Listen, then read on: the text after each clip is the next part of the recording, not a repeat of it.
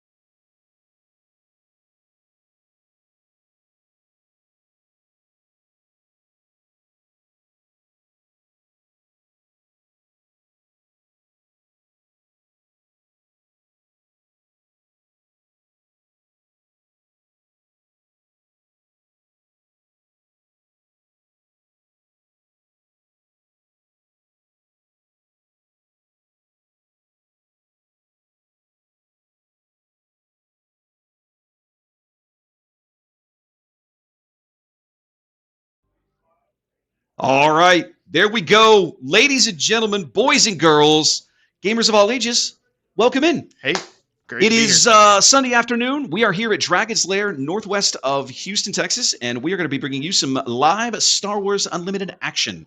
I'm looking forward to this. This is going to be good times. Joining me, my buddy, Matt Mendoza.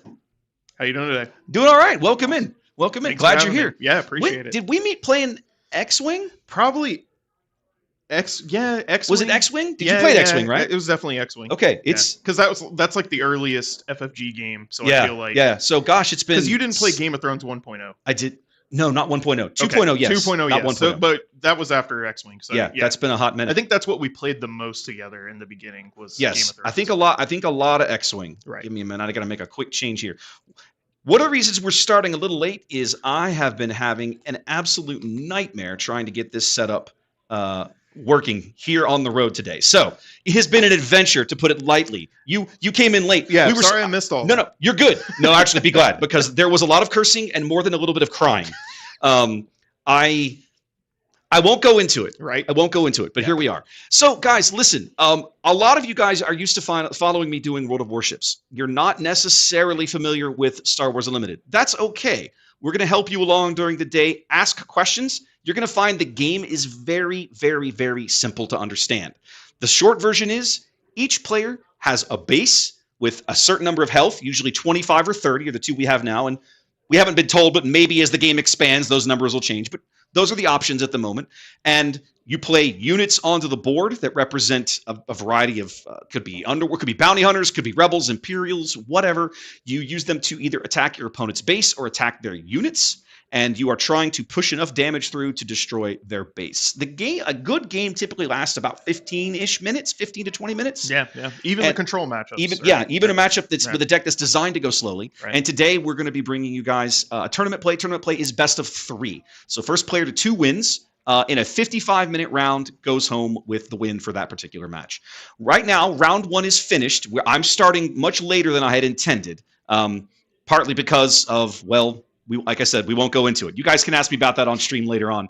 But Matt has joined us here. We're going to be picking up the action with round 2. Round 2 pairings are going on right now, and in a little bit, we'll be able to have a peek at what's going on. I'm going to put the main view. You haven't actually seen this. Yeah, I'm excited. Yep. So that is our main view. I'm going to throw that up over here on the big monitor so you can see that. And of course, the names are not correct, and I'm probably going to have to go out and make a couple of adjustments to some of the cameras and whatnot. But the reality is that's where we're going to be most of the day.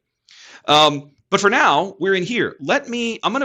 Since a lot of you guys I know are somewhat new to Unlimited, what I'm going to do is I've got a real quick video to talk about some of the deck building aspects that are going to constrain what you're seeing over the course of the day. Take about 90 seconds. They talk you through it, and there's a few more of these we'll play over the course of the day. But for now, this will get you a few of the basics.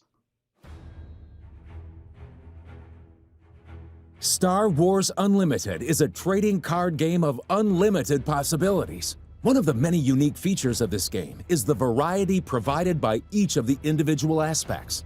These 6 aspects decide the general direction your cards and deck will function. They are vigilance, command, aggression, cunning, heroism, and villainy. Start deck building with the benefits provided by each aspect. All decks require 1 leader and 1 base. Your leader and base decide the aspects that you will focus on for deck building. Decks can be built with cards from any aspect, but there is a steep cost to straying from the aspects of your leader and base. Playing in-aspect cards will allow you to spend only resources equal to the printed card cost. Playing out-of-aspect cards will cost an additional 2 resources per aspect, not shown on your leader or base cards. While you are rewarded for focusing on certain aspects, deck building in Star Wars Unlimited provides the opportunity to mix and match however you choose, allowing for truly unlimited possibilities. Build strategies around your favorite aspects and become the best in the galaxy.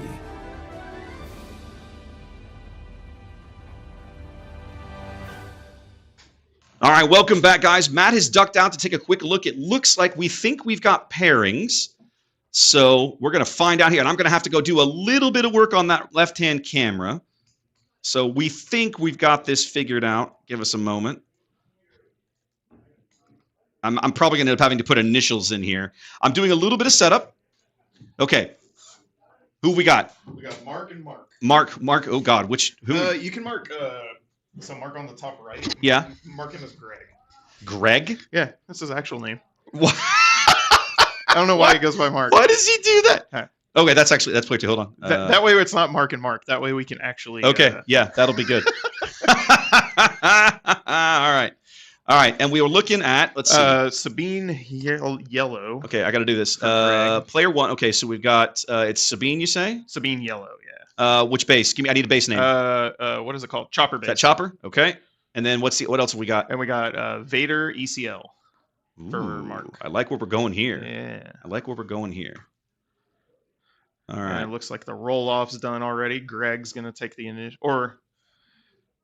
Oh wait. Is that how you wanted to have them? Yeah, I'm changing. Are they sitting? Or no, you're flipping. Do I have it backwards? Are they correct? Mark is on that side of the table. Or is that fine? That's how you wanted it. You tell me. So Mark, this camera is that side of the table. Oh, Does is that make it? Sense? Yeah. Oh, okay. Hold on a minute. I can fix that very easily. Hold on a minute. Here's what we're gonna do, guys. Hold on. Sorry, I was trying to find a way to. For starters, let me show you where we're going, since we're actually starting to get into some action here. But I'm gonna go ahead and fix this. This will take a moment. I realized I knew I was gonna have problems with this. I don't think I quite realized how bad it was gonna be. But these guys are flying right into it. Yeah. See, bam, problem solved. Now I just gotta adjust it a little bit. There we go. All right, do we have it correct now? Yes, there we go. Very cool. Except that it doesn't show up. The aspects now. The aspects are. Hold on, then I have to put it back. But you flip the main camera, not their. I don't. Yeah, that's just it. As long as the camera matches who's playing what, that's all I'm. That's all I'm really upset about. Okay. I don't care where they're on the table as long as the aspects line up. Okay. Then so sorry. So that's actually correct. We got it. Got it. I've got Sabine on the left. Right. And who's got the initiative is the real question. Greg. Okay. But you see what I'm saying? Greg is the Sabine player. He's on. Do we need to tell them to sit on a certain side of the table next time, or? Okay, I'm not understanding. So Greg. Oh, I've got the cameras wrong. Right. That's what I was trying to communicate. Okay. All right. You know what? I can actually fix that. Can I fix that quickly? I think I might be able to. Give me a moment before the next round. Hold me a moment. Yeah, I can fix that. Okay. Hold on. I can fix this. So these are two guys that are very active in our community. They play a lot of games. All right. So they're probably going to play very quickly. Yep. Hold on a minute. I've got to make a quick adjustment here. You're good. I'm trying to follow some stuff. I'm seeing. Oh man. Okay. Yeah, we got to get back. I'm so busy trying to fix things. You're good. They're flying into the second turn here. Both players deciding what they want. Oh, wait. Okay, I'm doing this wrong. You know what? I'm going to have to fix these cameras. Oh, wait a minute. I got it. I know what to do. It's going to go weird. Keep talking. Are you going to I know I'm really going to swap plugs. I'm literally just going to go swap plugs. I was going to say I outthought myself earlier when I did this because I literally had this set up correctly and then looked at a different screen and was like, that looks like crap. Why did I do it that way? I'll be right back. All good. Yep. Gonna be some growing pains here. Oh yeah. Hey, it's the first time we've taken this on the road, so it's all a work in progress. So Greg here has buffed up his Sabine with Wing Leader, Wind Plate effect, give another friendly rebel unit +2/+2, buffing up that Sabine ground unit, which is probably like the best opening that we could have as the Sabine aggro player. Oh, there we go. They like using their phone as a life counter, just making things super simple.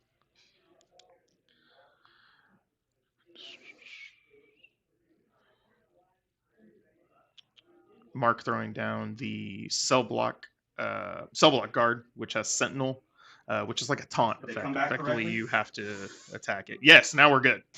Now we are 100% good. Even though they're facing the wrong direction. Hey, you know. It's all right. Okay. I kind of like it, actually. I think that. All right. It's clumsy, but it works.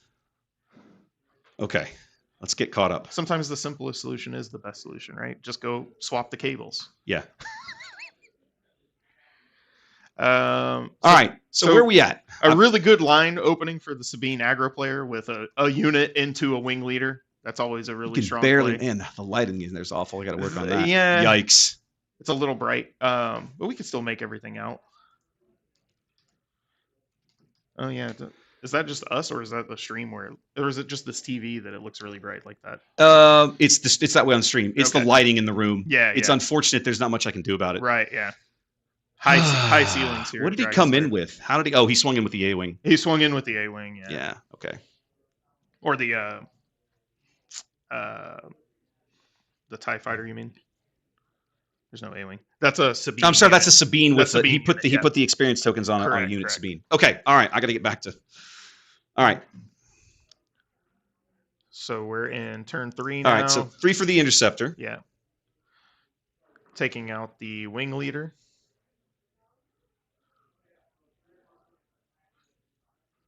Greg did have Mark. Oh, now the names are backwards though. That's the only thing. You're killing me, Alice. All right, I'll fix that. That I can fix. Hold on. Let's have a quick peek at that. I mean, they're both so Mark. See what he does. They're both Mark, but so Mark coming in with sneak attack, and he's bringing in K2SO. Okay, that means K2 comes in ready. Right. So we went. And that's one of those like crazy combos that this yellow Sabine deck has. Yeah. And then he also heroic sacrifices. Sneak attack into a K2. Into a K2, into a heroic sacrifice. Oh my goodness. So just what is that there? That's insane. 6, 7, 8, 9. 9 damage coming in off of that sneak attack combo with K2SO. That's rough. That is rough. That's a lot. And that's just one of the perks of playing this yellow Sabine deck. It just has so many more tricks and tools than the green versions of the Sabine deck we had been seeing that were dominating the meta at the beginning. This yellow version has really kind of taken over. This is almost too fast for me. They are very fast. These are two guys that play a lot of games, not only just Star Wars Unlimited, but a lot of card games. So they're used to playing quick. Mark already up to 19 damage out of his 25. Yeah, only 6 health left on Mark's base there. Yeah. So he's going to try and bring in the cell block guard to stem the bleeding. Right. And that's his second one. So he's been through one already when I wasn't looking. Yeah, he went through one already. That's how Sabine has that damage on her. Plus a Vader ping. Mark. I saw the early Vader ping. Yeah, Mark trying to deal with the Sabine unit early, but once she's buffed up with the wing leader, it's getting a lot more difficult. He attacked?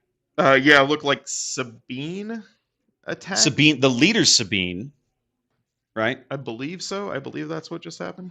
Because leader Sabine now on the table, as well as Sabine unit. That's one of the quirks of this particular game, is that is a legal play. You can have 2 unique units on the board with the same name, but not the same subtitle. Like you can't literally have the 2 copies of the same card, right? But as long as they're different cards with different subtitles, that is legal, right? So we have the epic action on ECL being played. Question is, what's he going to do? He's only got. I can't make out He's only got what he's. Oh, he used that on the. He was putting the token on late. Oh, he used that. Okay, he used that on the cell block guard. That's why Sabine's got 3 damage on her. There's the surprise strike, and that's going to do it. Yep. Yeah, that's game 1. Wow. There's you can't. Oh, good lord. Keeping up with that. Greg, he goes by Mark most of the time, but we're going to call him Greg so that way we can actually differentiate the 2 guys here. Greg having like the perfect line with a Sabine unit into a wing leader into sneak attack K2 heroic sacrifice combo. The draw there is insane. Yeah, that's what you want to see. And it's not even like a matchup thing. That's just what the Sabine yellow player wants to see. That's like we see. I mean, Sabine is so strong. Mm-hmm. In this meta, it's one of the scenes that I want to look at in between games. And this match looks like it's going to go pretty quick. I mean, Right. I shouldn't. I Yeah, didn't, we'll I have forgot some to start time the round timer, so I'm a little irritated myself all for that. good. So we have a timer that should be counting down in the right hand corner, bottom right. It's not starting, so that's what I get for I don't think these guys are going to go to time, but yeah, Sabine just being. Is she the only leader that comes out on 4? Well, at the moment, and the only leader in the game that comes out on 4. That's 4. correct. So just a very unique mechanic at the moment. Yeah. Of being the only one that comes out on 4 and. Well, and having a great she's ability, just great pure stats. raw damage. Yep. Right, pure raw damage. She's just it's very rare to see a Sabine player attack an opponent's units if they have any other options. Right. And yeah, I mean the only time Greg did swing at a unit is when he had the to. cell block guard. When he had to. It's a so. sentinel. The sentinel stands. The sentinel keyword, of course, meaning that the unit has to be attacked before the base if you're attacking Correct. in that arena. Right. And so I'm not an aggro player, even though I've been playing. I was gonna say, wait a minute, you've been playing I've all been that. playing Cherit all meta, but he's aggro With- with a gimmick. I more started playing him because he's a gimmick character, like a Voltron effect. But I ended up playing the deck like an aggro deck, which was new for me. So that was a fun experience. So again, we have that Sabine unit coming down. Yep.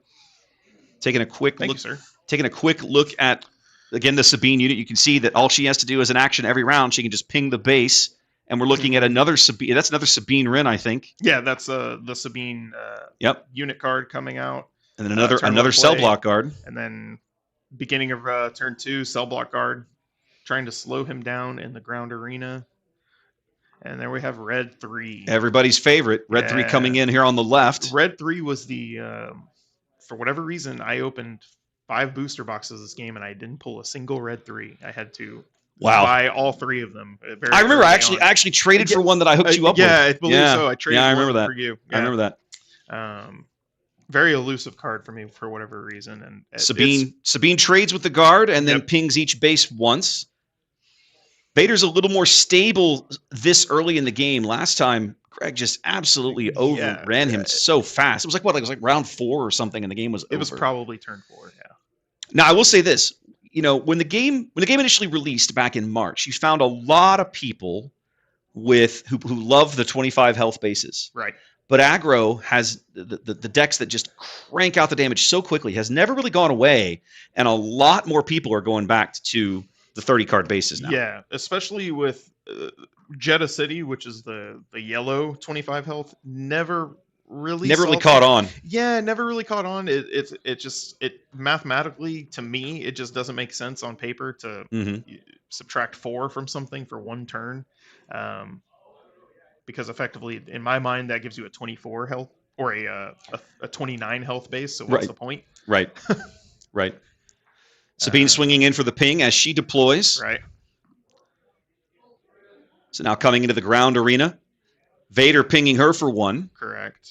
And then we have with his Fleet ability Lieutenant hitting. So Sabine swinging in for what is she swinging there for? 5. Yep. Fleet Lieutenant coming in, and she swings big.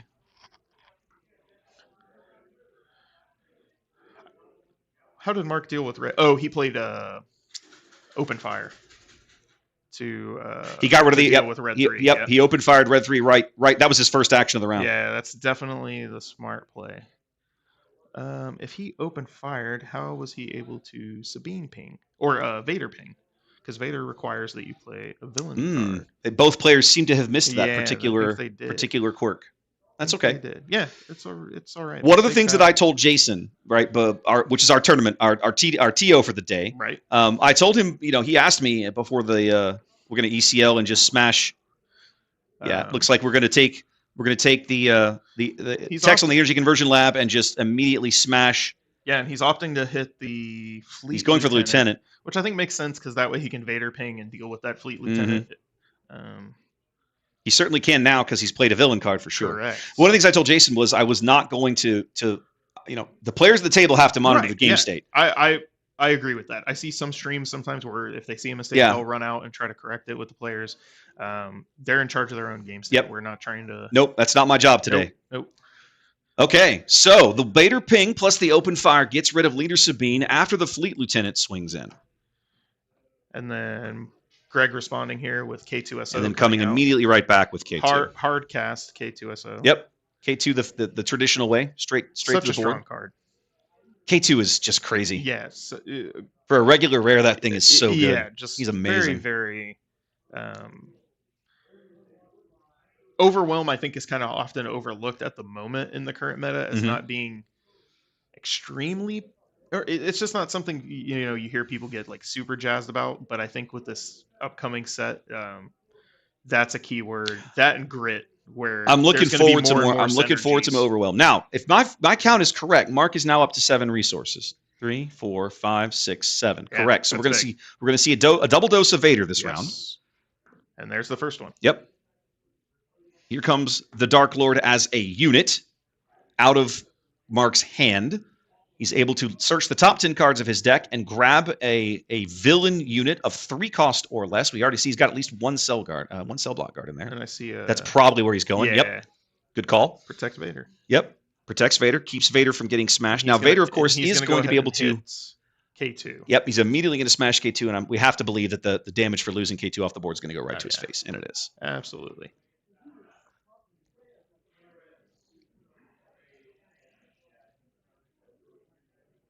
But we're also going to see Unit Vader coming out. I mean, Leader Vader coming out this round, right? Fleet Lieutenant going to trade. Fleet Lieutenant basically has to trade with the guard. Doesn't have much of an option there. And here comes the dark. Here comes the Dark Lord himself. Yes. And then Greg responding with heroic sacrifice. That's for a cause I believe in. Correct. Trying to do direct damage to the base, and did come up. Looks like he came up with 4 straight. I think he missed one. Wasn't that? I think one of those was surprise strike. Okay.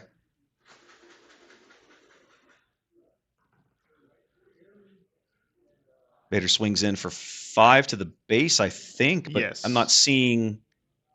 They haven't logged the damage yet, or have they? I think they did. I think he was at 4. Again, these players playing very fast. That's just kind of.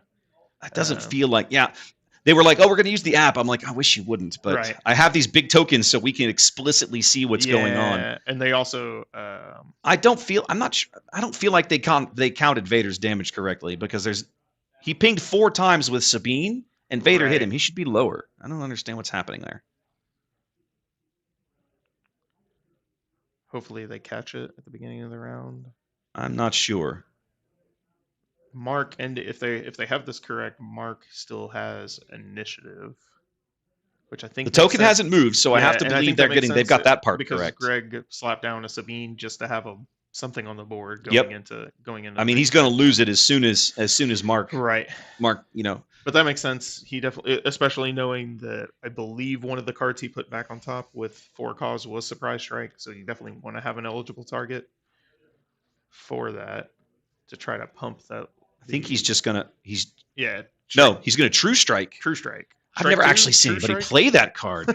Wow. It's like kind of one of the only. He's just gonna True Strike. Strike true. Sabine correctly. Strike true. Exactly. Sabine straight off the board. Yep. Which makes sense. And then in comes the Falcon in response. Yeah.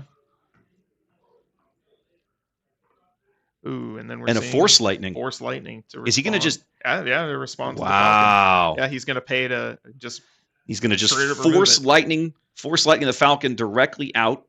Okay, so I think they did count that. They did. I'm seeing it now. The numbers are both facing the wrong side of the screen. Okay. And then both Vaders swing into the base, putting. And so now with it's only 10 health remaining for Sabine. And with a huge Mark's managed to stabilize things here. Big board state for Mark. Greg going to be looking for some of his direct damage cards. Maybe another Falcon, something that comes in ready. And it's a Rogue Operative. Rogue Operative. Which is one of my personal favorite cards I also really in the set. Card. I feel like it's very underrated. Yes. For its cost and how hard it hits. Correct. It's just and crazy. Also just having that 4 health is unique to this set. A lot of cards sitting at similar cost, sitting at 3 health. Leader Vader swings in, and it looks like Greg is just going to scoop it up. Yeah, he can't. He knows the very next action he's out. Right. And so that ties things up. He's flipping top card of his deck, seeing if he can come up with a 4-cause something or a Falcon direct damage to see if he was just a turn behind. Yep. But looks like not only a turn behind, but not the right stuff at the top of the deck. And with that, we'll go to game 3. There we go. Just got to get everything reset here, and we'll go to game 3. I'm going to poke up my head out and see how much time is on the clock. I should Please be able do. to see it really Please easily. do. Thank you. Couple answers in chat. Chat was asking about how the base health is being monitored. The numbers in the top right to the players is their health remaining. What the players are doing for their own edification, ordinarily I would vastly prefer if they would use the tokens that I've provided on the table to place on their bases themselves, but that's not what's happening here, which is fine. You know what, Matt? I'm going to turn your levels up a little bit. I think you're just a little quiet compared to me. I tend to be very loud. I am. You don't say. Imagine that. Imagine that. My wife would agree with you, by the way. Oh, fancy. Yeah, Jason popped in nice. the middle of game 1 nice and gave us an OP pack. Nice. What a gentleman. See, look at that. She's in chat agreeing with me. See, look. Yes, you are. See, look at that. I poked my head out there and looked, and there was about 35 minutes left on the clock. So again, 55-minute rounds for 3 games. Both of these guys play very fast. We're gonna have I'm betting that this last game takes about 10 minutes, if that. Yeah. I mean, and if Greg draws another, ridiculous, Sabine play, then and that's the thing with yellow Sabine. Sometimes she'll just do that. Yeah, the sneak attack and the combination of sneak attack and surprise strike, just all crazy. these cards that can boost damage. It's just crazy. And the combo with K2 is like the dream. Oh, it's 100% the dream. But and that's what we saw in game 1. But even just having all those cards that boost damage tend to push these games to wrap up pretty quickly. Mark's going to keep his hand. I see a wing leader in Greg's hand. Well, and Mark resourced a Mahdi and a Force Lightning, I noticed. Yeah, I think that makes sense to me. Mahdi's kind of a win. This early, I think Mahdi's probably not the card you want. No. You want him mid to late when you can use him to stand Vader back up, right? All right, and Greg starting with initiative, being the losing player from the last game.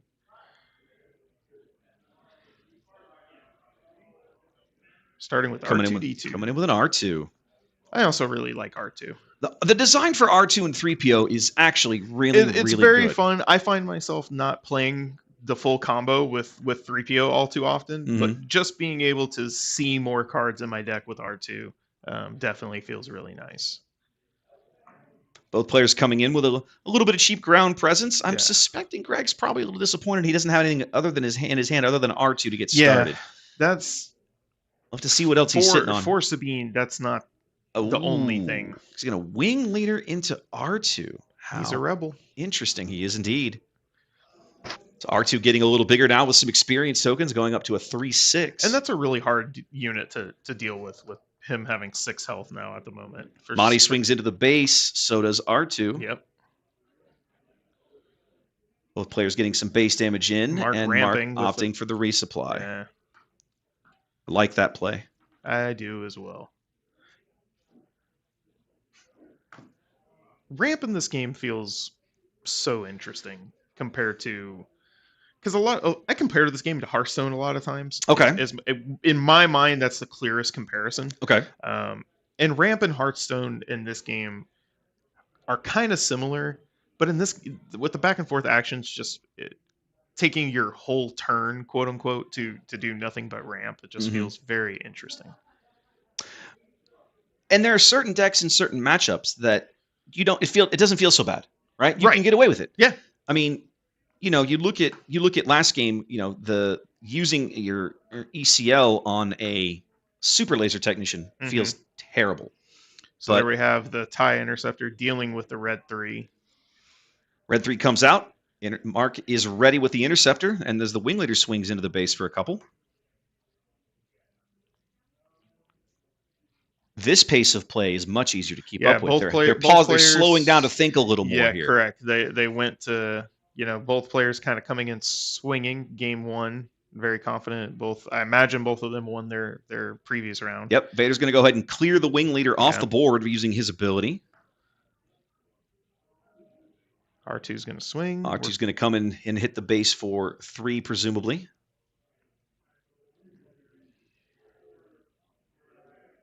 I have not seen where that damage went. Okay. As Sabine kicks off as well. What did R2 attack? There we go. Now they logged it. Yeah. It's like they didn't log R2's damage on the base. All right. And then, of course, we do get... Oh, no, Sabine, I think did they R2 miss the swung, 3 but I didn't damage? see where that damage went. It feels like maybe they might have Missed the 3 miscounted damage. that one.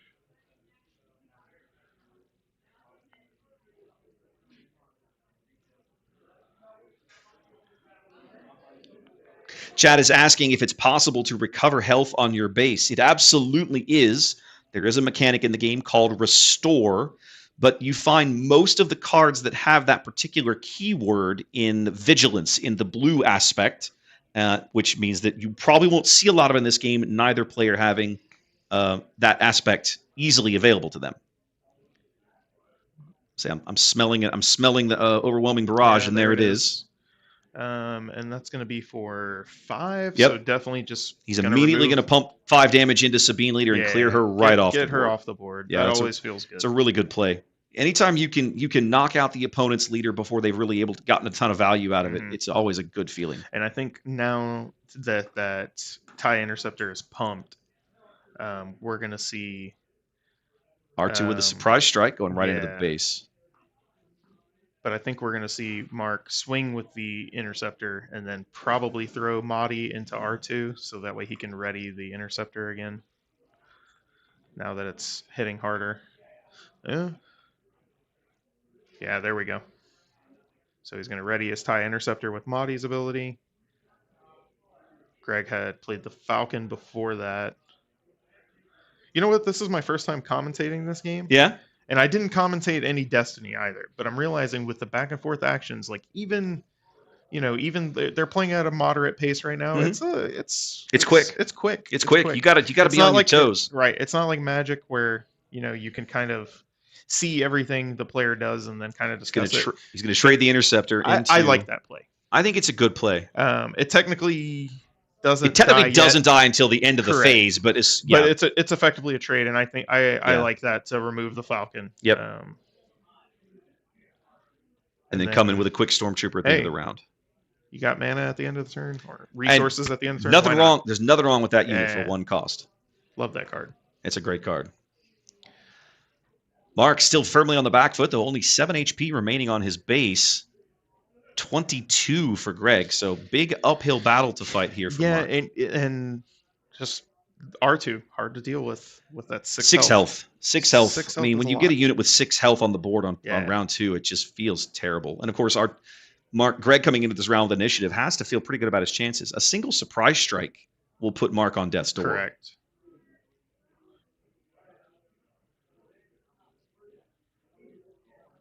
Looks like Mark's got a pretty solid hand queued up and ready if he can survive an action or 2 into this round. Because he should be on 7 resources. This should be Vader's big coming out party this turn. Right.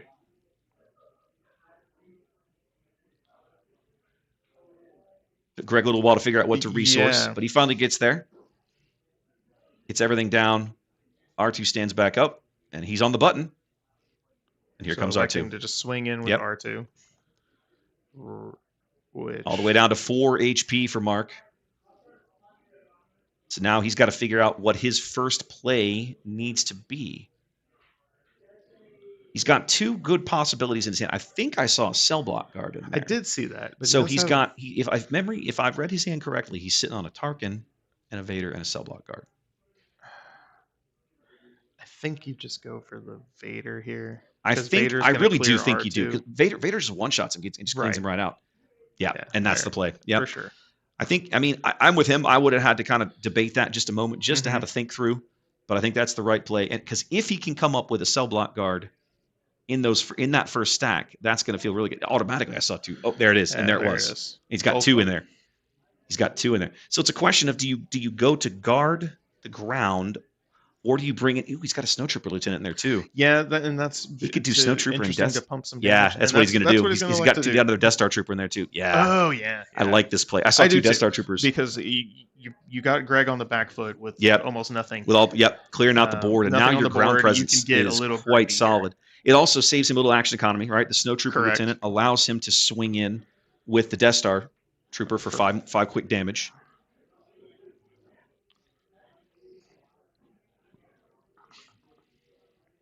Oh, and we're gonna see Leader Vader. And you're going to get Leader Vader in just a moment. He's going to see him making space. He's ready for this and he to still happen. has ECO available. He has not used ECO. He has not and used that's- ECO, That's big. but he's sitting on 4 health. Yeah, I mean, that's the thing. A which single means misplay at he's the wrong time. He's in 4 cause range. Yeah. For Greg to draw that card and just be able to end the game. Yep. Unit Sabine coming down for Greg on the other side of the board. And I there think comes here Vader. I would like to see Mark. Oh, okay, and then also a rogue operative coming down. I don't. If he only had 1 unit, I would trade, or not trade, but I would get rid of the unit with the Leader Vader. But with both units, maybe you just hit the base. If the rogue operative gets the chance to act first, the game's over, right? So right, it's raid 2. it's raid 2. That's correct. So he has to deal with that. He has to either deal with it now or claim, but he's going to just deal with it. Okay. Yep. He's going to attack the rogue operative. That's right. It's raid 2. It's I raid don't know 2. why I thought it was raid 1. He's going to attack the rogue operative straight up and deal 2 damage to Sabine with Vader's ability, which is quite solid. And then Greg holds on to the initiative. A single surprise strike will end the game here. Yes. So it's simply a question of whether or not surprise strike or for a cause I believe in that. He's right before cause range. Right. A heroic sacrifice would also do it. Actually, that is true. So and that's the thing with this yellow. A lot of different options. Oh. Nope, he's just got a regular he's just attack. Got to swing in. Okay. Oh wait, but he's got the ping off of Sabine. Oh, and then Leader Sabine. And that's one more action, and that's it. Yeah. So Mark has to be able to. I don't think Mark has. He can't do 30. He can't do 17 damage in one action. No way.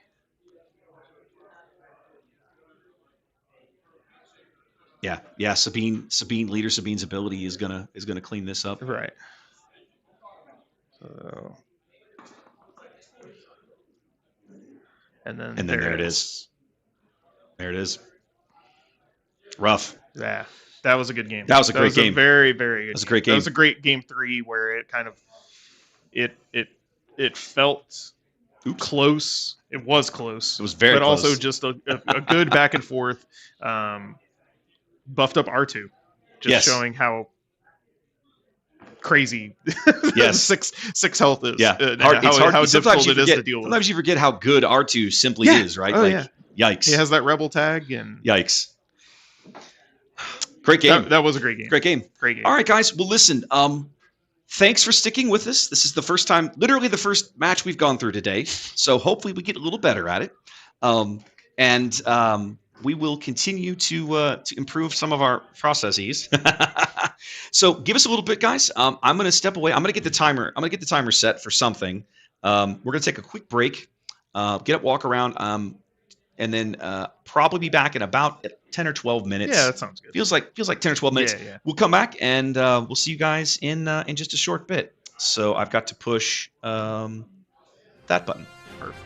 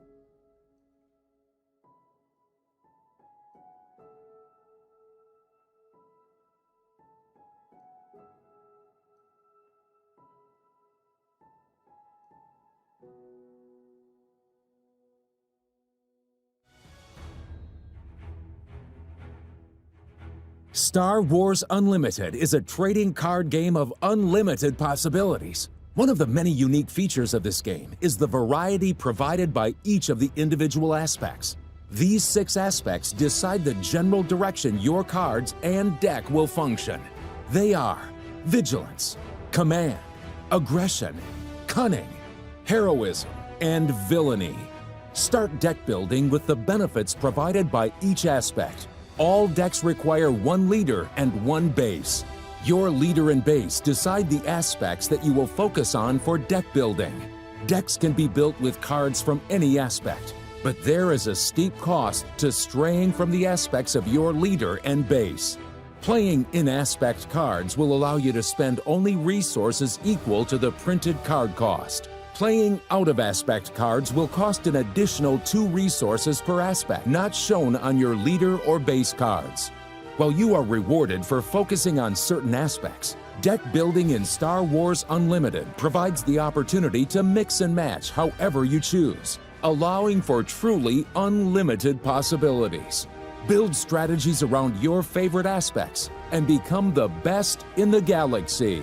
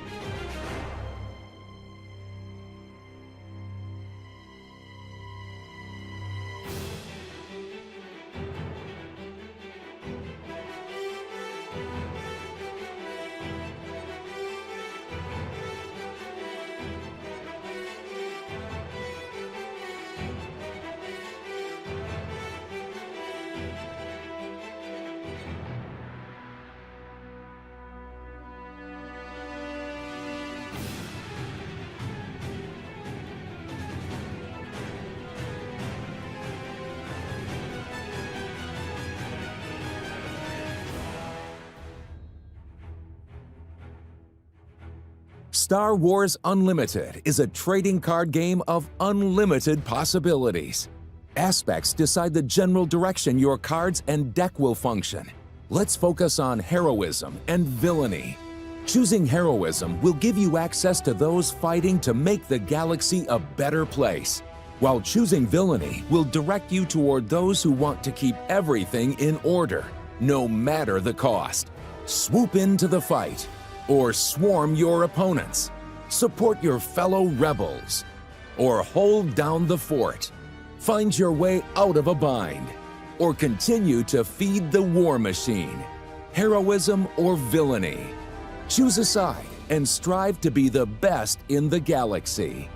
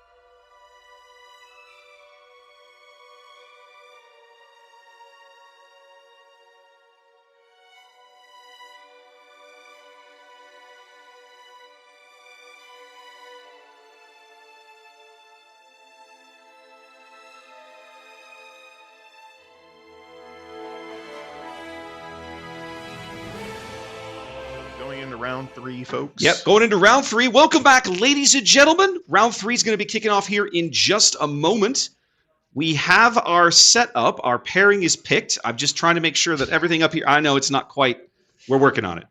I was laughing at Trey. I think. Oh, was he? He was being goofball. Well, that's not surprising. Yeah. Okay, so we're going to be bringing you Trey and Dominic. We're looking at a Palpatine. Let me see. I'm going to make sure this. Okay, this should work when I push the button.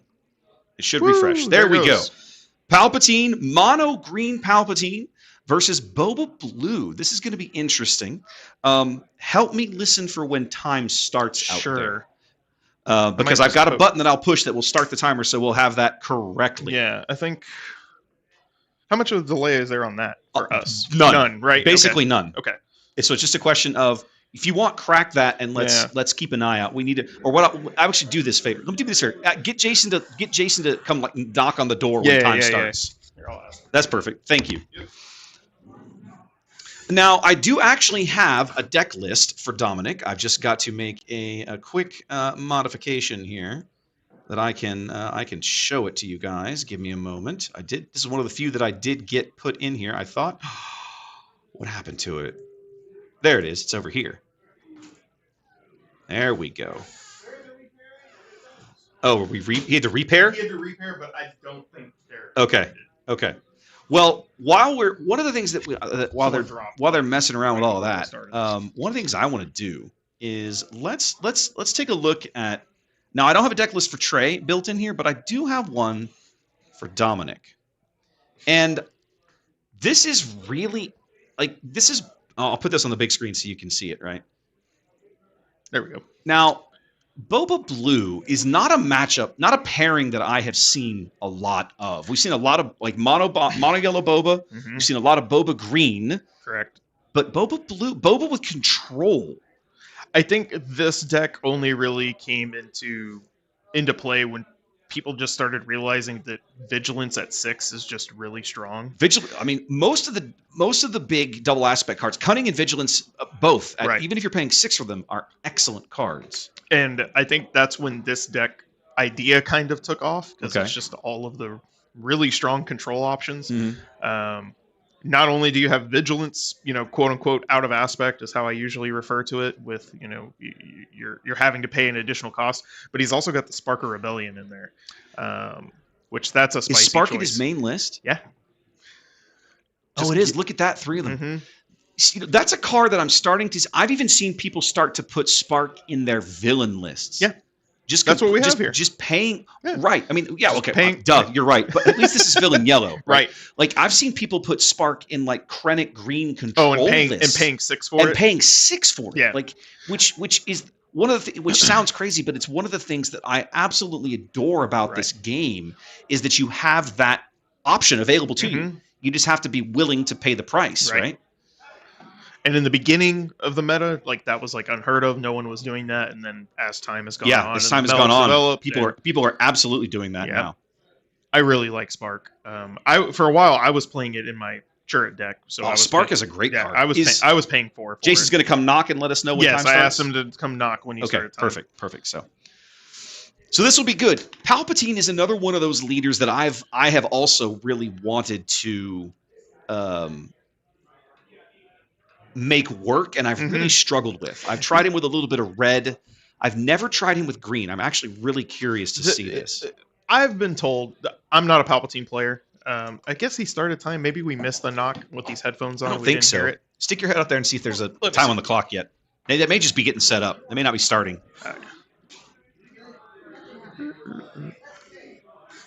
No. Okay. Yeah, he's getting the clock ready. Okay. So okay. Not started yet. They're just going ahead and drawing. Fair enough. So I'm not a Palpatine player. I am not typically a heavy control type of player. Palpatine's not really like control. I read Palpatine. He's correct. He's not really control. You're right. He's a strange ramp deck. And there's not a ton of people in our meta that have been playing it, but I've been told that the best version of Palpatine is this mono list. Really? Okay. That's the time starter. There we go. All right. So time begins. Trey comes in with Wolfularin right off the bat. What a fun card. He is fun.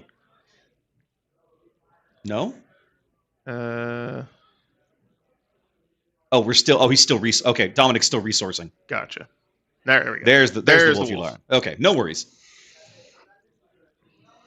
Dominic bringing out an Inferno 4. Electing to split. Oh, no, taking it back. Putting them both on the bottom. Okay, he flushed them both. Yeah. Of course, Inferno 4 lets you take a quick peek at the top of your deck when it comes out, and then you get the choice to leave them or split them or put them both on the bottom.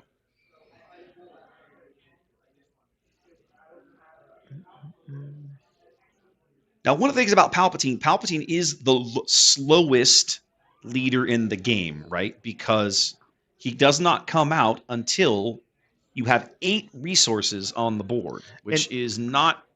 He's the slowest. Nobody else is remotely that slow. Yeah, and even then, like, he's not like other characters too, where you're trying to get him out as quickly as possible. You're waiting for the most opportune time. So, Power of the Dark Side coming out. Trey making a decision. Yeah, we're seeing on who he wants to get rid of. Yeah, he brought in guard or he brought in the cell block guard. I'm sure he's going to get rid of Yularen, and he does. I think that's the right play. I think it is too.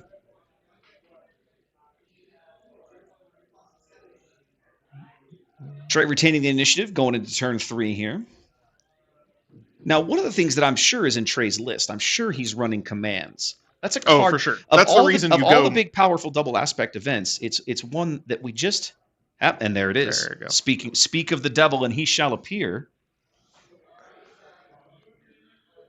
Maybe taking that back. I'm not sure what just happened. I think he was taking that back.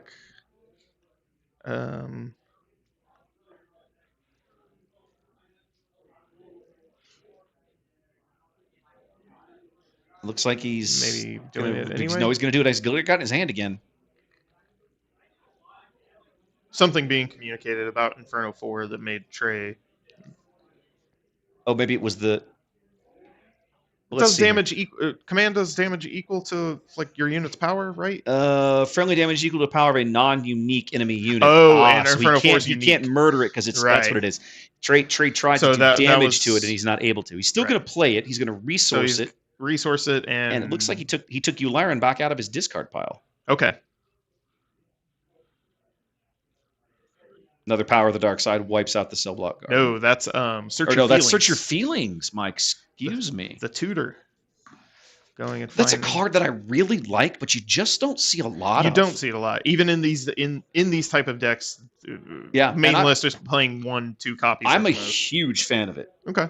It's one that more that I like. I think I like the idea of it more than I've ever really gotten it to work, but I do really like the card. I think as time goes on, it becomes maybe more and more useful. Cell block guard swinging in for some damage. More and more combos that you're really wanting to pull off. So anything to pull off a certain combo. Dominic wants initiative rather than damage on Trey's base, so he grabs the token as we head into the next round. See what he took with Search Your Feelings. We did not. We weren't. He didn't show us. Okay. He just has to grab a card and put it in his hand. Right. And I did not have a good enough look at his hand beforehand. He is sitting on a super laser blast. I do see that. I imagine it was maybe that. What I imagine people are trying to grab with that super laser blast. Probably trying to grab it a little early. Just go ahead and have it available when he needs it, if he decides he needs it later on.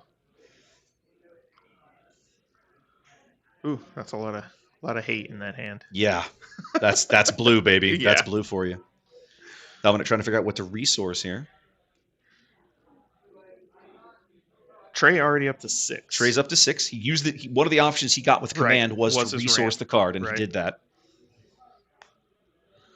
Coming in with a takedown. Clean up the board a little bit. Boba gets one of those resources back for him. Of course, we're going to be seeing Boba the leader a little bit later in the round. Trey loves traders. He's going to steal. He does love traders. He's going to steal himself some Inferno action there, and then swing into Dominic's base for a pair.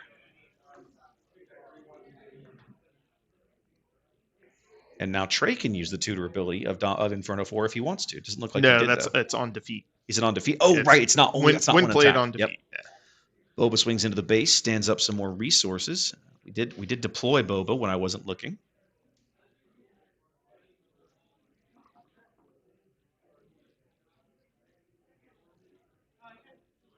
Dominic sitting on, what is that, about 4 ready resources over there. Mm-hmm.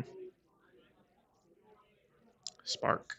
Coming in with a spark of rebellion. We're looking at a reinforcement walker, a Vader, a gladiator Star Destroyer, and that Lair we saw Trey grab earlier. Yeah. That's what I was going to say. I imagine he takes the reinforcement walker. He did take the walker. He's Trey got other grabs the ways to initiative. deal with Vader, so just getting that healing out of his hand, I think, is a pretty good play. I think it is. Palpatine is one of those leaders. If you let him hang in the game to the late game, green in general is that color, right? Like if you let green hang into the game to the late game, you're probably going to regret your decisions that led to that circumstance.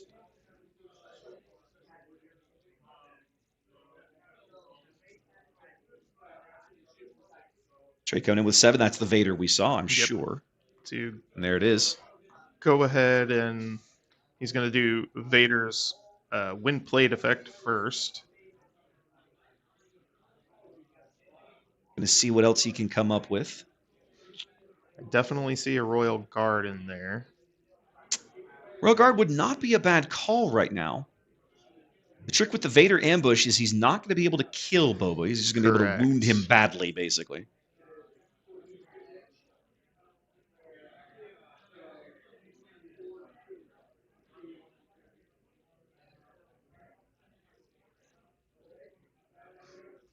Now, Trey's on 7 resources. Yes. So he's got a super laser tech in there. That would not be necessarily a great play. He's going to opt for a simple Homestead Militia. That's a Homestead Militia. Another card that actually. He's putting it back because Homestead Militia is not villainy, and Vader. And Vader does require villain. Yeah, that is true. You're right. Villainy. Vader does require a villain card.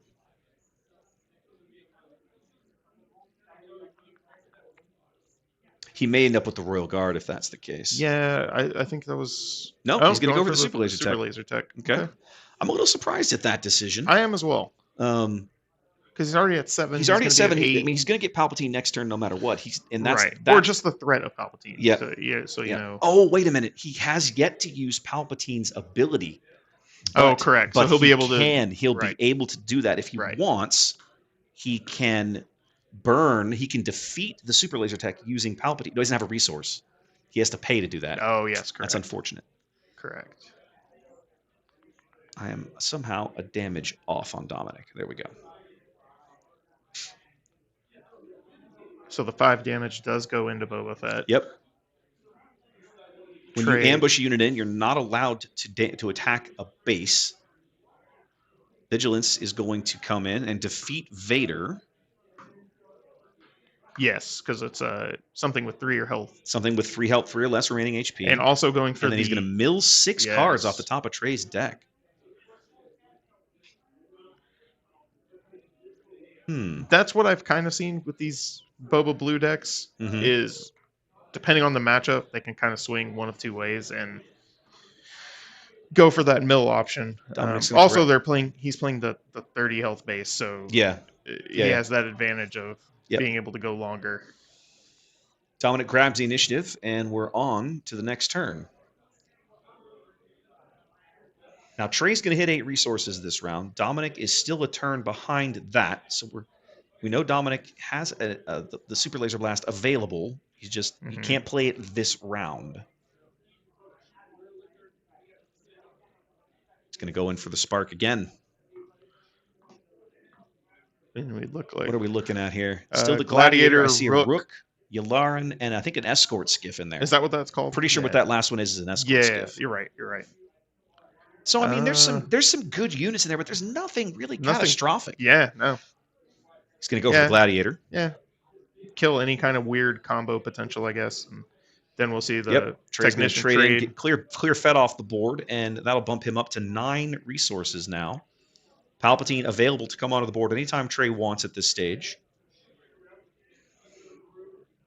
Swing in with Inferno 4. Trey's going to be able to build a board here, but he knows that Dominic's coming up on the hard removal turn. He has to know that. I mean, he Yeah. knows he's up against blue. Yeah, yeah. He So- knows that the hard removal's coming. So does he waste? Not waste. Yeah, that's okay. There he goes. He takes the initiative. Trey's going to take the initiative with Which a I full think- hit, with a full Yeah. power. I never spent a single resource Nope. that round. Nope.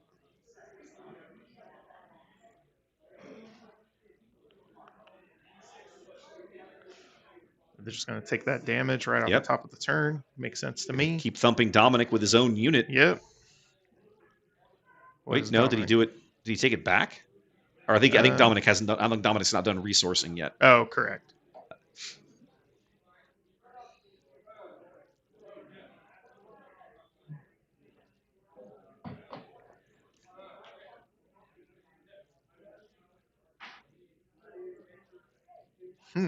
No, okay. That would have been a surprise. That would have been almost, surprising to me. Almost resourced the super laser blast. Is that Yeah. what I saw? I think he ended up. Was that the fire spray? It looks like it's not in his hand anymore. It looks Yeah, like he so did I'm pretty, resource I'm pretty sure that was the fire Interesting. spray. Well, Trey immediately swings in with Inferno 4.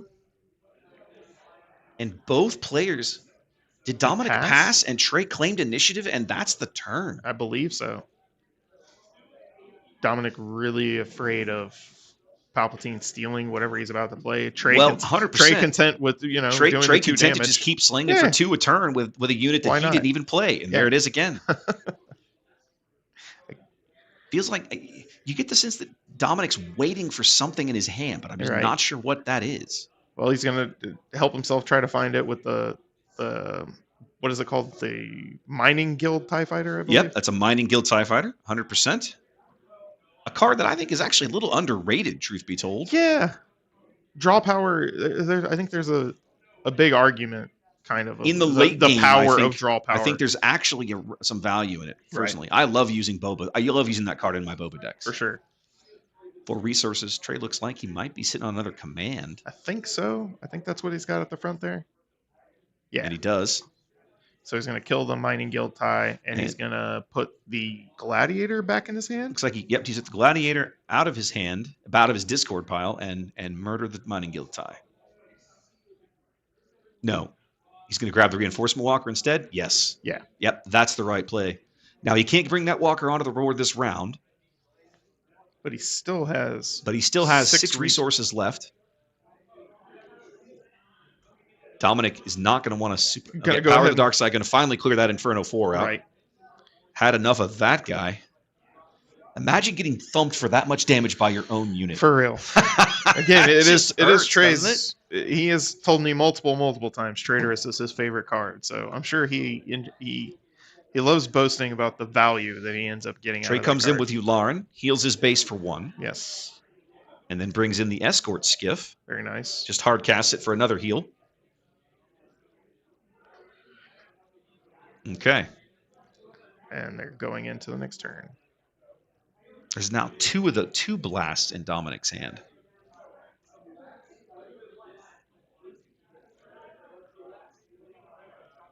It's interesting the way Trey plays this deck. It feels like a form of control. Yes. He And doesn't I think have that's where the I hard control card. That's but it kind of plays where I like it. came off like speaking that way. That Yeah, it is yeah, a yeah, control yeah. deck because I played against Trey a couple of times with it, and that's what it feels to me. There's the super laser. There's the Super Blast. Laser Blast. So just a hard. Just a hard 8 cost, wipe everything clean off the board. Love that artwork. It's beautiful. Yeah, looks I would great. say I'm expecting to see that Reinforcement Walker at some point. I think he might Dominic hold on just to it. claiming I the think he initiative. might just be content to play kind of smaller units and I mean, at this point, I would. especially since I think Dominic has played 2 Power of the Dark Sides. He's played. 1 takedown. Yep, that sounds so, about So right. the smaller removal has already gone, right? Or some of it. We haven't seen Vanquishes yet. No, There's got to be at least 1 or 2 in there, I would think. but the single, some of the single target. Oh no, this is gonna start to get wacky now yeah, it because is. Dominic's gonna come in. Yeah, he's not gonna be able to kill the Sentinel because of Correct. Palpatine being on the board. Right. That wording be control and not. I Correct. think there's other things that say like if it's you control it as a unit, Correct. it just says control. So Dominic tried to come in with a bounty hunter crew there, then apparently changed his mind. Right. realizing that it wasn't going to be able It to was not going to be ambush enough to kill the Sentinel. to kill the Sentinel. Yep. Now he's coming in with something even bigger. There we go. There's an Avenger. There's the Avenger. And now, is Trey going to steal the Avenger? He can't. Traitorous does not allow. No, Traitorous- Palpatine. Huh? Palpatine.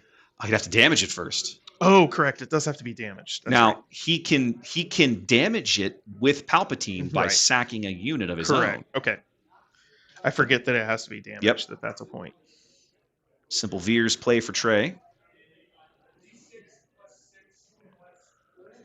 Now, yep, he is going to steal the Avenger. Right. Yep. There we go. Yoink. And then it's coming for 4. That is a big turn for Trey. Yeah. Now the question is, And Dominic will take the initiative going in, and he's got that and second. he's sitting on a second blast in there. Yeah. And I'm pretty sure we're just going to see it right off the bat. I mean, he'd be foolish not to before his base gets thumped for 8. And I'm Yeah. realizing now I'm a few points behind because Palpatine was able to swing into his base. Correct. Oh, He's we're going just going to to waylay the Avenger. That's and it okay. goes back to Goes back to its owner's hand. correct. So Dominic's hand. hmm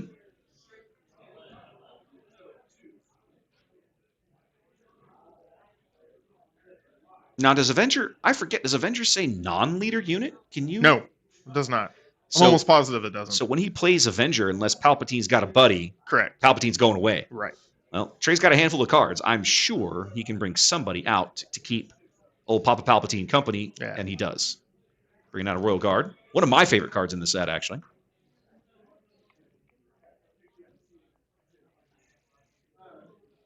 There's another blast. Okay. And we Electing know he's to sitting just on that. blast. And we know he's sitting on that bounty hunter crew to recycle Yes. those if he has to. Correct. Good Lord. Going into the long game. Yep. Trey coming in with a Mahdi.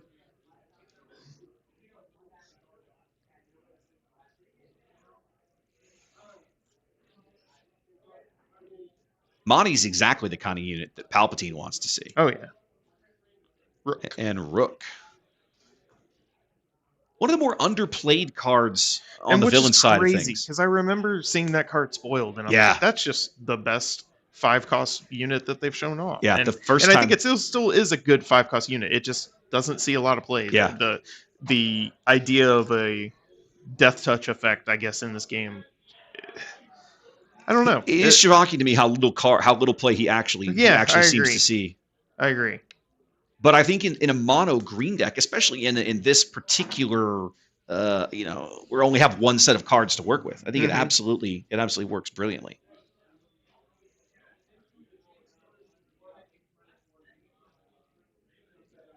Chat commenting that it seems like these two players are well into the nuances of their individual decks, and I'm kind of like, yeah, these guys, for sure. and they know the matchup they're in, right? Yeah, And Trey the kinds of things. Trey was a little lost in the beginning of the meta, not really sure, he what really struggled for a while. Yeah, what he wanted to play, what intrigued him. He Mhm. kind of bounced around something new every single week, and then I feel like he started playing Palpatine after seeing another player in the meta hmm mess around with it and just got hooked, and that's all he's talked about and wanted to play since. Dominic coming in with "I am your father." Look at that. Want some cards? Either he gets to draw 3 cards, or 4 Veers is going to bite it, Yeah, and Trey's going to let him have the cards, which is why most players play that card. for sure. Rook now a 4/7, able to swing into Dominic's base if he wants. I think Trey's still making a decision. I don't think Trey's decided yet. Yeah. Because he has played 2 Super Laser Blasts. Again, yes, he does have the Bounty Hunter crew, but there's a certain amount of tempo associated with that. True. So I think Trey's trying to decide if board presence.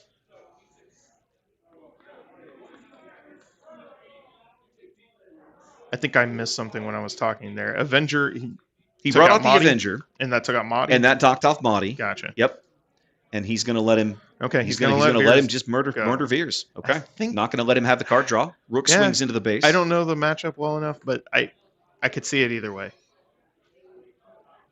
And there's a Trey coming out with a reinforcement walker. Having weathered 2 super laser blasts, he's held this thing for a long time. And if I remember, you either get to draw the card or heal 3. I think I You know can it's either heal draw 3. the card or discard it to heal 3. Discard it. Well, Yep. correct. Yeah. Yeah, we'll put it up here on the And screen. it for looked everybody. like Trey elected to draw the card. I believe he did. Yep, there we go. There's your reinforcement walker. Right. 6'9", big Draw and it or beefy. discard it for 3. Right.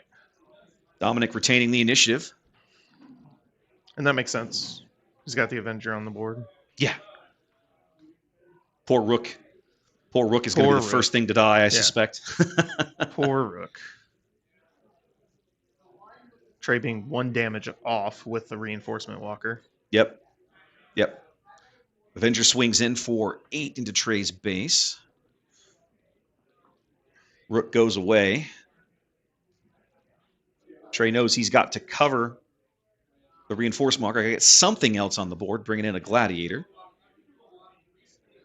And he's going to, I imagine, how does the gladiator work again? He gives a unit sentinel for the phase. So Probably gave it to himself because it doesn't really do him any good in the ground arena. There's a power. There's the power. Yep. He'll Which is defeat exactly the why Trey gladiator. could not leave the reinforcement walker on the board by himself. Right. He wants it to stick. He could have Yep. swung with it, but he knows he needs it to stick. Gonna play an there we go. overwhelming barrage to wipe out the Avenger. Yeah. Oh, that is a great play. And that's going to put him at lethal unless Dominic can Yep, respond 100%. to That puts the walker at 8 power now, unless Dominic has a response for the walker right this moment. Another Avenger. That'll do it. My goodness. That'll do it. Avenger coming back onto the board, wipes out the walker. These blue control decks are so frustrating to fight against.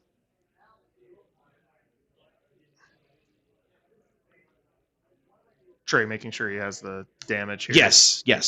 We have it. We Just have it making correct sure on he our has- screen. Yeah. Although I think maybe I've gone a little too far. No, he's at 12. Yeah, he's got 13 remaining. Yeah, correct. he's got 13 remaining. That's correct. Dominic retaining initiative there? Dominic retaining the initiative. What did Trey do as his last? I'm not sure. Or maybe he does have it and he just didn't grab the token. We'll see. Here. That's not like Trey. That is, you're correct. He likes he likes grabbing. If he grabbed the initiative, we would know.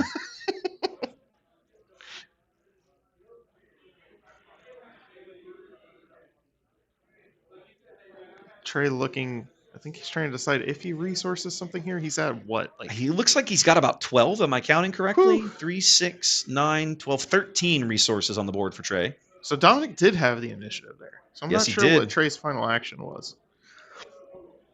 Dominic swinging in for 8. Avenger is just the finishing card in this matchup. It's wild. It's like your win condition. If you could just get to where you can clean up their board and play an Avenger, you just never really have to worry about anything again. Piet. Trey coming in with a Piet.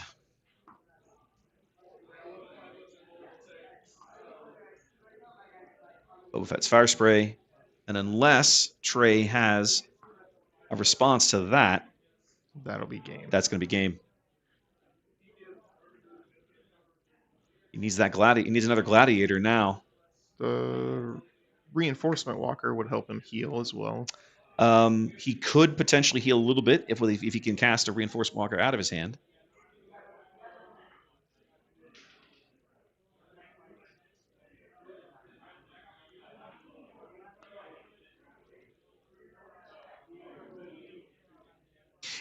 It's interesting to me, this Boba Blue deck, this kind of control with the cunning cards, right? Feels like the sort of thing you would see Thrawn playing, but Fett is so much better at it because of cards like Fire Spray. Because of cards like Fire Spray and then just the economy with. Okay, so Trey's going to come out with a Relentless here. Another card that I think is quite underrated. Because of Piet, it gets ambush. He's immediately going to swing in and murder the Fire Spray. Murder the Fire Spray. That's also going to start to put a damper on the kind of crap, this kind of shenanigans that Dominic can come in with. Right. Because of the way Relentless's game text works. Chad asking, we're 25 minutes in the round. We're still on game 1. What happens? if we go all the way. So what was that? Power. That was I Am Your Father again. Oh, okay. Trey electing, I believe, to Trey's. let I him think draw Trey's got. cards. I think Trey has to let him have the cards here. Right. I don't think he can afford to give up. Yeah, the he's unit. got to have board state. Yep. So yeah, going to time. It's whoever has the most wins, and let's say they're in the middle of game 3, we're 1-1, and time is called in the middle of game 3, and they're not able to decide the winner of game 3 by the end of the time, that will just result in a double loss for both players. Yep. And that's just the kind of thing that happens with these control versus control slow deck. I missed matchups. it, but Trey took the initiative. That's a huge play for him because he's Yes. sitting on a Devastator in his hand. Yes. And that's what I was going to say too. I think that's why Relentless. Oh, so did Relentless get No Good to Me dead? I think he did. Yeah. Yes. And Devastator going to go ahead and pop. Devastator's gonna pop the Avenger like a balloon. Amazing. Love that play. That big Sentinel in space is also going to make it very difficult. Oh, he's going to play it with the ambush even. Off of Piet. That way he can get the overwhelm damage through on the base. Yep. Correct. So he's going to use why use the effect? Why use the effect when you can actually put 2 damage on the base Squeeze that a little way? damage in, yeah. Yep, sneak some more damage in. Both players 5 health remaining. What a battle. Yeah. Dominic's going to scoop. Yep, he's got nothing. He's got nothing left. And Trey's going to take game 1. Trey takes game 1. Double check and make sure that's what happened. Pretty sure. Here, let me go check. Just go verify that for me.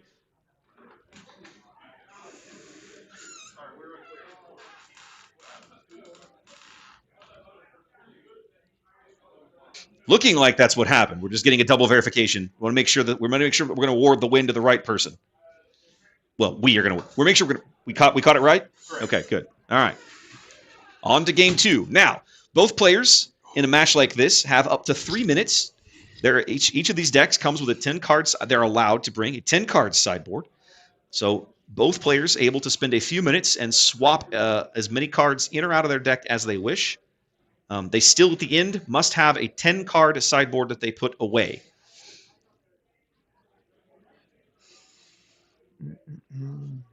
That was a great game. That was battle. Watching those types of games are way more fun than playing those types of games. I completely agree. I completely agree. And that's why you will not catch me playing control in a tournament setting. I'll bring it to a weekly and have fun playing a couple games 100%. Of it. But in a tournament setting where it's 3, 4, 5 rounds, then possibly you're just exhausted at the end of the day. I'd be exhausted. The very first tournament of this game I ever played in, I took Krennic blue. Mm-hmm. No, Krennic green. Yeah. Krennic ECL, right? And my second match of the day was against a guy playing Iden green. And literally the match was he would play Avenger. I would play Avenger. He would hit it with Vanquish. He would play Avenger. I would play Devastator. He would play Devastator. It was just, we just kept slapping each other. And at the end of game 1, which like this game took like 25 minutes. Oh yeah. I just looked at him and said, "You can have this match. I don't want to do that again." Nope. I was just like, hard pass. It's too mentally exhausting for me to. I'm with you. To want to put myself through that, and then just also the running into not a player that's intentionally slow playing. No, but the deck by nature plays slow. Plays slow, and then also causes your opponent to take more time to think about what they're going to do than they probably normally would. And just that not only the mental exhaustion, but that threat of going to a double loss is probably going to deter me from ever playing control in this game. In a tournament setting. I will say this. I will say this. I do think there is value in how do I want to say this? One of the things that I've learned, the games that I've played when I play, like when I play World of Warships, right? For example, there's value in learning how those matchups work. By playing it, you learn its weaknesses and its strengths, and it helps you understand how to beat it. Right. Because that's one thing at the moment that me being a Cherit player, Mhm. a couple of practice games that I played into Trey, felt miserable because I just didn't know the matchup, and I still don't know the matchup. I've been out In terms of playing against Palpatine. playing against Palpatine. Correct. Mhm. Sorry, that's what I meant. Yeah. Into like the more standard control decks, I kind of get it. Palpatine in particular, though, I just don't understand it yet. And that just comes from a place of not having as many reps into it as I would like to. Reasonable. And because part of that's because there's not a lot of people playing him in the meta. There's not. We have probably We have two players. We have in our two meta. players here today Yeah. playing him, and they are the most hardcore that I have encountered yet. Mhm. That they are. This is my dude. Yep. There are many dudes like him, but this one is mine. Yeah. You know. And I get it. He's Palpatine. Yeah. You know. Papa Palpatine. You got it. I loved playing Palpatine in Destiny. Yes. And so I'm excited to see him make an impact in this game. Right. You talk about the matchup being one that you don't. It's hard to plan for because you don't see it a lot. Mhm. I have a similar experience with it, right? Right. That store championship we played in a couple weeks ago out at Eton. Mhm. I brought Boba Yellow and Boba Cunning, and my second match of the day was against someone playing Palpatine, but I think it was a red Palpatine. I think he was playing Palpatine Tarkentown. Okay. That sounds right. I don't remember precisely, but I spent the first game overthinking everything I Right. did because I didn't want to give him that free unit when Yeah, Palpatine of comes course. out, or certainly not give him one that he would want to keep. Right.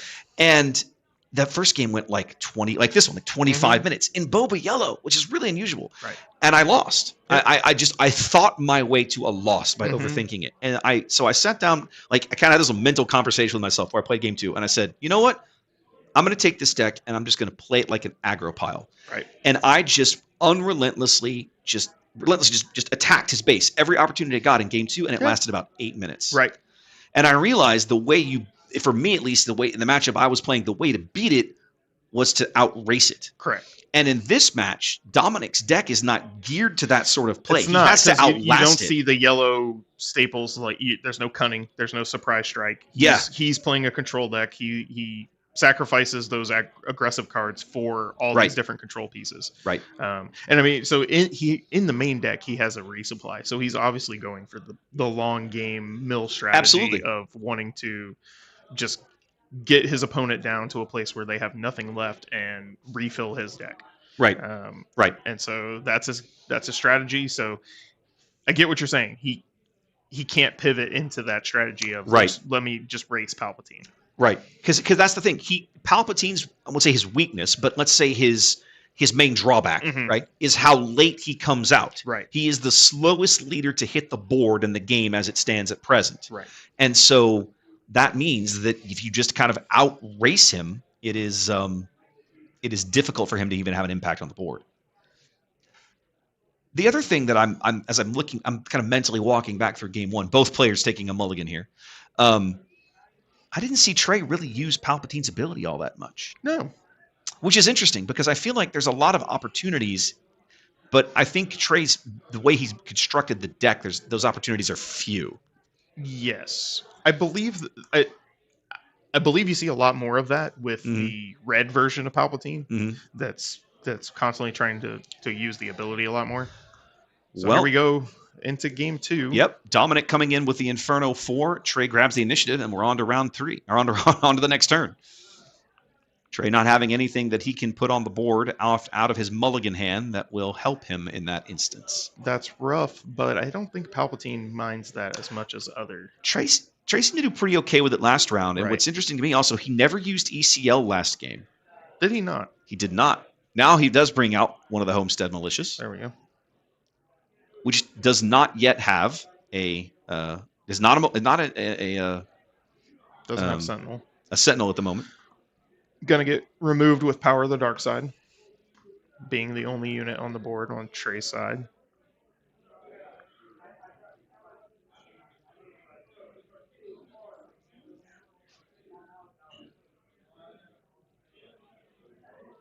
Looks like Trey's trying to figure out what to resource here. Looks like he grabbed initiative.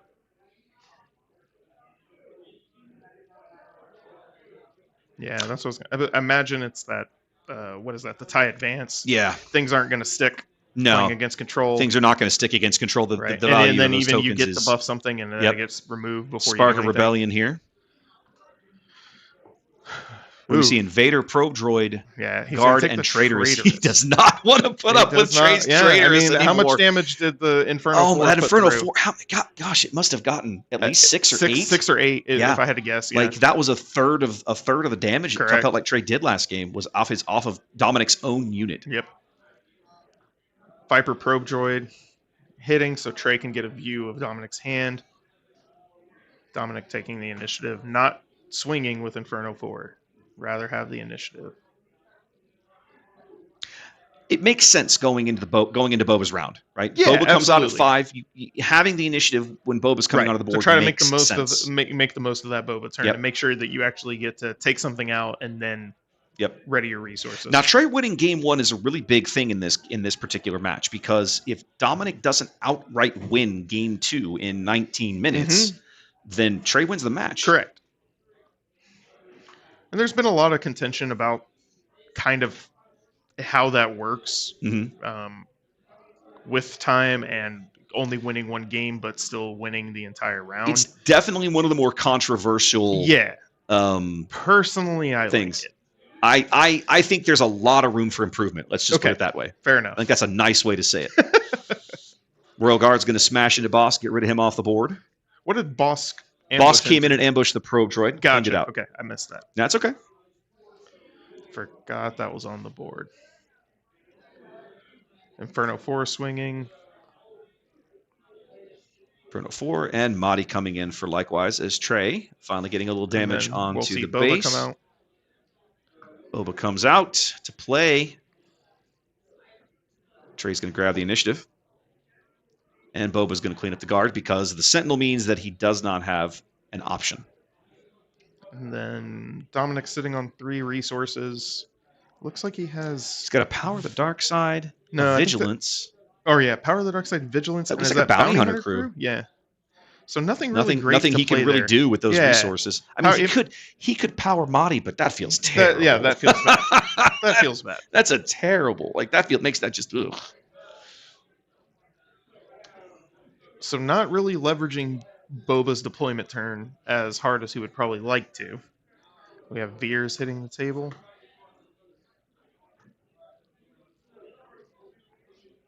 Both players on 6 resources now.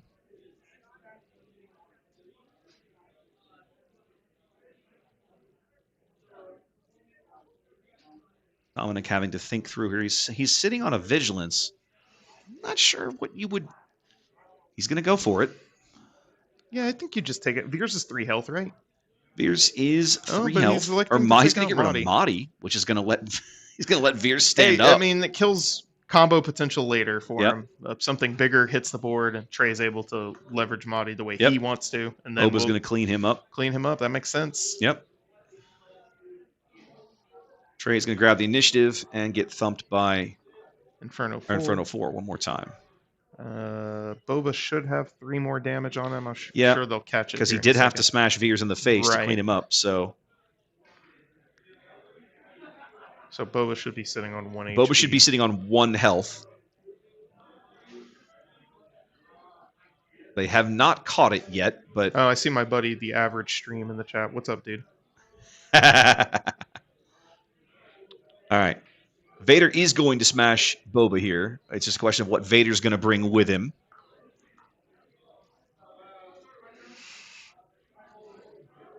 You know the deck that I can't wait to put gold classic green Vader in is Moff Gideon when that card comes out. Moff Gideon looks I awesome. can't wait to build both that him deck. and the Mandalorian look Yeah, like a lot I of can't fun. wait to build that deck. I'm as a Cherit player, I'm hoping that it's I don't even want to play Cherit. I just after playing Cherit so much, I like upgrades. Okay. Upgrades I do are too. like the weakest type of card in Of the the game. in the current state of the game, they feel the weakest, and But all of the I'm ready for more. upgrade support that's been shown off looks fun. I don't know how good it's going to be. That big payoff Mandalorian space unit that allows you to move them around. Oh, that guy's looks yes. fun. Looks fun. Well, will it be good? We'll see. The other one that I like that they've spoiled is the Gar Saxon. Yes. The that we're not supposed to have seen yet. we We didn't see it. We didn't see it. But the fact that he lets you get your upgrades back off of defeated units, like that is going to be amazing. Yes. Trey decides on a super laser technician. Makes sense. And is going to smash Boba in the face and clear him off the board. I'm also kind of excited for Kylo. Discard mechanics are always fun. Kylo's one of those odd leaders that like his front side feels stronger than his unit side. And you know what? One of the developers put out a tweet, a post that Kylo was designed in reverse. He was designed leader side first. Dominic's going to make use of that bounty hunter crew. Killing Vader. Going to clean Vader off the board and basically trade because Vader's going to smash him back. Correct. But he's going to it's a 4/4, right? Yep. Yeah. But he's going to be able to get a event back. He's got to. I mean, I feel like if he doesn't grab the spark, he's kidding himself. It's a hard. He's going to go for the power of the dark side. Hey, the single target removal. I think that was one of the things he was lacking at the end of game one. Is that he didn't have enough single target removal at the end of the game. Trey holds on to the initiative, and we're off to what could be a big turn for him. Palpatine. Trey's got 4. I mean, Trey does have a small hand, so I could see the argument for Spark as well. But I would be willing to bet that lack of single target removal. What surprised me to see him do that, he already had another. I think he he does have another one in his hand. I think he's got 2 in there now. Yeah. Whereas I feel like the Spark might have been a better long-term play. We'll see how it goes. How many did he play last game? He played it twice. He did play it. Played it twice. Gonna take two to the base with the super laser technician. Trey, of course, can freely off that guy whenever he wants just by using Palpatine's text. Oh, he has now. Okay, if he has to kill the Relentless here. If he doesn't, he's going to lose access to all the things that make his deck work. So maybe that's why he decided. I didn't see that he had another one of those. He went for the command. Hey, the recursion from command was pretty killer in the last Interesting game. Choice. Okay. This is one of those matchups that it's like you say, it's more fun to watch than it is to play. Oh yeah. I don't know how I would play this match. Correct. Right. Trey's got the option here. He's got a probe droid showing he can keep it. He's going to keep it. He's going to keep it. I think that's actually a good play for him. He's only got 2 cards in his hand. True. Power of the Dark Side, going to kill the Super Laser Technician. Actually, a benefit to Trey there, really. Well, he keeps it as a resource. He already got damage out of it this round. Like, that's not so terrible. That's true. I've got the damage total wrong for Trey. He's now on 15 remaining. Dominic must have healed somewhere. He's only showing 2 damage on his base. That doesn't feel right. Maybe he missed. Oh, do you know what? The vigilance that went by earlier. Oh, correct. That must have been it. And I just missed it.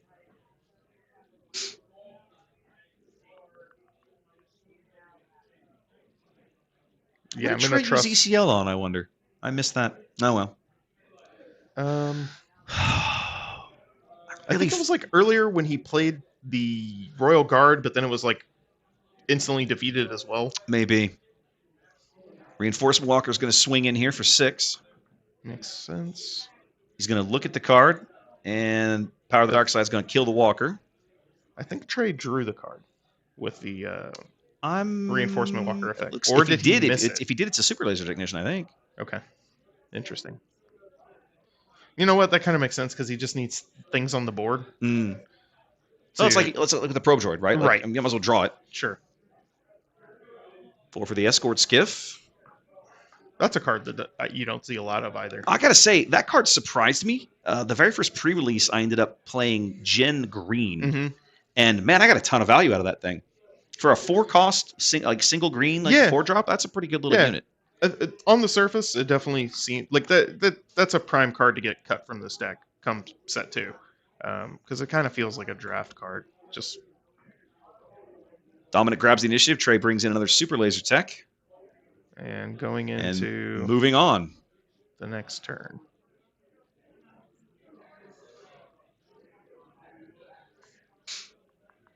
Dominic on the button for the first time in a little bit. See how he starts the turn. Certainly has the resources. Certainly has the power there if he wants, and he does. Of course, there goes the Super Laser Technician. Yep. One more resource for Trey. He's going to go ahead and take the damage to the base while he can get it. Yeah, absolutely. Good play. Haven't seen This Palpatine felt like come a out very yet either. different game than game 1. Speaking of damage to the base, there comes. He swung in with the TIE Fighter there. What I missed there? He sacrificed. Was that a super laser tech? He used Palpatine. Yeah, I think. Oh yes, correct. Yeah. That's absolutely what happened. yeah. just He used didn't- Palpatine there with the super laser tech. Just didn't exhaust Palpatine. Now he's going to bring out Relentless. That makes sense. Yep. Relentless, I think, is one of the more underrated cards in the set because it really makes these control matchups very difficult for the Right. control player to navigate, Yes. especially in the late game. Got to do a lot more math. Got to do a lot more math. And maybe resource a card where you normally wouldn't want to. Trey taking 2 big Star Destroyers on Trey's side of the board now. I think Dominic passed there, so Trey took again. Palpatine out in play.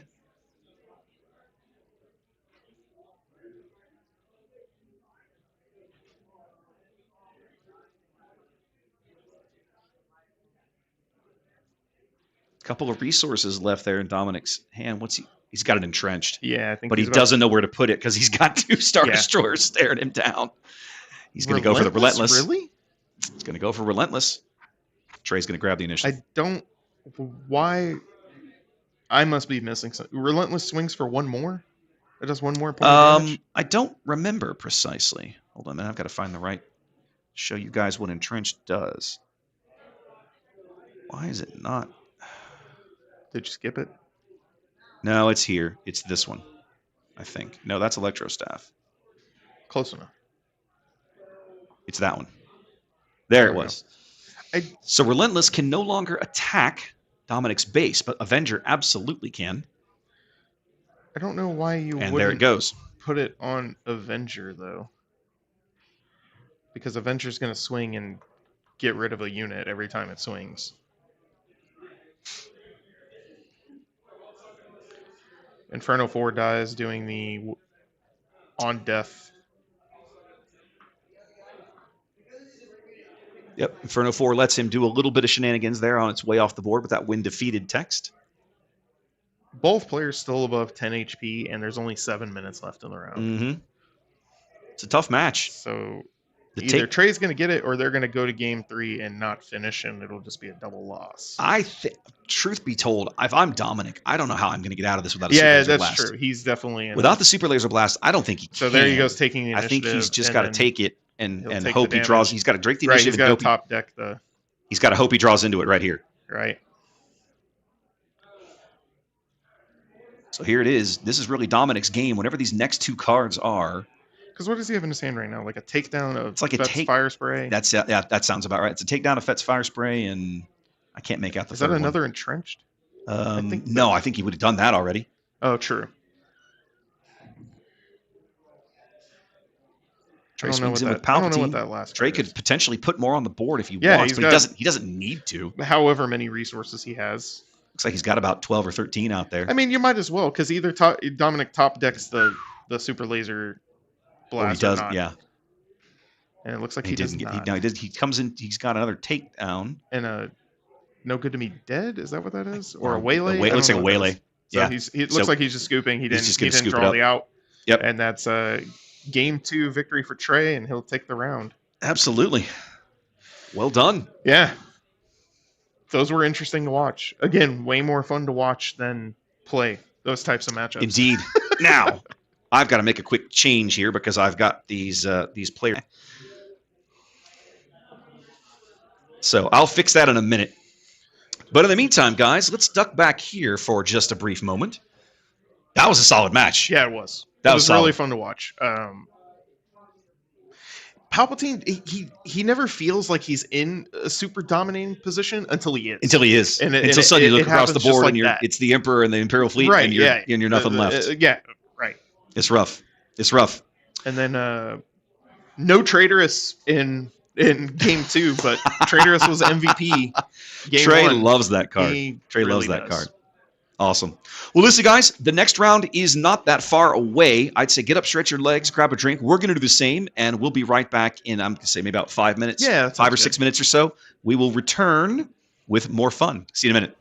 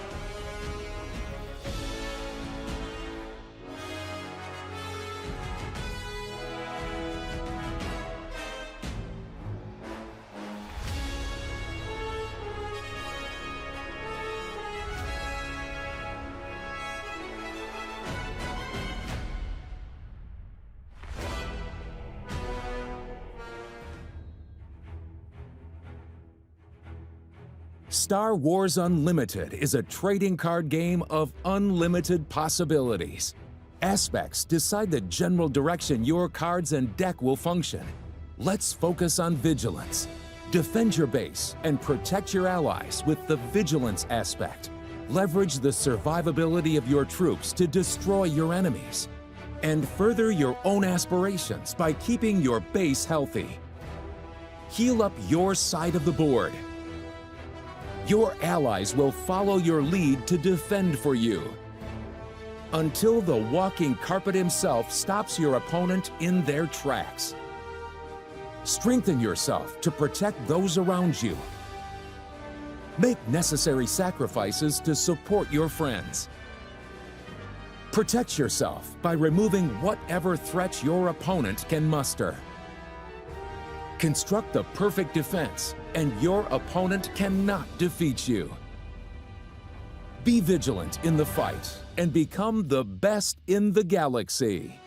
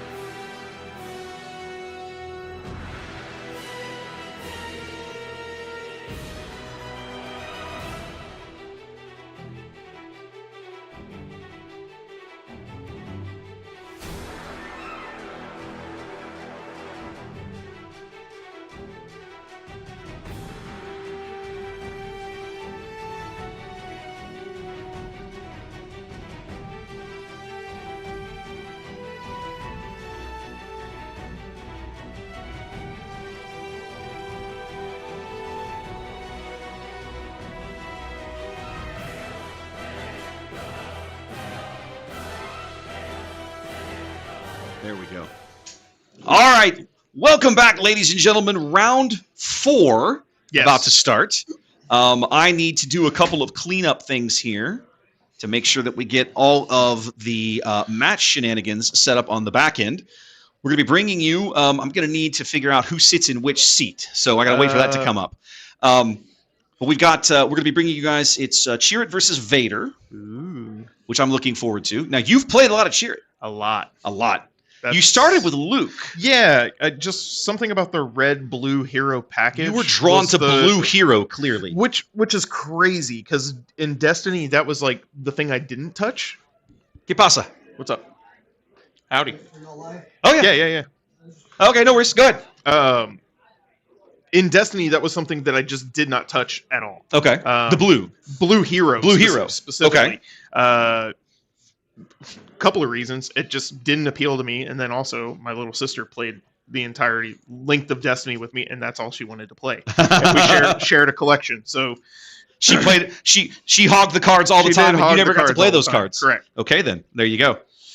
And I don't know. Right. In this game, something about that just help me. Do you know who was? I do not. I'm not familiar with these guys. Okay.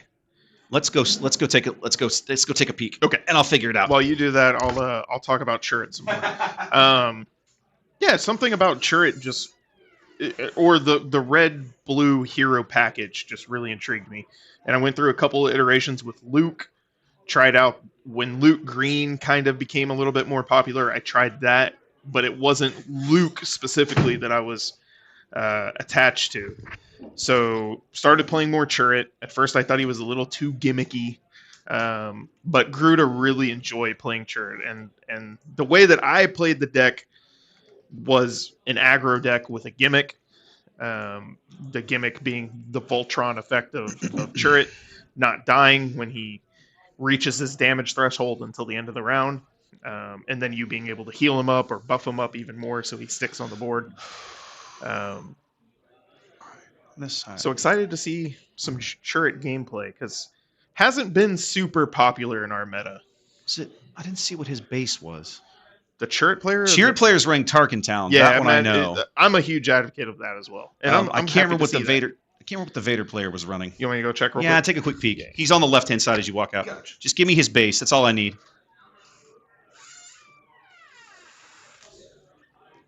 Echo base? Okay. Brilliant. Vader assaults Echo base. I like it. I like the artwork better on Echo base than the... All right, so let's come over to here as we head into game number... Hey, this is an interesting matchup. Match number 4 for the day. 4 for the day, but only 3 for us because we missed round 1. Yeah. I'm going to go make a small adjustments to James's camera position because Trey... We had to adjust it for Trey because Trey's a giant. He's a giant. Trey is a massive human, so give me a few seconds and I'll be right back. Both players are set up, ready to go, waiting for time to be called. Wes is going to go make a adjustment to that camera.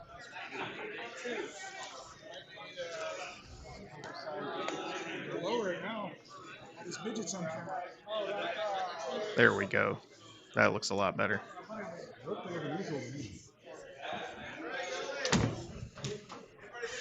Perfect.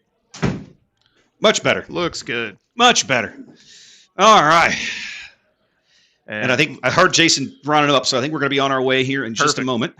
Looks like players have already rolled off. James, the Vader player, starting with the initiative. Vader starting with the initiative there, yep. All right, there we go. There we go. And time begins in round 4. Hey, it's Piet. He's in the wrong arena. Technically they get to decide. That's true, but it's literally labeled on the map. I forget that Matt has a see, label. It's literally, it literally says ground. There we go. All right, there we go. And, of course, Cherit coming in with an A-Wing. And as the Cherit player, that's what you want to see. A-Wings are so ridiculous. It's a crazy card. Like, that's arguably one of the best commons in the whole bloody set, right? It's so pretty amazing. Wild. It's pretty wild.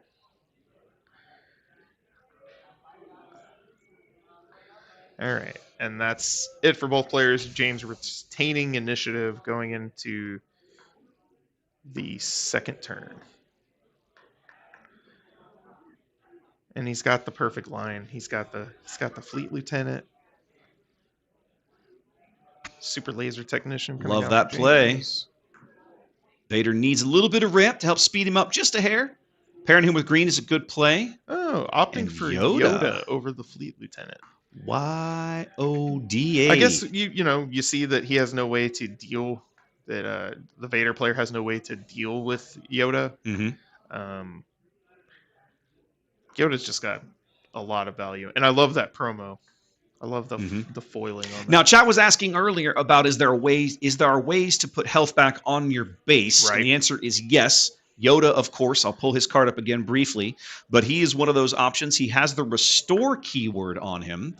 That is what allows you to regenerate health on your base when he attacks. Doesn't matter if he attacks a base or a unit. If he attacks, you can heal your base for 2 damage. Speaking of bays. Baze was a card that through all my different play testing and different iterations of the deck, he went in and out, in and out, in and out of the deck. I think it's a meta call. I think we're seeing a bunch of aggro decks in the meta. I think he's way better. He's also a card to easily sideboard out in certain matchups. I never really fell in love with him the way I did other cards in the deck. He just he doesn't synergize. He's not heroism, so he can't be targeted by certain things, and he's not a rebel, so he can't be targeted by certain things. A-Wing swinging in. A-Wing comes in, and just like that, it's a tie game. Yeah. James with that 30 health on his base, starting with a little advantage. Anthony playing aggro, able to kind of wipe that out here because, well, that's what aggro does.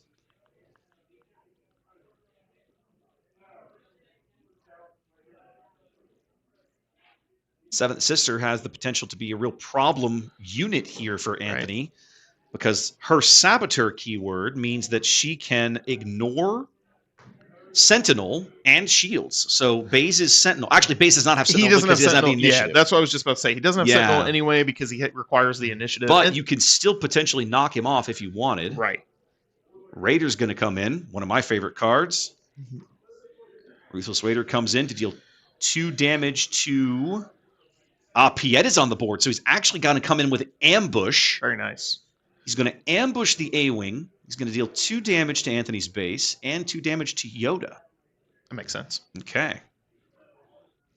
A lot of value. Ton of value out of that card. One of my favorites. We've seen Piet be fairly impactful today. Yeah, we have seen Piet. It's interesting. It's not a card I would have thought I was gonna see a lot of, but here we are. Oh, I have it backwards? You're right, I do it backwards. Chat is correcting my names. Thank you. Oops. That's all right. It's an easy fix. There you go.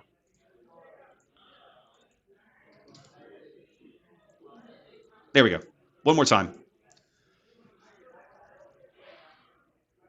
You're one of your favorite cards. The Force is with me. One of my favorite cards. The Force is with me on base. And that's what I loved about going back to Cherit, because that was a card that I had cut out of a lot of my Luke variations because it's kind of expensive.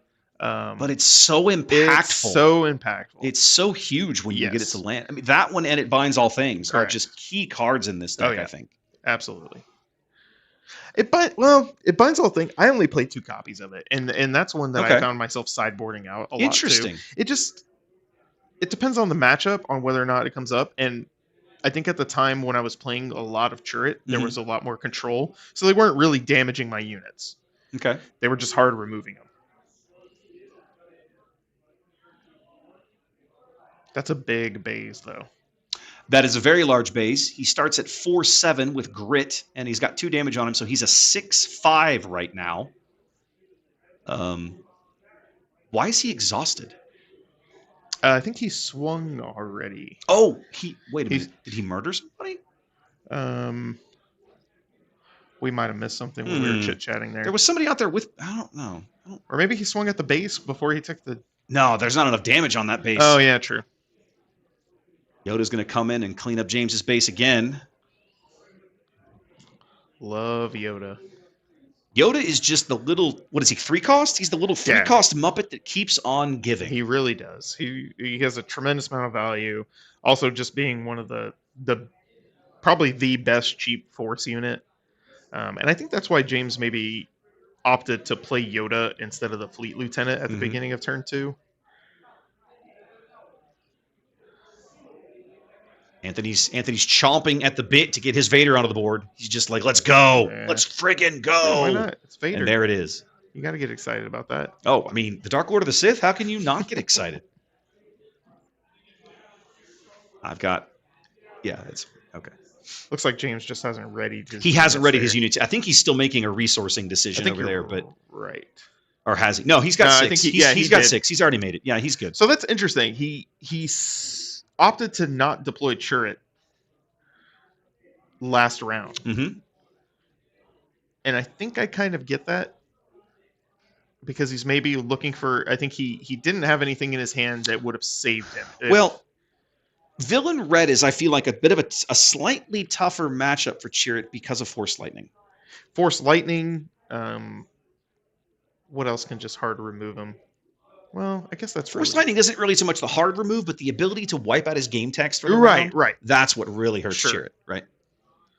Jedi lightsaber on bays. That is a very, very big bays, ladies and gentlemen.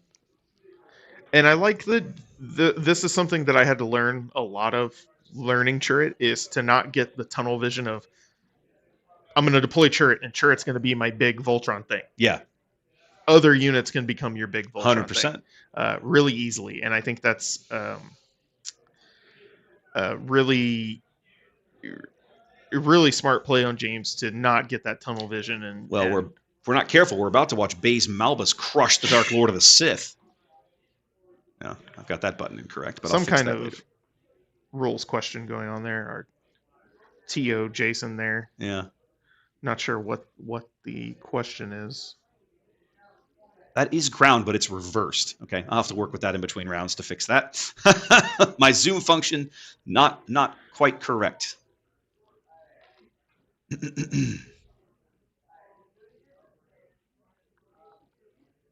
Gentlemen in the Boba Fett shirt you see there in the bottom left of your screen is our TO for the day, Mr. James.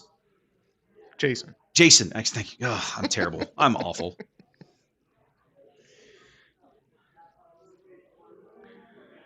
Not sure what the question is. It's a card that Anthony has in his hand. Whatever. Oh, it is. okay. So He's asking about a card he has in his hand. Gotcha.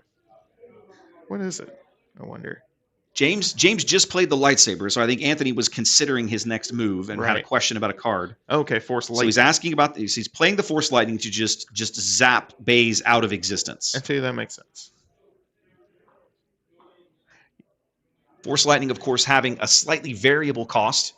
You can pay more to deal more damage, and James Anthony coming in and paying 5 just to get rid of Baze and be done with it. That's a card I'm excited for going into set 2. Force Lightning. Yes. I Why think for? it doesn't see a lot of play because there's just not a ton of decks that are playing red villain at the moment.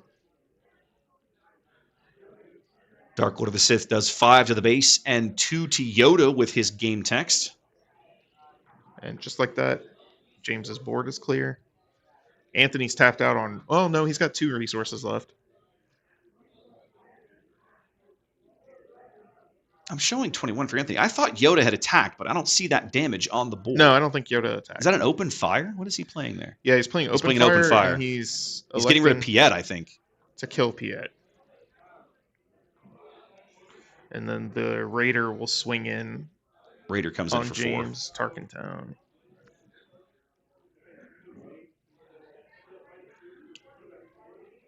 James opting to take initiative. Again, doesn't really have anything to buff up Cherit, so electing not to bring him out. I feel like I've got the damage wrong on Anthony's base, but I can't quite figure out why it should be at least 7, and I've got it marked incorrectly, and I'm not quite sure what his actual health total is out there right now. I think there's a single stacked under that other one, so I think he's at 23. Possible. I'll go out between games and ask him not to do that. All right. It's the little things. It's the little things. James on the back foot here. Got to figure out how to dig himself out of this hole. He's sitting on a Kanan and a Sabine in his hand, and it looks like he resourced Kanan. He resourced Kanan. Why would you resource Kanan? Yeah, when you got nothing. I on guess the board. because the Vader just gonna So gonna go ahead and him use around. Tarkintown to. He's gonna put 3 more damage on the Raider. That way, it's a vigilance target. He needs it to be under 3 HP. 3 HP to target it. Anthony clearly smells that something coming there. Right. Going to go ahead and swing into the base for 4.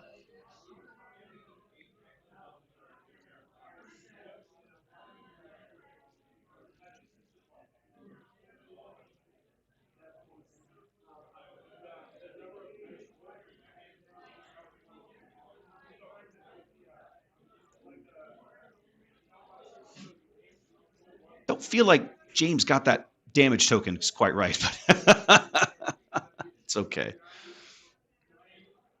Sabine coming in. A little surprised to see that. Yeah, I think James. I was, I was praising the play to like not get tunnel vision and want to upgrade Cherit, but I think maybe that was a little too greedy, trying to get that huge base that was already buffed, already had damage. What just happened? He played a takedown out of his own. He played force throw. Oh, we got a force throw coming in from Vader. And now we see Cherit coming out. He's kind of running out of options. He's got to get something on the board. So we're going to see Overwhelming Barrage. Looks like it. To just pop up, him. What is that? 7 damage that he's going to 7. put Yeah, on he's Cherit? now technically he still doesn't die. Right. Yet. So that's 7 damage onto Cherit. Vader going to get buffed up for the phase. Vader is huge right now. 7-9 at the moment.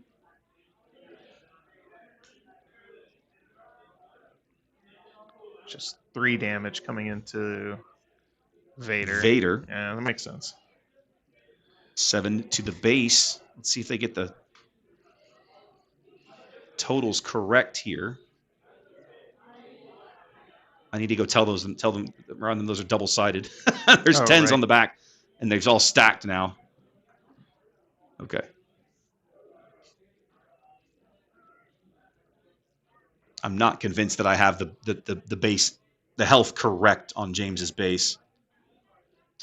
I don't think it's gonna matter. Just he's sitting on the initiative token. He did just draw into redemption. He did draw into redemption. That's big. So it might buy him some time. But with that Raider still out there, that's something that can. He's also sitting on a vigilance. So he's literally now he's got. Well, I didn't see what he resourced, but he had a vigilance in his hand. Didn't get enough damage onto Vader to target Vader with vigilance.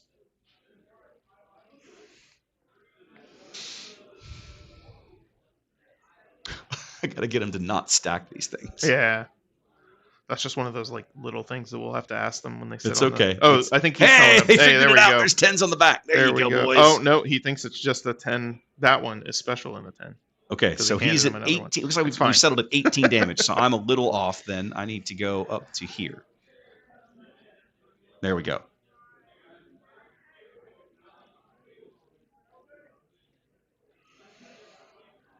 James trying to decide what he's going to do with his initiative here. I think Redemption's the better play for like a full heal. But it looks like he's going for Vigilance. He's going to go for the Vigilance. It's going to allow him to heal 5 off his base. And go ahead and take out the Raider. And clear the Raider off the board, which causes him to take 2 more damage. Right. So net heal of 3. And then we see Relentless come down for Anthony. I cannot tell you how happy I am to see people like playing that card, because I feel like it's a card that is so continually overlooked. Vader swings in, but I just don't see how James gets out of this now. Yeah, I don't. As the Relentless alone seals this deal. He doesn't. Yeah. I mean, he can't cover both arenas at once. He can't. He could full heal on the Redemption for 8, but that's still like I mean, it buys him time, but again, right it just at the most. Yeah, Relentless and swings in and crushes it. I mean, I think he has to do it if he wants to stay in the game. Looks Right. like that's the play. Yeah. It is the play. Densham comes in and allows him to move up to 8 damage from his base onto the unit itself. So that's what's going to happen here. So it's not strictly healing, but it functions like healing for the purpose of getting damage off of his base. Vader's going to swing in for 5 and murder and go ahead and clean it up. And they're just going to and then redemption seals the deal. So right. All right, so that's game 1 going to Anthony's Vader here. Yeah, I think maybe that that level of greed of like, I already have this buffed up base. He's taking damage, so he has the grit effect going off, and then playing the lightsaber. When Anthony has full resources and can respond to it, has an opportunity to respond for it, I think maybe just a little too greedy of a play. He could have. It felt like he brought Cherit out too late. He did bring Cherit out really late, and I think maybe that's like the mentality of, I have to have something in my hand to save him, because he's a target. He is a target, and I think that was James's kind of idea of why waited so long to bring him out, because he didn't at those times he did not have anything in his hand to save him. But I think that's against the. Did Anthony get to ramp?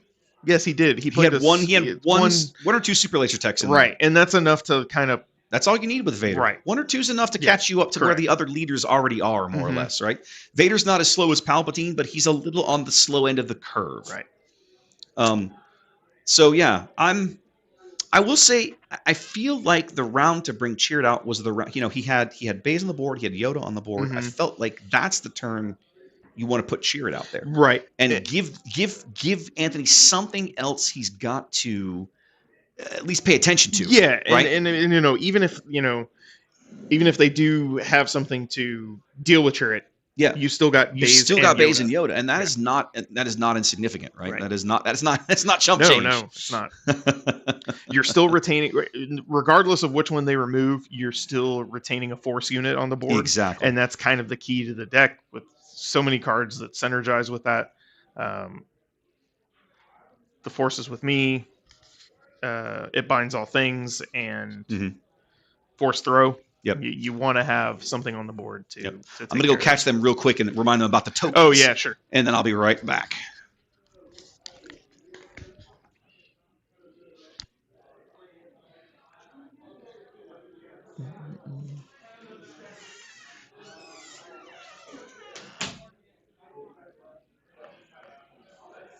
Much quicker game 1 than last round. Still have 36 minutes after game 1 there. Okay. Perfect. I was just commenting on a much quicker game 1 than last round with still than 35 minutes still on the clock. Yeah, for sure. Plenty of time here for James to get to still win this match. Right. But he's definitely got a big uphill battle here. I'm glad to see more people experimenting with Vader. It feels like when the game first hit that he was not really much of a thing. And neither of the starter deck leaders, they were kind of overlooked a little bit. Just other leaders with more attractive abilities kind of gained the spotlight. But I think they're both solid picks. I think I was talking about it earlier too when you had stepped out before the match started. Myself not being a fan of Luke Green. Yeah. But because now I know you played a lot of Luke back in the day. Luke Red. Oh, I guess I should reset. We're going on to the next game, and I haven't even bothered to reset life totals yet. I am failing at my job over here. Cast or fail, ladies and gentlemen. So already at the top of turn 2, we see Super Laser Technician come out for Anthony, and again James with that turn 2 Yoda, which is just really strong. Super strong. He's got a big butt. He's got 4 health. 4 health on a 3-cost unit Yeah. is not anything to sneeze at. No, not at all. Vader having an empty turn 1 feels a little rough. A little rough. Let's move the initiative token where it belongs. There we go.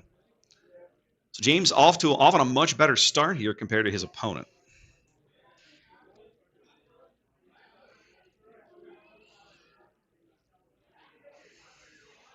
Open fire, vanquish. K2 and a Kanan. K2 and a Kanan.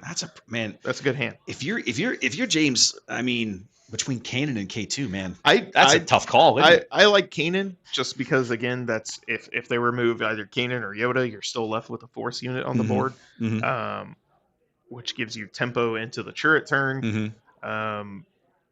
But I could see, maybe wanting to race a little bit more damage and playing K2SO.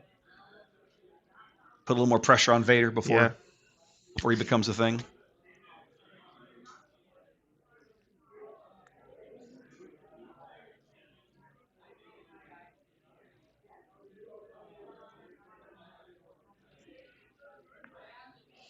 This is where I really am looking forward to having my shotgun mics set up for table sound.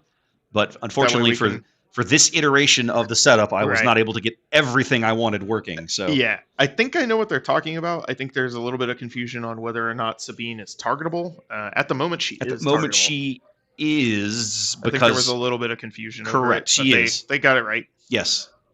Yeah. There would need to be another red unit. Another red unit on the board. Yeah. See, and so the other thing about putting Kanan down is that you also have Sabine on the board. So that's 2 Spectre units. That's 2 cards. That's a good point. Kanan's ability. Open fire coming in and getting rid of the little Muppet. Makes sense. Sabine's going to swing in again for 3. 3 more damage in on Echo Base. She is such a great unit for only 2 costs. Oh, yeah. Between her and the A-Wing, like your turn one Hero Red is so strong in the early game. Your turn 1 players are just really strong. Wolfie Larn, we saw a little bit out of him in the previous match from Trey. Nope. Oh, sorry. I was like, Kanan just came into play. He's tapped. He's not doing anything this round. It's interesting. Hmm. He drew another Kanan, and he elected to hold on to it. Yeah, to hold on to it and to resource a open fire. You know what? Actually, because he has other removal options in his hand, I think I like that. I think that makes sense. No, I think I like that. So we do see K2 and the Raider. Very nice. Raider gonna go ahead and finish off Sabine, because Sabine is at that point untargetable, but untargetable from being a defender in a little surprising to see James choose to. Well, I guess he figured with K2 down, Sabine was protected, right? And strictly speaking, kind of what I was getting correct. at. She was untargetable from combat, not from effects. I'm a point off. There we go. Kanan swinging. Looked like, what was that? The Royal Guard that got milled. I didn't see actually. I think that's what I saw. His deck is kind of off to the side there, so it's difficult to see. And then we're going to see Cherit deployed. And then Cherit coming in. Nothing in his hand to buff Cherit, but Anthony's tapped out. I was going to say, when you look at the board state, I actually think that's a really good play. And he's going to elect to take out Yularen, which you know what, I like that. I do too. Don't give Anthony the opportunity to bring back, get more health out of it. Probably hoping to draw into something there to start buffing Cherit out a little bit. Looks like he got a Sabine. He's going to resource that second Kanan this time. Yeah, he drew a Luke. He drew a Luke and a Sabine. And if you can play Luke on curve in this deck, your life feels good. Well, certainly that restore. Luke currently the only restore 3 unit in the game. Right. We already know there's at least one more coming in the next set. Vader come out. Yep, there's the Dark Lord. Every time I say that, I think I'm talking about Harry Potter. You must not mention his name. Vader's way cooler. Vader is way cooler. He's also way older. True.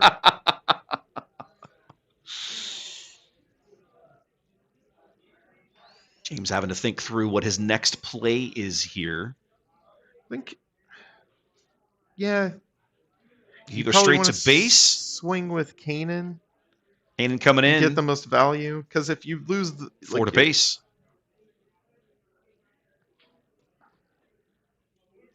and then Going to mill 1. yeah, there we go. See what we get.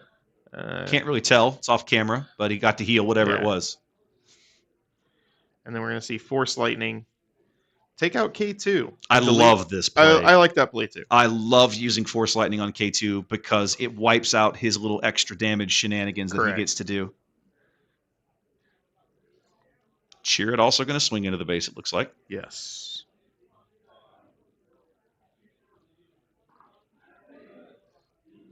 Little over halfway to victory here for James in game 2. Looking really solid. His base is still clean. Mm-hmm. That's what happens when Yoda gets the stick. Yoda didn't stick. Oh, Yoda died to an open fire. Kanan's been around a few turns. I think Yoda sure. did heal once. No, maybe you're right. Maybe Yoda didn't heal at all. I'm not sure he got a lot of value out of Yoda other than Yoda being. He might have gotten one round. I think maybe. I think this game, Anthony seems to have drawn a little slower this game. Correct. But the Rebel Red definitely making a big impact here in James's ability What to is put pressure. James at? James is at 6 6 what? resources? They should be 6 Okay. on 6 for James and 7 for Anthony. Gotcha. Okay. So Luke can't come out quite yet. Okay. So Vader's going to take out Cherit and put damage on Kanan with his ability. It doesn't, strictly speaking, kill Cherit. Correct. The way Cherit's game text works, of course, he doesn't actually die until the very end of the turn. So if James has some way to heal him or move that damage somewhere else, Cherit might be able to stay in play. Right. It's going to come in with a takedown to clean up Vader. 5 or less HP. Mm-hmm. That is a big play. Getting Vader off the board and still having units behind left on the board is... The 5th brother is going to come down. It's a card I don't see a lot of, but... 5th brother and Sabine coming back.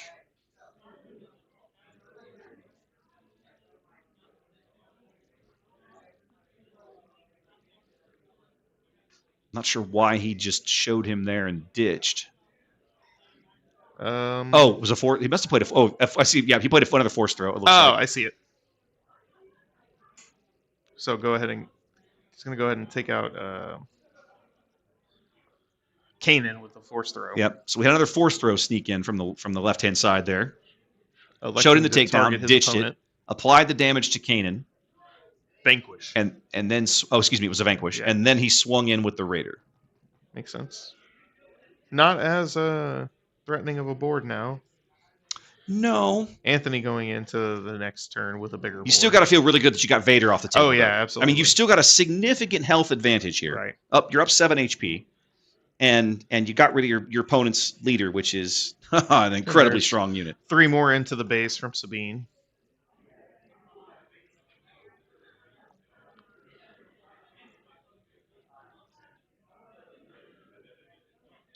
There's Vader.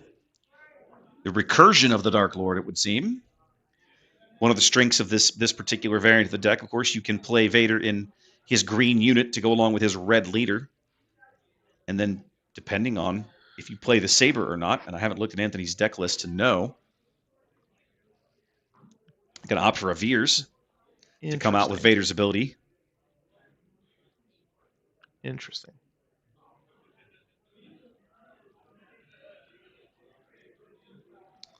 Anthony definitely turned this board around in a hurry. Mm-hmm. But now, are we going to see the Vigilance or the Luke? We're going to see the Luke. Yeah, for sure. That's Go ahead gonna and respond to Vader. That should clean up Vader. Absolutely. Luke takes down his daddy. No immediate healing there for James, but the Restore 3 on the Luke having a potential impact if he can keep him on the board.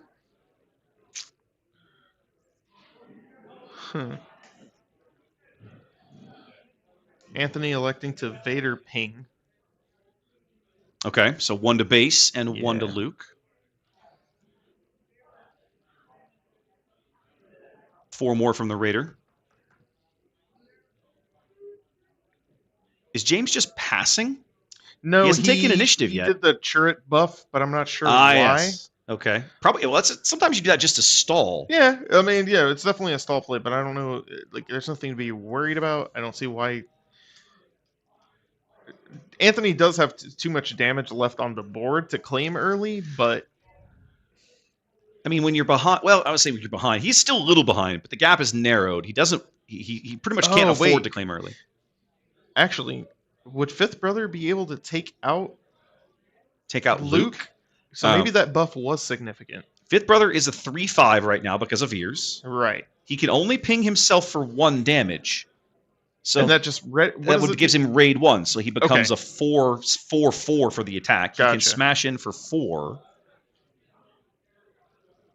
But he can also do the direct damage with his ability and then attack the base. Right.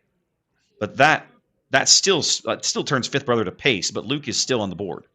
Okay. I guess that Which is what happens. Yeah. So I guess the significance of that is that maybe he miscalculated and he thought that was going to take Luke out. It was a little closer than he wanted than he thought it, probably because of the weight, because Veers. Right. Because Veers is around. So James taking the initiative there. Now, up health, that's a good place for him to be. He needs to draw into something that's going to let him finish the deal here.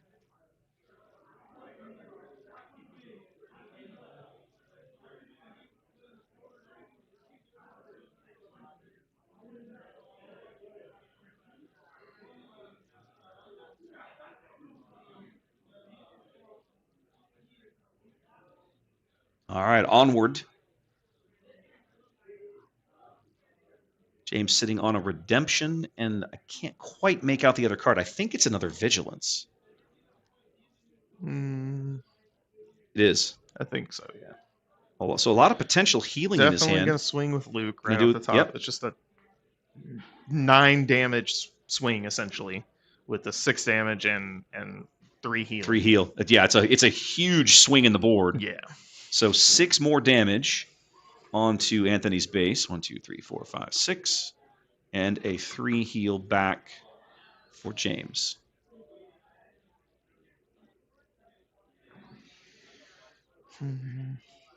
James still has Tarkentown.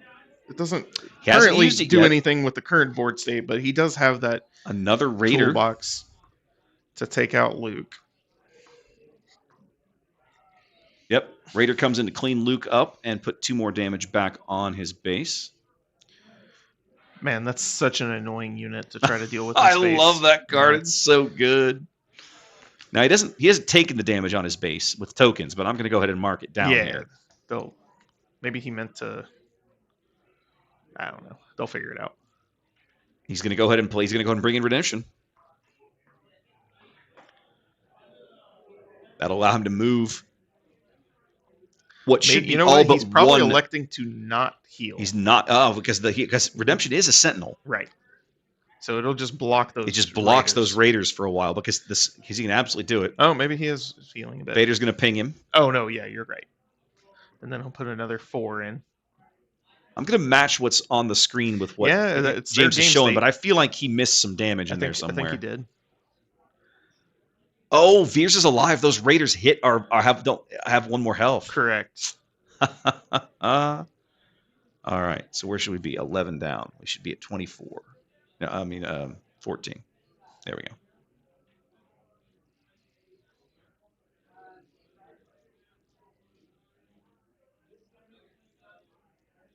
What are we doing here? We just scooping? Think so.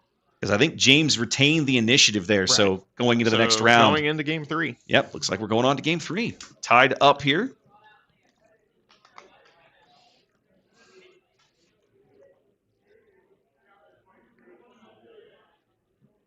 Much different game than game 1. Well, and again, I chalk it up personally to Anthony seemed like he drew a little slower that game in terms Right. of units, and James had a much better kind of opening hand, better tempo, more stuff. You know, one of the things that makes Hero Red so challenging to play against, right? They have, just like you were talking about, Sabine, the A-Wing, Mhm. the Wing Leader, R2. There are so K2SO. many K2. There are so many amazing early game units in Mhm. Hero Red that they can put such tremendous pressure on you in the first 2 to 3 rounds of the game. For sure. Like you can suddenly you look up and you've been playing for 5 minutes and you're down, you're halfway dead already. Right. And you barely lifted a finger.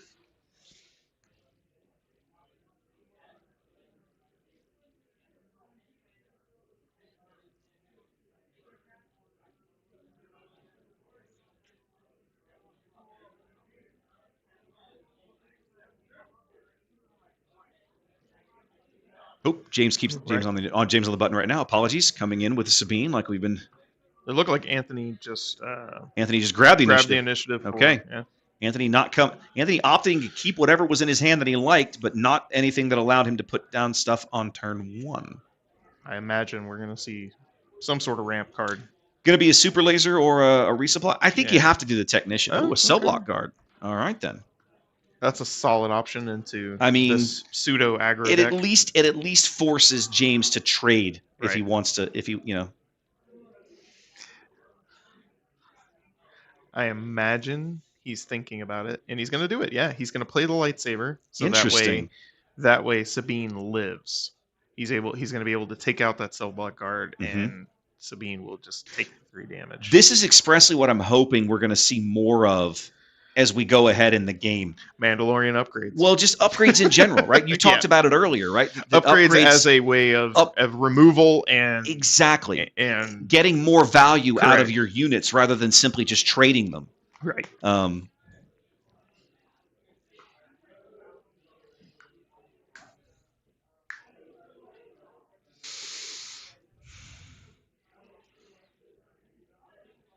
Fifth brother coming in.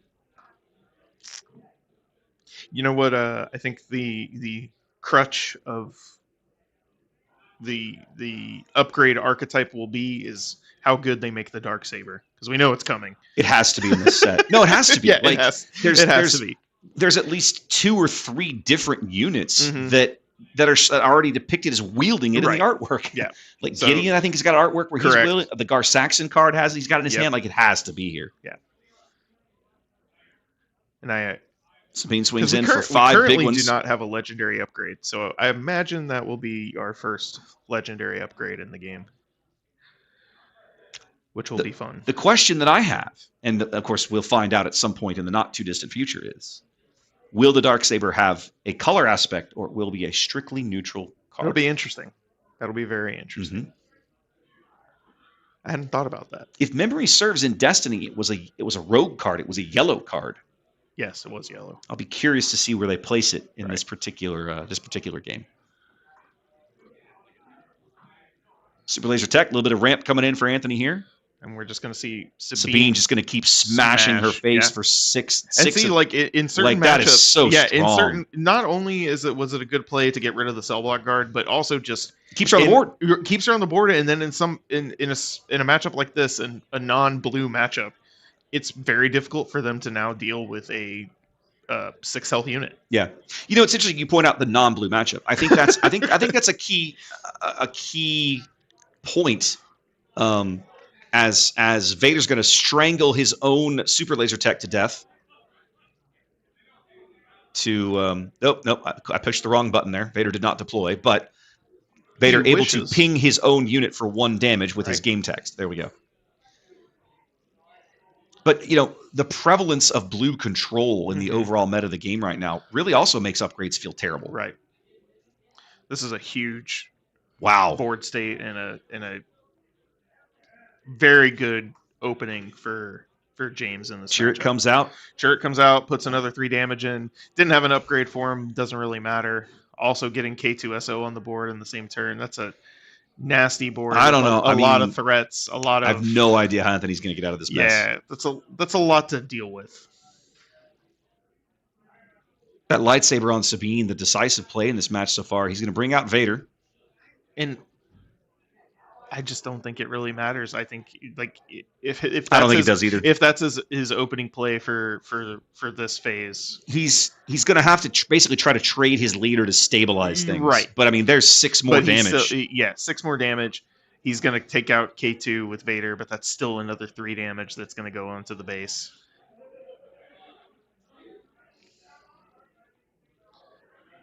James just dominating game 3 so Yeah. far. Behind the power of Hero Red. And just a +3/+3. So there's the oh, we're seeing Force Lightning take out K2. Ooh, I love that.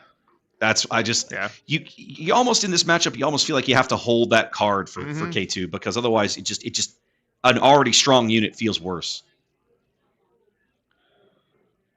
That's a fun card. In James' hand right now, he's got a Force Surrender. I believe that's what that is, right? Yeah, that's positive. exactly what that is. And that's an I imagine that's in his sideboard. That's a sideboard card for me. That's an interesting card to sideboard into Vader. Now, Vader's probably going to thump Cherit in the face, Right, and then send his 2 to Sabine. That'll clean both of them up. Correct. So Cherit technically having lethal damage, but Right. he remains in play because of his game text.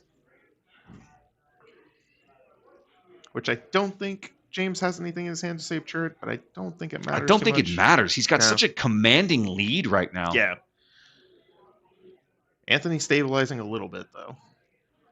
At least in terms of how many things he has on. Vader's strong enough, it gives him that opportunity. Right?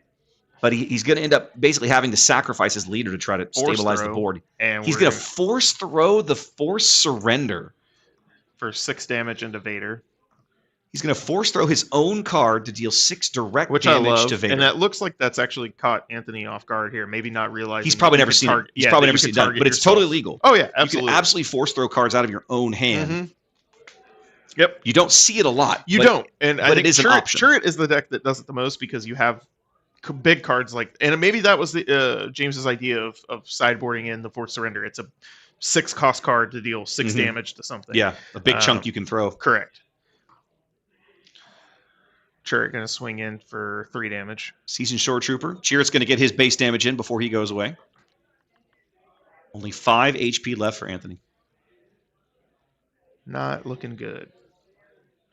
After game 1, I thought Anthony was in a really good spot. But man, James has come back with a vengeance. I think James just maybe learned a lot. Maybe hasn't played into the Vader ramp matchup a lot.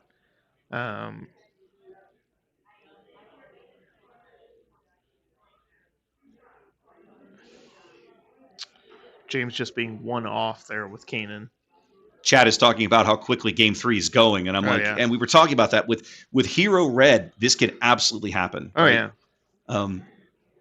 Sometimes it's like getting hit by it. It's like getting hit in the face with a steamroller.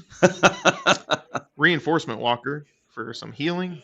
Doesn't even look at the card. He basically has to. Yeah, he has to. He just has to go for it.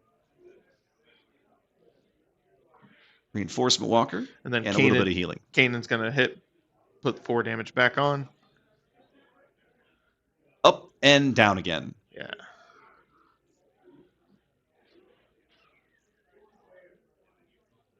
Seasoned Shore Troopers are 4/3. You're going to put 4 damage on James's base, it looks like. He had healed 1 back from Kanan a moment ago. There's the Force Surrender. There's another one. So James will get to draw 2 cards. Anthony has to discard 2 cards.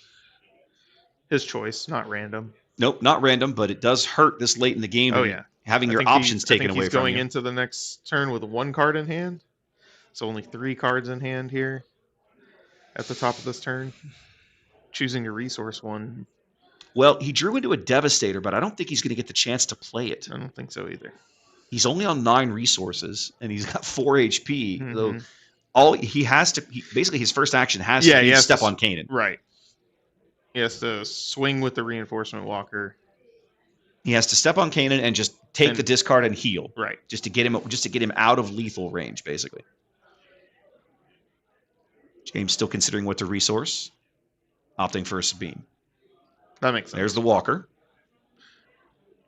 He's just going to discard whatever it is. He can't afford to not. I'm betting. I haven't seen him do it yet, but he's putting the damage. He's putting the damage on the Walker. And then discard a 5th brother. He's back up to 7.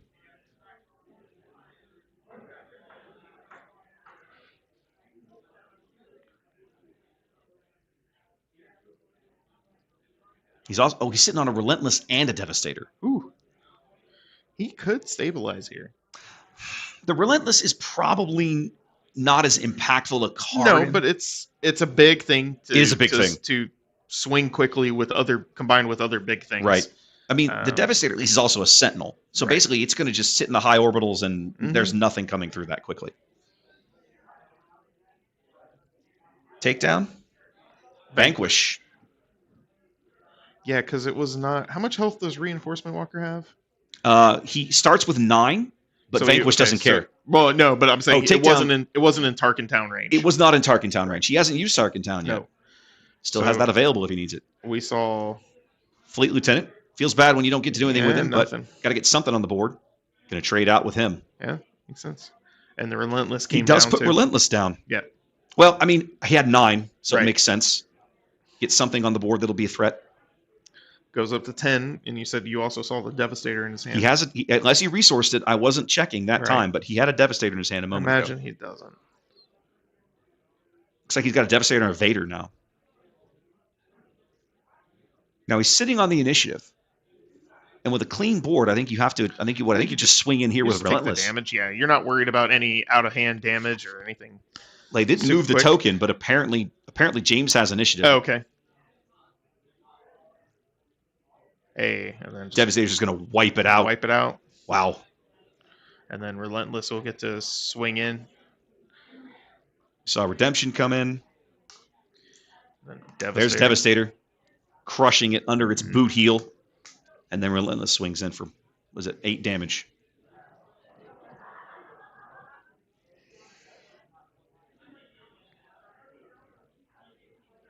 Two Star Destroyers now staring James in the face. A game that Anthony was on the brink of losing he 5 minutes ago. Yeah, and he has lethal on the board. Yeah. I mean, if James has drawn into another Redemption.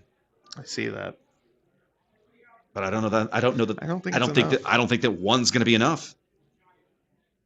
Devastator has Overwhelm as well. It does have Overwhelm. Okay. Sentinel So even and if he Overwhelm. does heal, like, there's not really a point. Not particularly. No, I don't think so. Kanan.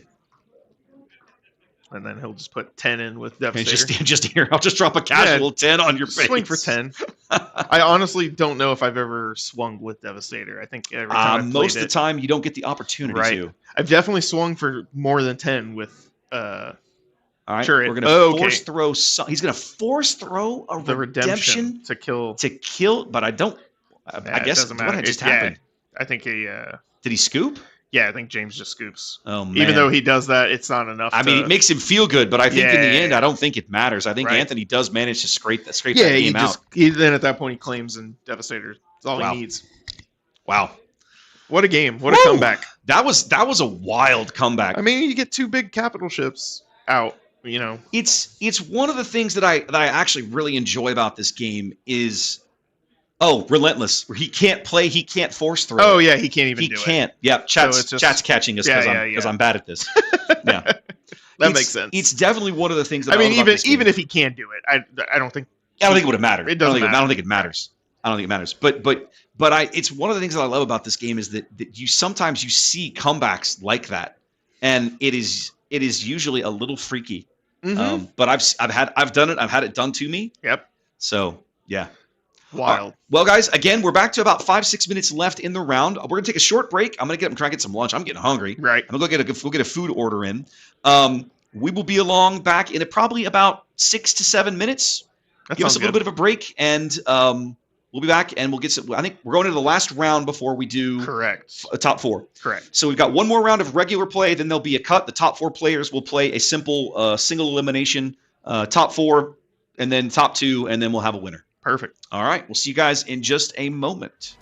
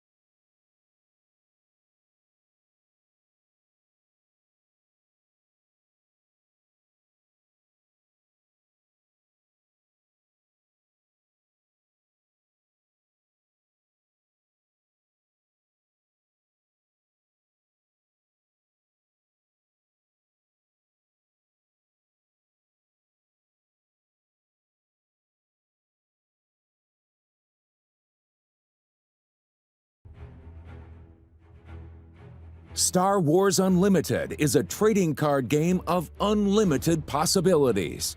Aspects decide the general direction your cards and deck will function. Let's focus on command. Marshal powerful units to overwhelm your foes with the command aspect. Strengthen your units with the might of the Imperial War Machine. Or join the fight to show them how it's done. Gather your squadron. Direct your other rebels to fight together. Or be an example to them in leading the charge. Be an asset on or off the field of combat. Stockpile your resources. Leverage your superior numbers and spring a trap on your enemies. Bolster your forces and build an army that your opponents cannot defeat. Take command of the battlefield and become the best in the galaxy.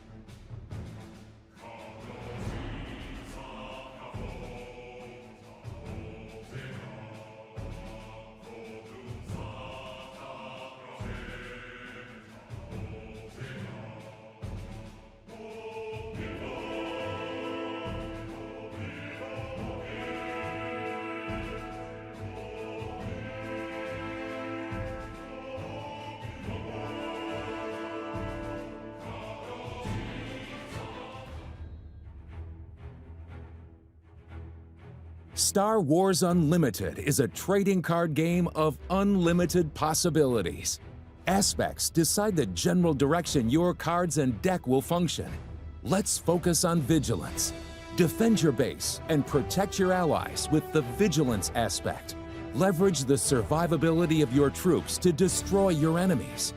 And further your own aspirations by keeping your base healthy. Heal up your side of the board. Your allies will follow your lead to defend for you, until the walking carpet himself stops your opponent in their tracks. Strengthen yourself to protect those around you. Make necessary sacrifices to support your friends. Protect yourself by removing whatever threat your opponent can muster. Construct the perfect defense, and your opponent cannot defeat you. Be vigilant in the fight and become the best in the galaxy.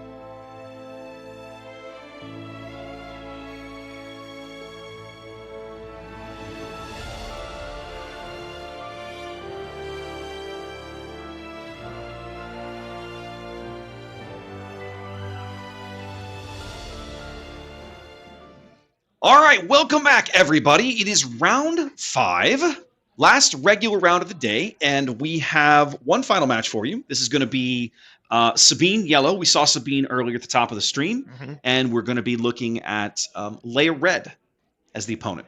Aggro v aggro. Aggro versus aggro here. These will not be long games. No. We've had a lot of long games. These will not be long games. Absolutely not. I just got scooped too. You guys don't want a third person in here, do you? I mean, I don't have any mics for you, unfortunately. Sorry. But this is where we're headed, ladies and gentlemen. Both players drawing up. The timer has not begun yet, but they're just going to go ahead and get prepped and ready here. Looks like Ian is starting on the button, so we will get that marked. At some point, someone's going to knock on that door and bring me a pizza, so we'll just get keep that in mind. One of the beauties about working here at Dragon's Lair, I'm not working here. I'm working here for the day. Right. Being here for the day. There is a wonderful pub right in the front of the building that you can just go up and order food, and they will just bring it back to you in the game room. Which is awesome. I mean, as far as I'm concerned, that is an amazing. Oh yeah, that has been a wonderful addition to this location. and the food's great too. Ian not liking his hand, opting for the mulligan. Players are allowed to mulligan once, but which means you don't get it. And there's not a selective mulligan. Some card games offer the option to throw back portions of your hand and redraw. Right. In Star Wars Unlimited, it is all or nothing. Come in. That's the timer, probably. Oh, that's the timer. Yep. Gotcha. I thought it was your pizza. Me too, but that's okay. And as Ginger points out in chat, there is a very tasty butterbeer recipe here at the tavern. All right, so time begins. Ian's done. He had resourced and now is reconsidering his life choices. No. Settling in on it now. He's just going to take initiative. Wow. Interesting. That feels rough. Mark comes in with a Leia. Woo.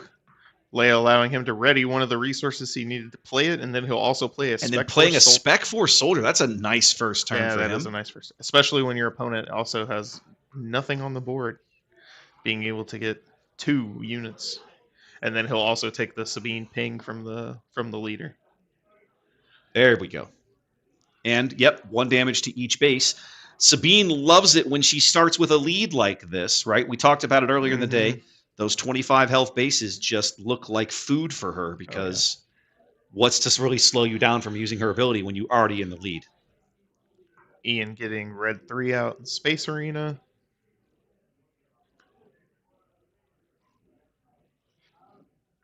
Hey, I'll see you and raise you. Yeah. Whew, and that's going to be big. It's going to be a big red 3 for Mark now. Yeah, with 2 units on the board. That's going to be 3, 6, 7 more Oof. to Ian's base already.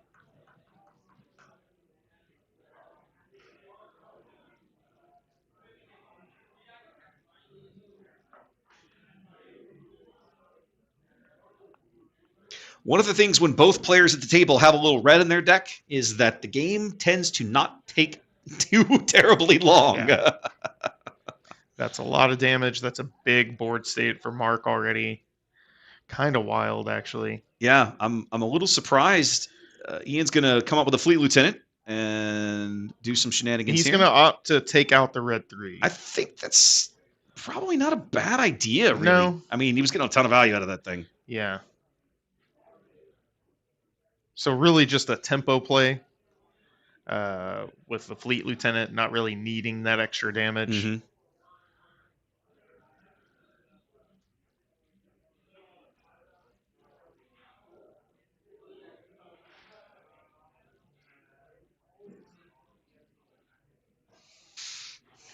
An Azatuk gunship. Not a card you see a lot of, but No, one but that in I these- quite like. Yeah, I do as well. It's gained a lot of Oop. popularity recently, player. actually. Cleaning up the red 3, taking initiative, Which and has got to feel good. taking 4 more to the face. And another one from the Sabine ping. And 1 more from the Sabine ping. Only 12 HP left on Ian's base, and we're at, like, Sabine still comes and Sabine still comes in for 3 more. Wild. we're at this game is not even 5 minutes Nah. old. Wild. I remember one of the showdowns we went to, I had a game 1 against Mark that went exactly like this, where it was just like... Oh, look, I died. Look, I oops. sat down. Oh, look, Yeah, I died. I died. But that was all right. It allowed me to just sideboard into more anti-aggro cards, and I think I won that set. At that particular showdown. Me and Mark always seem to play each other at every showdown we go to. Echo-based Defender coming out.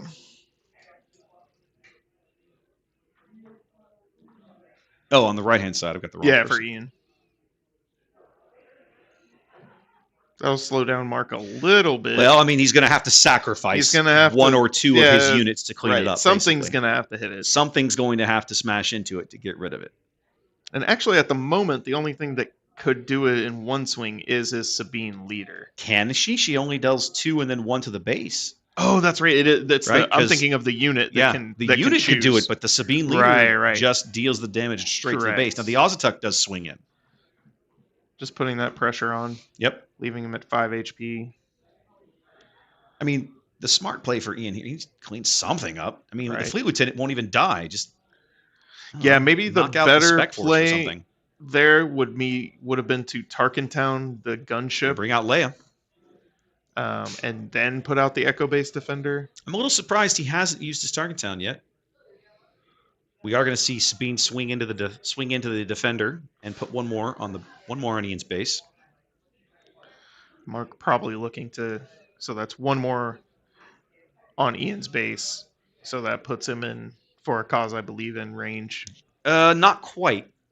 Yeah, He's still got 5 HP left. No, he just did one more with the One more with the Sabine. Because Sabine swung into the Echo-based Defender. Mm, Or do I have that wrong? I thought I'd already counted that one. He should have 5 left. Yeah, Oh, he's got you're 5 right. left. Okay, my bad. They were My mistake. getting it set up. He's got 5 left. He's sitting on a Rebel Assault, but I think he's got resources left. A couple, it looks like. And of course, Leia's ability. Right, we saw Leia come onto the board. Mhm. There's the There's the Rebel Assault. Is he going to choose to He clear the needs to- board a little he needs bit? to clean up the board. I feel like, I think he has to. but it also feels like a little bit of a waste to play the Rebel Assault to go do that. Yeah, He could have done that with Leia's text. correct. Yeah, so he's going to Yeah. clean up. He's going to clean up Sabine and Leia. And leave the Right. Spec He Force could have just soldier done that behind. with Leia's text. Mm-hmm.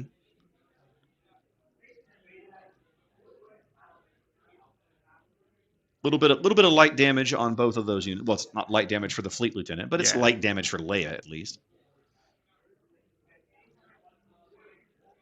There's the There's a Millennium Falcon. Can't be happy to see that. No. Now he's going to Tarkin the Ozatuk. Yeah, that makes sense. Yep. Falcon will go ahead and swing in for 3. Only 2 HP left remaining for Ian in a game that is not quite 7 minutes old. Which is wild to think about. That's just the Alliance X-Wing. Simple Alliance X-Wing for Yeah. Mark, a little more board And then presence. he'll I think go they're ahead and just gonna- trade the Spec Force Soldier to get rid of the Sentinel. What did he do? Oh, The- the Spec Force. Yeah, okay. Took out the... Yeah. But I mean, unless he's got some kind of, unless he comes up with a Bright Hope, like that's the card he needs right now. If he doesn't that have it is already. exactly the card he needs right now. If he draws into a Bright Hope, I don't think 2 A-Wings is going to do it. Let's see No. what he does. Ian's still on the button here, but he's got exactly 1 action to try to salvage this game. But I can't... He has 2 had- A-Wings? He drew 2 A-Wings. He resourced one of them. Oof. I don't know what else he's sitting on. It looks A-Wing, like. I think one's a Battlefield Marine. Yeah. I'm not sure what the other ones are. I don't. Honestly, I think one of them is for a cause, if I'm not mistaken. I think it is for. I do think he's got a for a cause in there, but I think at this point it's a Pyrrhic victory. Yeah. He's going to swing with a whole bunch of fun damage into Leia just to make himself feel better, I think. Yeah. Um, And then also swing with the Fleet Lieutenant. so all in, that is a huge hit. 3, 6. Puts a lot of damage on, but again, Mark just has lethal with Yeah, the... I mean, all he has to do is tap 1 unit, and Right. we're on to game 2. That's probably... There we go. Howdy. Marvelous. How's the stream going? Outstanding. Thank you very much. Ooh, that was nice. All right. So... What equipment are you using? That's really smooth. Oh, yeah. Let's go. That's game 1. That's game 1. Really quick. Yes. I gotta get everything reset now, actually. Need to make me a reset button. Thank you. Oh, All yeah, right. that'd be just to reset both. Well, the I have counters. one for match resets, but not one for game resets. Gotcha. I need to work on that.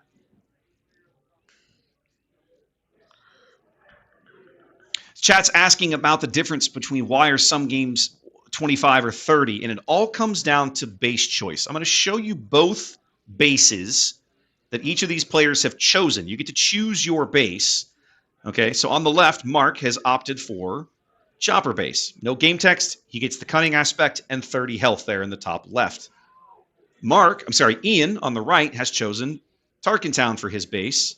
Now he gets 25 HP, the aggression aspect, and a once per game bit of game text there he can use. He can just as an action he can just deal 3 damage to a unit that's already got some damage on it. But in order to get that game text, he comes in with less HP. A lot of people have been disenchanted with Tarkin Town and opting to just play one of the 30 health red bases. I've gone back and forth. I've kind of landed at I like Tarkin Town, especially right now in the meta. When the meta swung to like 90% control. Oh god, that was rough. The 30 health one was that was unpleasant. That was the better call. That was very but then unpleasant. In response to the meta going 90% control, aggro came back in a big way. And so right now we're in a very healthy, balanced meta, I would say. Mhm.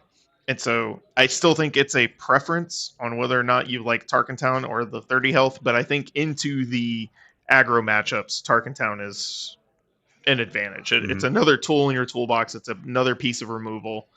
I've been a huge advocate for Tarkin Town, and I would, if I was playing the Leia deck, I would be playing Tarkin Town. Chad asking if the text action sort of like a handicap buff for playing against a 30 HP base. I would say no. It's a handicap for getting that once per game bonus that you think you get to do.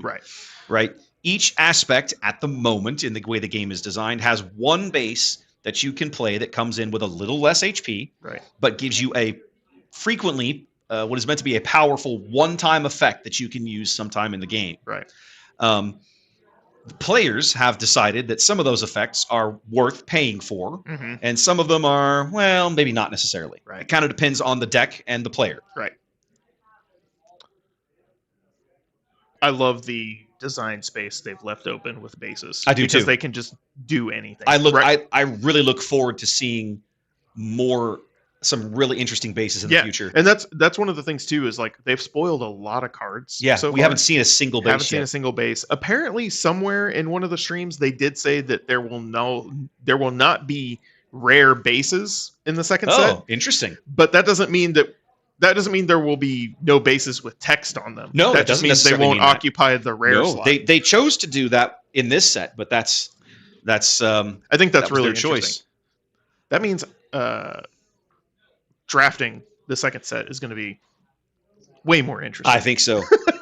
Both players here in game 2 having an identical first turn, There we go. opting for the high orbitals, coming in with some A-wings. I'll be interested if Ian decides to use his A-wing to take out Mark's A-wing, or if he will just go He's going to aggression fleet style. lieutenant. I think he's going to go He's straight gonna for go the straight into jugular. base, yeah.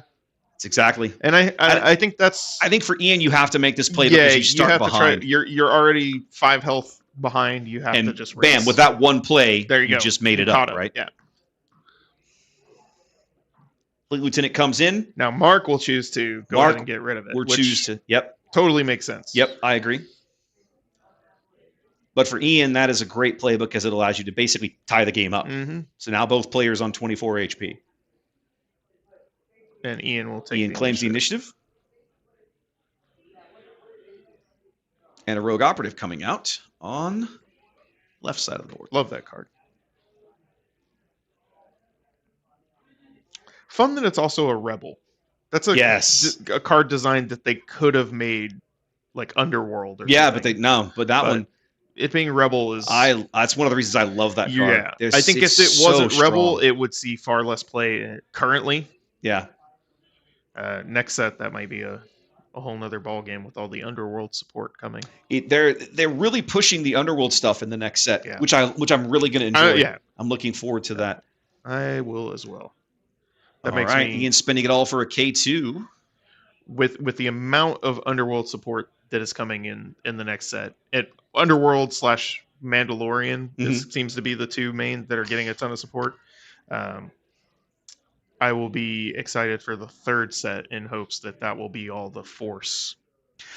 Well, the third set is Twilight of the Republic, so I Correct. think the anticipation is we'll definitely see some more Republic Jedi kind of units. So Fleet Lieutenant. Fleet Lieutenant of the A-Wing, a big 5 hit there of his own.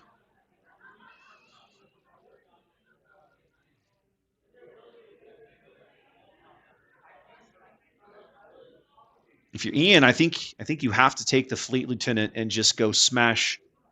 He's going to go ahead and kill the A-Wing with Tarkintown. Makes sense. Yeah, I would.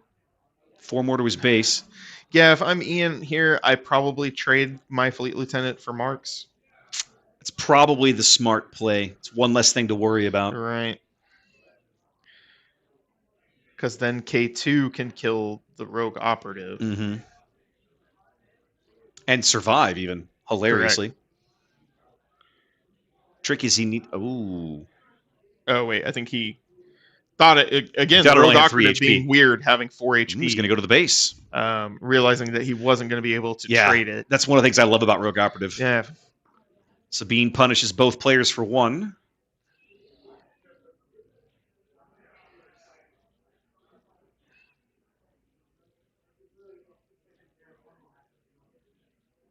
Ian's just going to take the initiative. Out comes Sabine For another 3. for 3 more.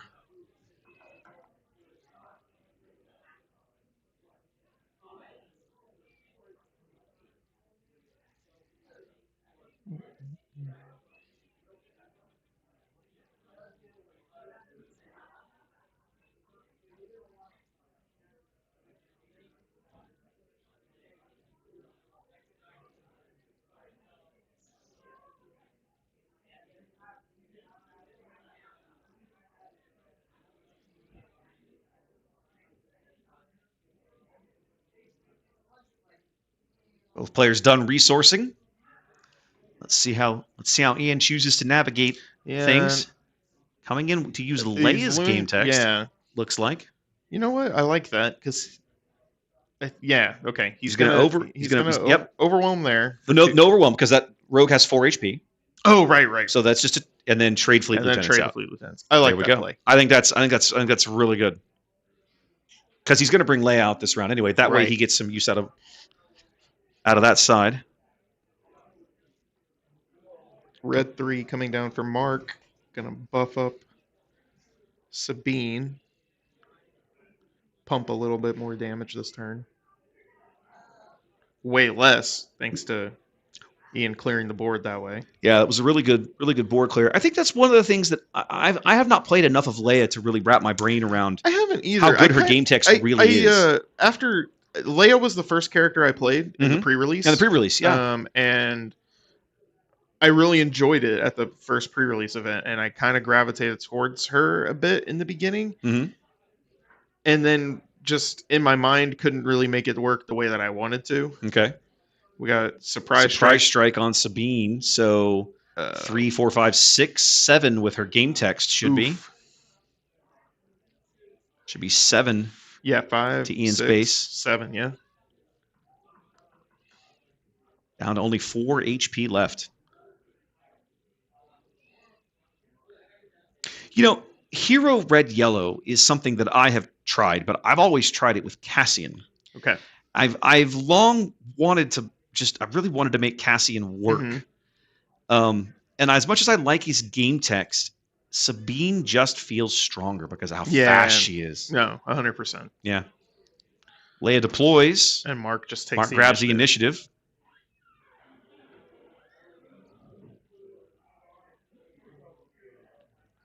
So Ian's got at least 4 more damage he can pump in right here, but he's got a big mountain to climb. 3 ready resources. He has 3 ready resources, it looks like.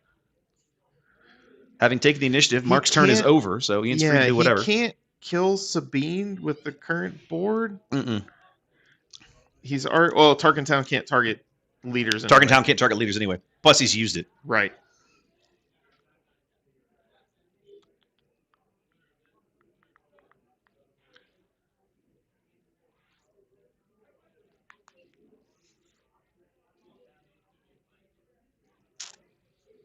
He's going to bring in a red 3. Okay, that'll let him answer Sabine. Because now he has enough damage to put her off the board. Correct. So Leia will take 2 damage. Wait. Leia's a raid 1. Plus raid 2 now. That's enough damage to kill her. Yeah. I think they're missing that. I think they are missing that. I don't think it matters, though.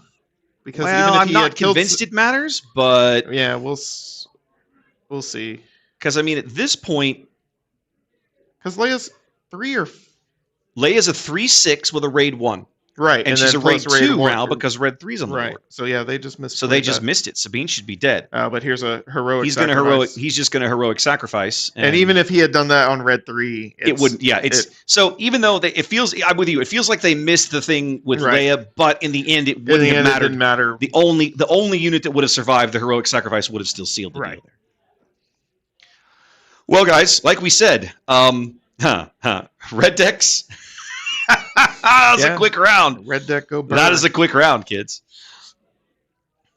All right. Well, we have unfortunately a fair chunk of time to kill here. So both players are going to clean that up, and we have a lot of time to wait before the round ends. So what I want to do, I'm going to sit here and eat my pizza for at least a few minutes. Right. And why don't we take about 10 or 15 minutes? We'll come back close to the end of the round. Let's look at some standings. We can look at some deck lists and a couple of things. We can talk through what we've seen. At this point, we should kind of already know what our top 4. We should be able to come up pretty close to that. And the guy, there's a guy, you've seen there's a gentleman, I can't think of his name, over on one of the Discords. He's been having people like voluntarily log the store Showdown, like wins and losses and everything. And he put out a graph yesterday of where he was as of, I think, yesterday morning. Okay. So I grabbed that. Yeah, we can have a look. So we have some things to talk about. So give us about 10 minutes, guys. And we have some time to kill for the next round. We've got some things we're going to fill it with. But take a break. I'm going to grab some lunch, and we'll be back in just a few minutes.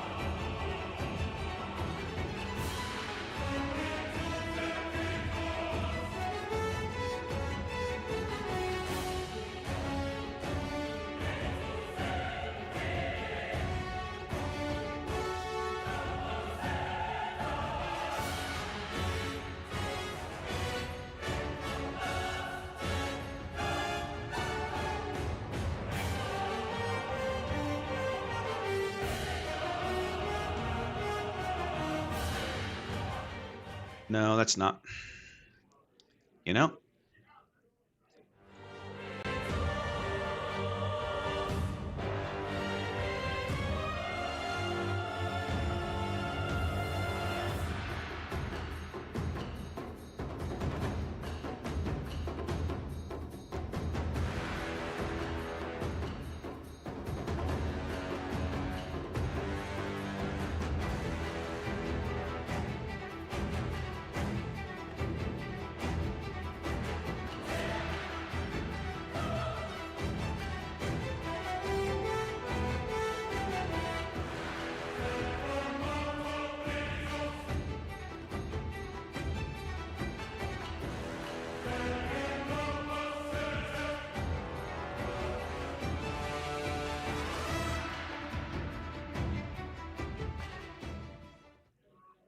Actually, let's come back to here. Let's come back to here and do the smart thing for a minute. Hi, guys. We're back for a bit. Sorry, didn't want to leave you bored too long.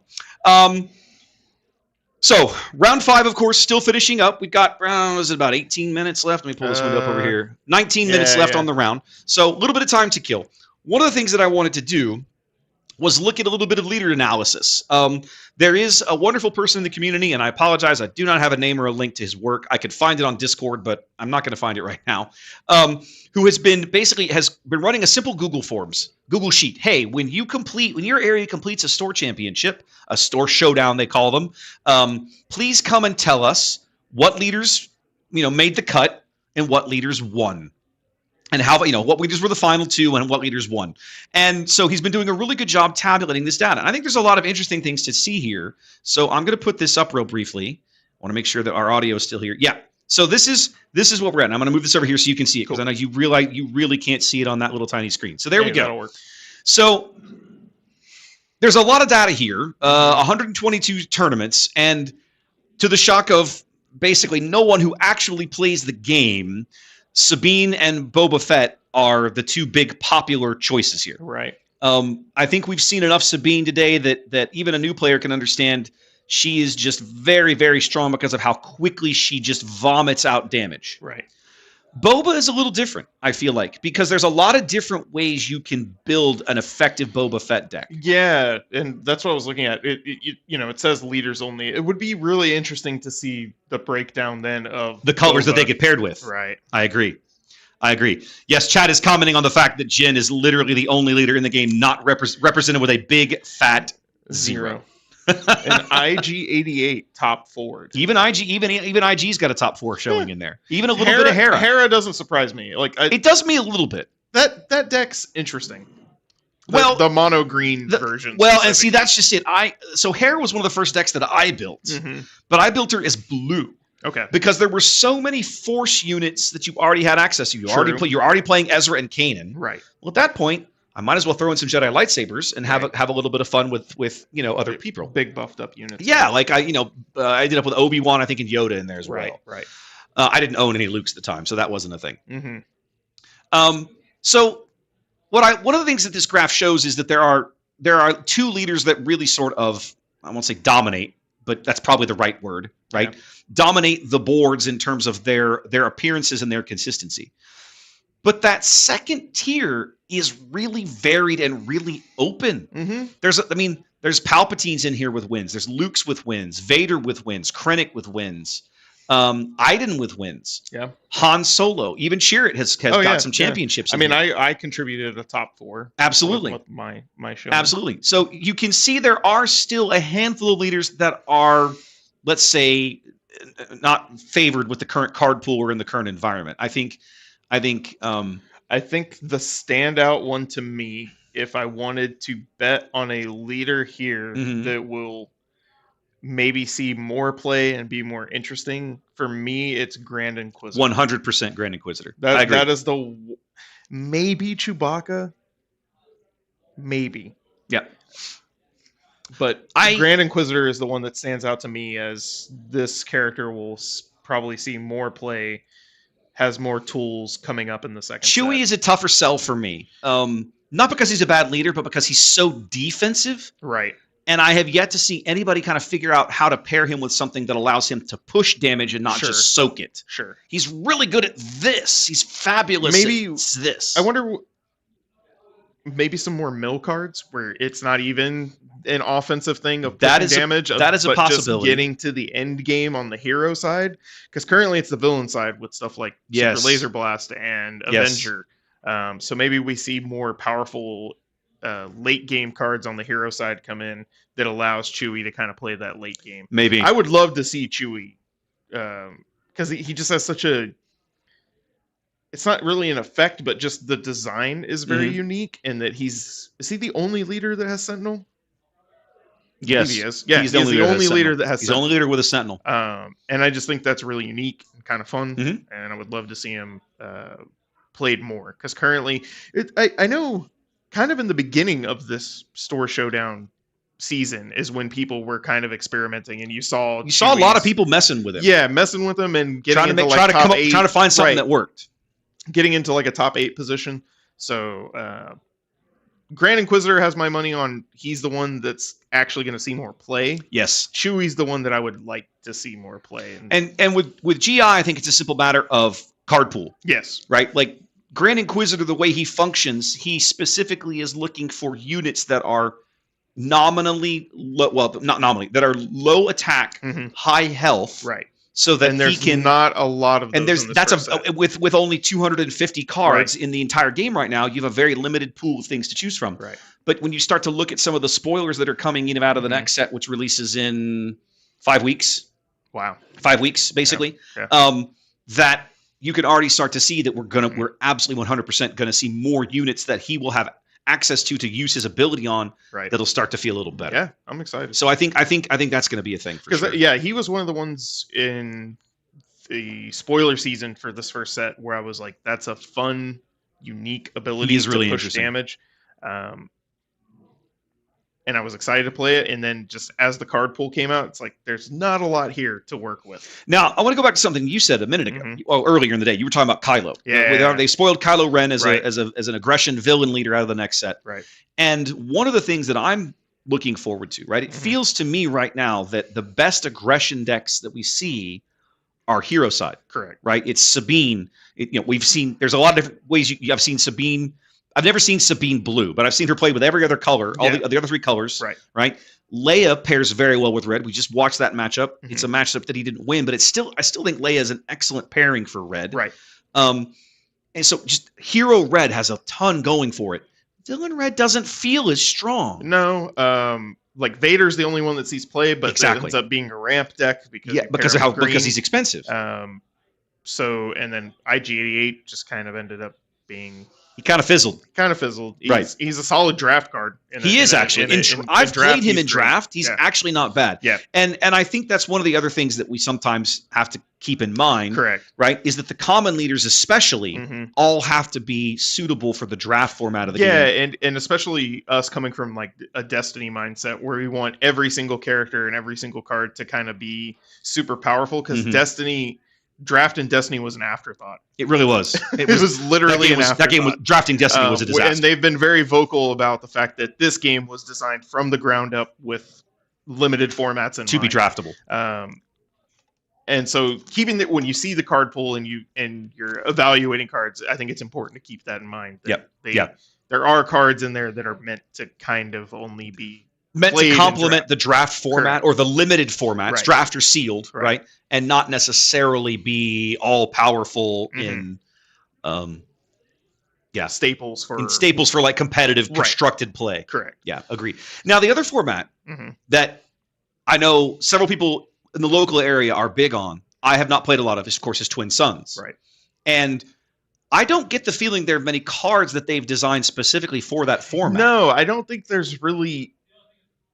I think an argument could be made that the double aspect cards Mhm. are kind of designed with Twin Suns in mind, Maybe. but it's a singleton format. So yes, at the moment it is. right At the moment. Actually, I think it always will be. it always will be a Yeah, singleton format. yeah. The only thing that's going to change is we're going to bump up the deck size. Yeah, the deck size gets larger once we have a larger card. Correct. Right.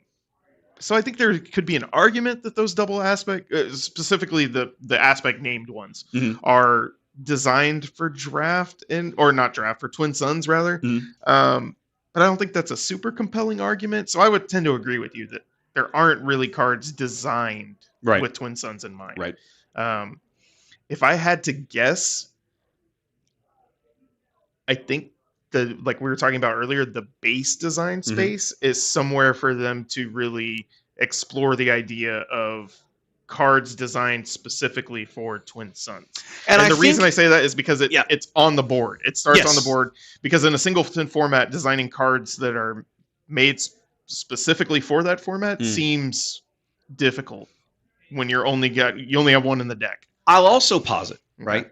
Right now we have one set, 250 cards. That's it. I feel like they probably came into this with the knowledge that, look, I have to make the base game function. As the card pool grows, the next set is another 250 cards, and then 4 more months, 250 more cards, and so on.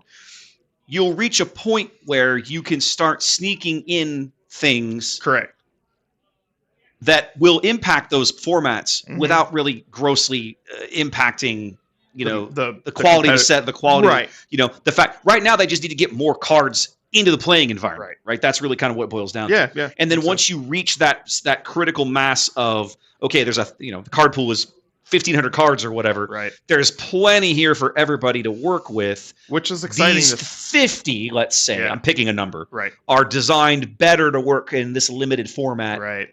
Does anybody really mind or care? Probably not, because I've got 1,400 more cards, right? So, yeah.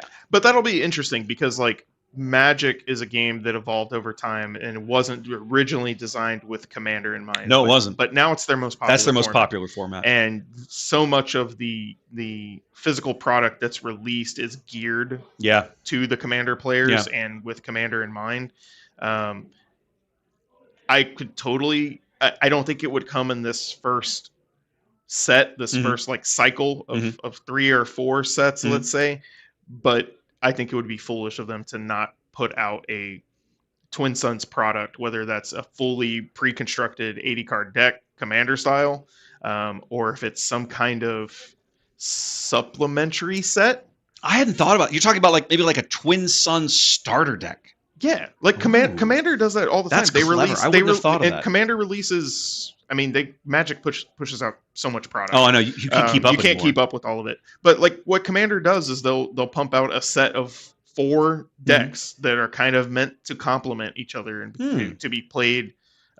Like you can almost play them as like a box game. And those are extremely popular. They usually have a mix of reprints and new cards. But the new cards that are put in them are kind of made with a more of a mindset of the 4-player multiplayer format. Okay. Okay. And so it could be stuff like that where they're and I think that would be a unique opportunity for them to do reprints with alternate artworks. Chat finally caught Owen Baru behind you. You know what? It was funny too because when we came in here, I commented on that. He had never noticed those because before. I only ever saw this room from the perspective of the door, which is on this wall. So looking the other direction, never seeing what was actually on the inside. I wish I'll take some pictures of everything before I leave and post them on Twitter or something because you guys, I wish you could see the space, right? Yeah. What Dragon's Lair has done is we have a giant gaming room out there that you're not seeing much of because the camera that I had set up to show you the game room in between rounds is not working today. Long story. But inside, they have 4 individual rooms that run along one side of the game space, and you can reserve these rooms. Blessedly, they let me have one for today for this purpose, for us to have a casting studio to work out of. This room is painted in a Star Wars motif. Obviously, we've got the poor Owen and Baru's place over here, right? I've got a Falcon behind me. On this wall that you guys can't see is a beautiful X-Wing mural. And behind us, directly behind the camera, is just a big starfield. The other rooms in this stretch, one of them is painted like the inside of a dungeon labyrinth. Right. In fact, that room almost gives me vertigo when I go in it. Yeah, because it's painted in like a 3D, like a Wolfenstein perspective with the angle. Oh, it messes with your vision. One of them is painted like it looks like you're on the ramparts of a castle in this giant dragon battle. It's like flying over you. The rooms are gorgeous, and I just happen to get fortunate enough for a casting studio that they let me work in the one that just happens to be themed for what we're doing. So there we go. But yeah, so I'm we're seeing a lot of what we're seeing today kind of matches the data that's coming in. None of that really surprises me much. Not as much Boba out there as I have not seen as much Boba that today as I thought I would. because if you had to ask me what's the current best deck in the meta, I'd say Mono Boba. I just think it's Not Boba Green. no. I think That's interesting. But funny enough, Boba Green beats Boba Yellow. Yes, but I think it absolutely into does. the rest of the field, Mono Yellow Boba just has a lot of tools. That's what I played at Eton a few weeks ago. Yeah, I went 4-1. Was very happy. I'd rather sit across from the as the Cherit player. Mhm. I'd rather sit across from the hard control deck than the Mono Boba because it can outrace me. It can control me if it wants to. It can just kind of do whatever it wants. It's got. You're right. There's a lot of tools in that toolbox, and it's single color, and somehow it has more tools than the green version of it. I don't want to be the voice of discouragement, but having seen a lot of the spoilers in the next set, it's not going to get worse. No, there's some more really awesome stuff in that next set. Yeah, Boba Fett's armor seems the armor is really strong. Crazy. There's some other stuff in there, I'm sure. Yeah. So they really like Boba Fett over there. They do. They do indeed. I get. Who doesn't like Boba Fett? All right, guys, we're gonna take one more short break here. We've talked a little while. There's now 4 minutes left in this round. There'll be 4 minutes. They'll finish the round. They'll do some final prizes. They'll announce the final cut to the top 4. We'll do a little thing, and the top 4 will go on. My suspicion is that's probably at least 15 minutes away, if not a little farther. Right. I'm going to use some of that time. I'm going to try and make sure that I have the screenshots of all the deck lists I need for the top 4. Sure, So I'm going to go talk to Jason and try to figure out who those players we think they're going to be. Sounds good. And come back in here because right now I have of the field of 19. I think I only have 8 deck lists. In here. Okay. So I'm going to go work on that for a minute, Sounds then good. we'll come back. Okay. So you guys hang tight with us. I realize it's a little boring when there's no game, but we'll be back in just a minute.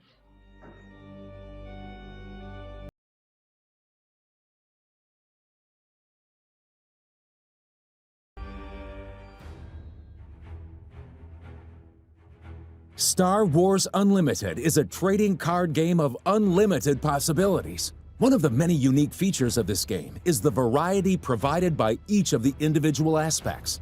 These 6 aspects decide the general direction your cards and deck will function.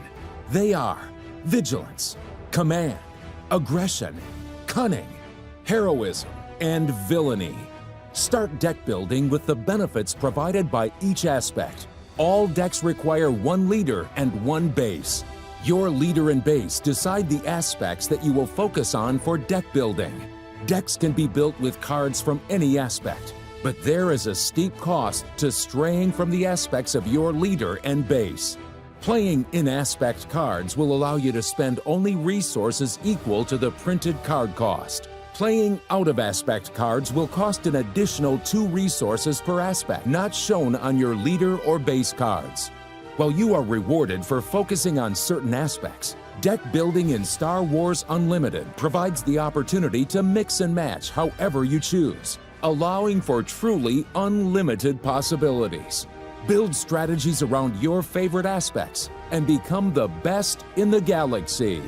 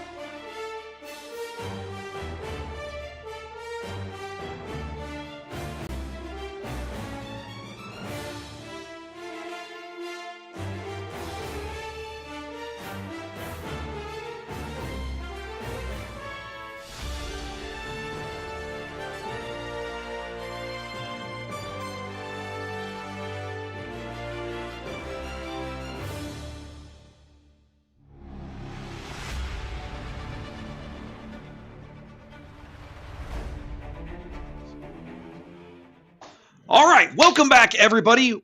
We're there. We're down to the top 4, and it's time for us to get into the good stuff. It's coming, Eco. It's coming. That's literally the only deck that we haven't seen today, and that is 100% what we're about to see. So we're going to go into this final match here. Now, interestingly enough, these matches aren't timed. Correct. I didn't know that. Yeah. So I can just turn the timer off and we don't even need that anymore. Woo. The good news is that we are going to see, of the top 4 decks, we've seen 3 of these, of course, over the course of the day.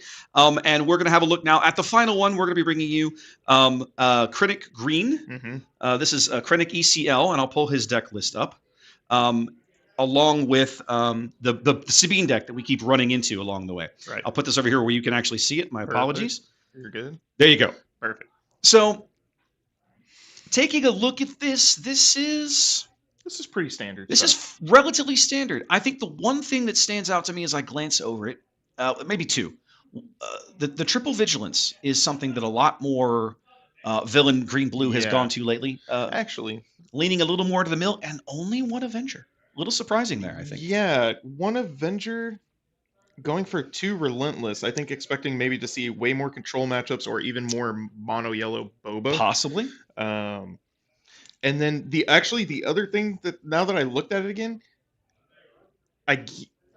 only one Gideon Hask maybe sees it as a win more card. Yeah, Gideon's not I've played a build of this deck before. Gideon's not my favorite. Okay, right? That's Gideon's not my favorite. Now, there isn't a second Avenger in this sideboard. I almost guarantee we'll see that come in. Although, man, he's gonna have his hands full with Sabine Yellow, right? Like that's gonna be tough. And I'm looking at the main board. I'm trying to think. Not yet. Give us like 2 or 3 minutes. Yeah, that'll work. Looking at the main board to me looks like it's more geared to play into control or mid-range. Well, because the devotion in the sideboard is definitely coming in game 2. Oh, 100%. Yeah. Those are all coming in for sure. Now, we've seen Mark a couple of times on stream. Let's take a quick look at his deck as well, his deck list. Again, not something that is terribly surprising, right? I mean, there's a lot of really good stuff in here. A lot of power. Yeah. A lot of surprise. He's only got the 1 sneak attack, but I mean 3 surprise strikes. I think sneak attack is almost like a win more card. It is a win more card. So crazy that he got to pull it off in that first match. Lunacy, really. Knowing now that it's only a 1 of in the deck, it's like, oh wow, he just had a 1 of, and then also only 2 heroic sacrifices. Yeah. So really, just seeing those perfect cards line up. It's going to be curious. I think that initial sideboard is going to be critical for both players because as I'm looking at Mark's sideboard as well, I'm seeing Wolf. I'm seeing 2 more Spark of Rebellions, which are 100% coming into the main. Mark not playing any Sparks in the main board. No, you're right. He doesn't even have 1 in there. I thought he had just 1, 2 but you're in the right. sideboard, which I get. He's wanting to play it fully aggressive, go for those big aggressive lines for sure. All right, well let's go ahead. Do me a favor. Go ahead. And let me go ahead and tell those guys. Let's get into this here. Appreciate y'all. Thank you. Yeah, thank you guys. All right, let's peel back the layers here. Nope, I already had it right. So a quick and simple early Sabine and a seasoned short trooper. Mark having the initiative, winning the roll off, keeping it going into turn 2. Buffing Wing Leader for Sabine. Yeah. Wing Leader, of course, coming in, handing her 2 experience tokens, making her a little large. ECL. Going to go ahead and use his ECL for a Death Trooper. Yeah. He's going to deal 2 damage to Sabine, and then I have to assume that he's going to he's going to just ambush her and just wipe her out. Yeah. Wow. Brilliant play. Very bold usage of ECL, but I think this is somebody, when you look at entry, that's definitely somebody then who has played this matchup a lot. Yeah, and then also just into that aggressive matchup. You just don't pull back. You don't hesitate. You're not waiting for the aggro player to play something big for you to remove. You just when you have the opportunity to make a good trade, especially early when you buff, you've buffed the Sabine and everything. Yeah. Get rid of it.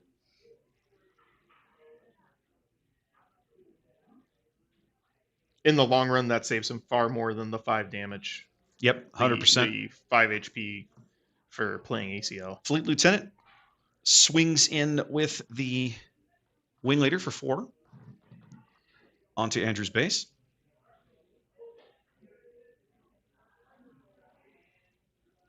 He's going to bring in a System Patrol Craft. Sabine going to ping both bases for 1.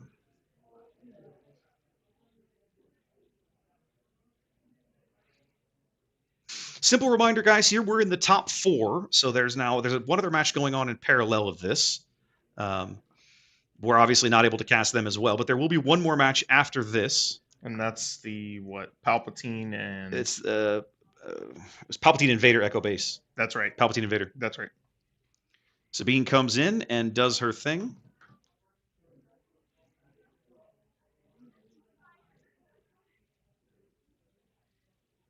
You know, it's funny. They talk about like the rock, paper, scissors of this game, right? Mhm. And aggro, an aggro deck like Sabine is quote unquote supposed to be the control deck, is it not? Correct. But this Krennic deck has kind of been like one of the weird like sleeper submarines of this meta. I love Krennic. I do too. He was one of the ones I was very, very excited about, and I Yes. thought that's where I was going to put a majority of my time. And I played it in the beginning, but I played it far more control. The what it's kind of shifted into is this kind of more mid-range Mhm. style deck. Yes. With the persistent buff and just trying to, and maybe that's why we only see one Avenger, right? In the It might main be. deck. It's because it is more of a mid-rangey Playing deck. a le- You don't want to load the deck with too many late game cards. playing it less like a hard control. right, Right. and just more of like a mid-range and trying to leverage that Mhm. persistent buff that Krennic hands out as much as you can. Which is And playing synergistic I mean, cards. that's the beauty of Krennic, right? His backside is so strong because his front side and his backside say the same thing. So it Correct. almost doesn't matter if you deploy him. The reason you yeah. deploy him, of course, is to get as maximize that restore to as much as you Right. can and heal off some of this early So, damage that Sabine an has pumped aggressive through. play where we see the Death Trooper not damaging itself but damaging Krennic, so that Mhm. way Krennic has he even buffs himself. Yep, he does. Krennic now a 3/5 as he stands there. Death Trooper coming in, putting in just a couple direct damage on Sabine that will allow Krennic to take her out. Right. Yeah, because Which has to be Andrew's next move. I imagine I would be very surprised if he doesn't. Mark Surprise coming in with a strike. surprise strike. Going to get maximum value out of Sabine while he So can. that's going to be 6 damage. 6 big damage to Andrew's base.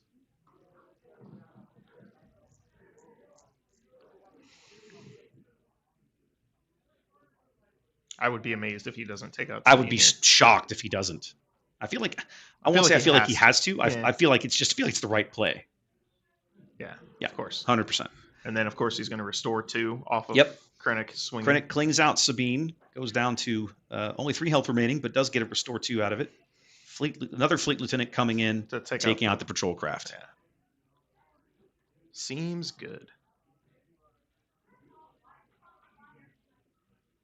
Andrew going to claim.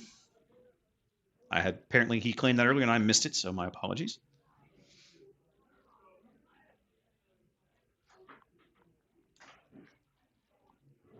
Chad asking if this is a best of 1. No, this is still a best of 3. There is no longer a timer on the round.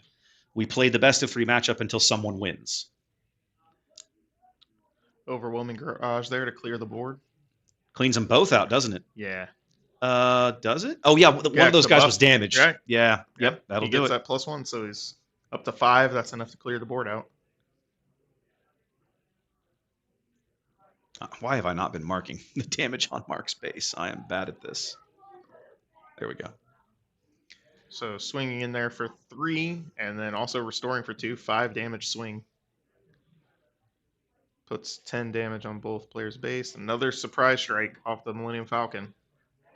Woof. That's 6 Another damage. 6 damage.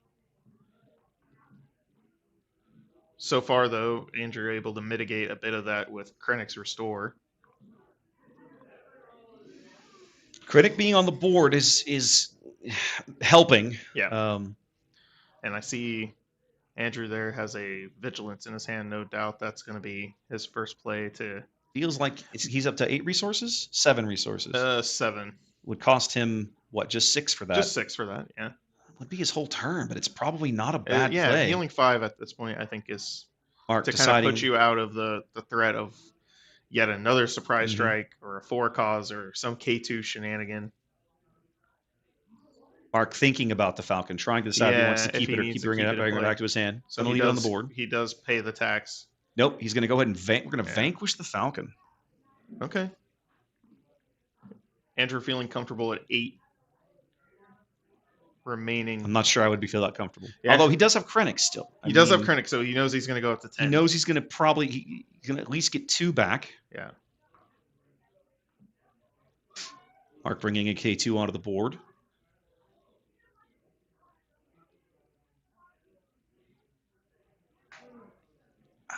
Am I crazy to feel like you have to go all in on Mark's base this round? No, he's going to put 3 into I don't K2. want to take out K2. Really, Okay. really Sabine's going to interesting. come in with her shenanigans for then 1 each. Ping.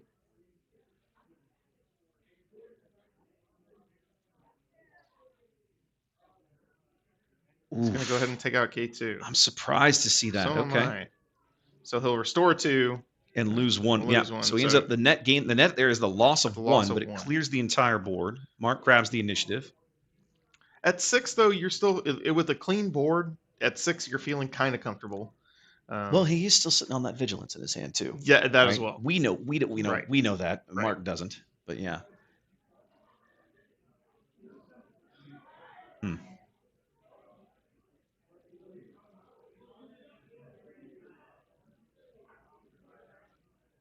Another K2 K2. SO.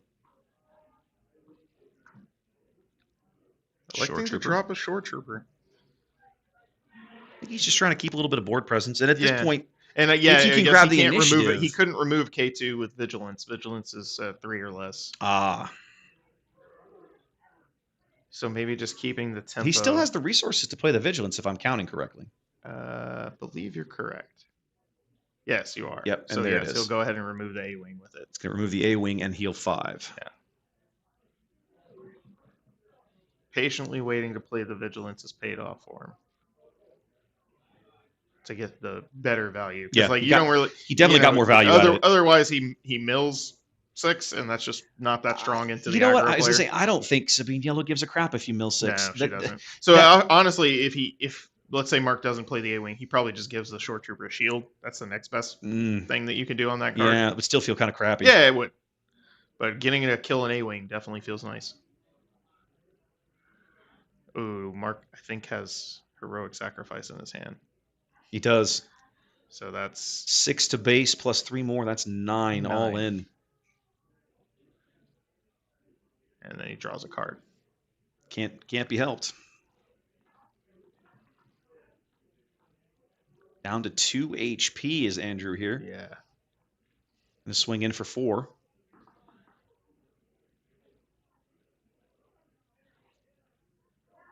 A single for the cause would probably end I wasn't able this. to see if he had a for a cause. No, Mark's playing with his hand far enough back. We can't really get a Right. sense of what's in it. I probably need to make a small camera adjustment too. It's swinging around a lot. Yeah, it is. It wasn't doing that earlier in the day. Rogue operative. Okay. Going down. I imagine we see Andrew claim here. Oh no. Gonna go ahead and There's- Avenger. Coming in with the Avenger. Nice pull. The only one in the deck. Only one in the base deck. Yeah, right. Sabine Ping makes sense. down to 1 HP. Andrew's got to come up with some healing or he'll he's die. He's got a claim here. He has to. Yeah, he basically, yeah. Ezra And coming Ezra. down. And yes, he has to come up with some healing here. Otherwise, that is the game. He And can I- just hang it I up. think he has a vigilance in his hand. He might. Let's have a peek here. Yeah, I think he has a vigilance. I see a Vader. He does it. Yep, Yeah, I see it. vigilance. Yep. Pretty much has to be his first action, I think. Yeah. And he will allow him to get rid of And Ezra hey, too. that's perfect. So he's Can getting remove some it. good value out of Yeah. it. Wrong button. Oh, he's electing to give the shield. Okay. But he did heal the 5, yes? Correct. Okay. You know what? I think I like that play. Fleet Lieutenant. Just puts it all right back, Just basically. swing in for 5. Literally puts it right back, and then Sabine. So Andrew's back to having only 1 HP. And he doesn't have any more healing, so that's Doesn't just look like he Sabine, does. That's just a Sabine ping to close it out. Game 1. Yep, that'll do it. Yeah. Yeah, he's got nothing. Yep, done. Whew. Mark picks up game 1 here. So maybe he... Oh, no, he can't. Ezra has 4 health, doesn't he? Ezra has 4 HP. So, yeah, Vigilance couldn't take it out. Ah, that would be it then. There we go. I don't know why I was thinking.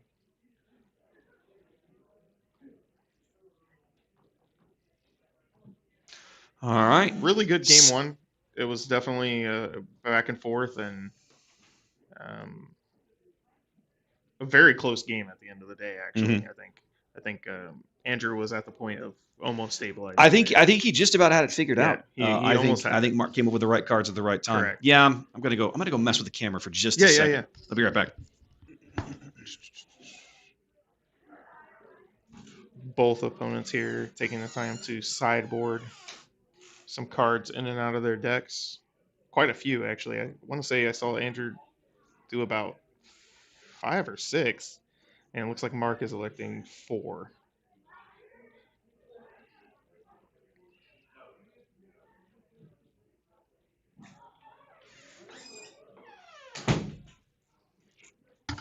There we go. Perfect. Now chat's in here talking about kind of the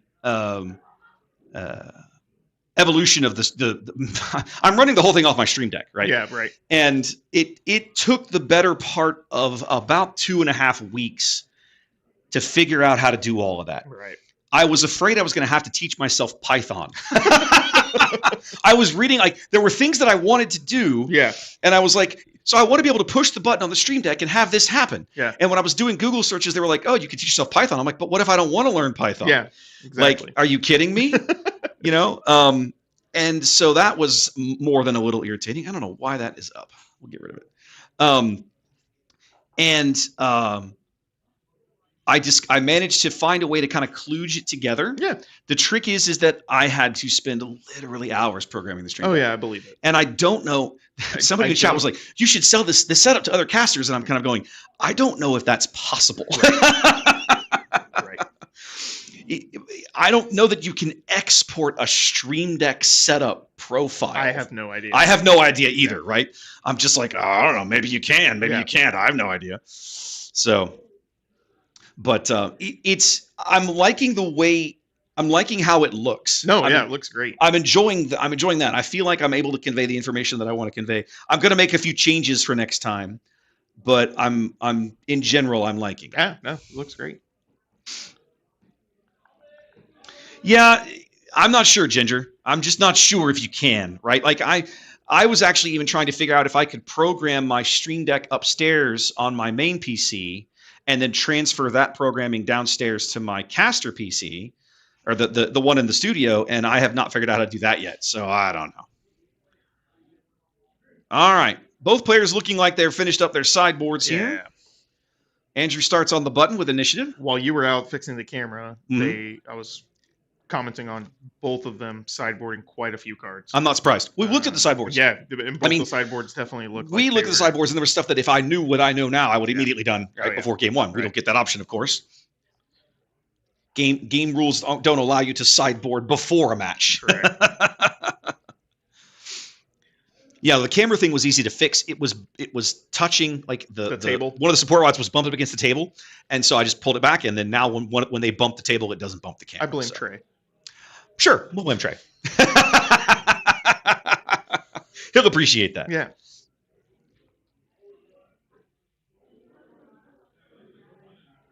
Andrew opting for the mulligan. Mark seems to be satisfied with his hand. What can we see now? I see a wing leader. Yeah, I see a wing leader. I see It's a fleet lieutenant. He's going to resource the fleet lieutenant. it though, because I think he'd rather have the buff.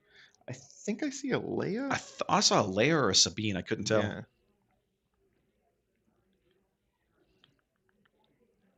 Armored, there's a story as to why that is, and I'll tell you later. Don't ask today.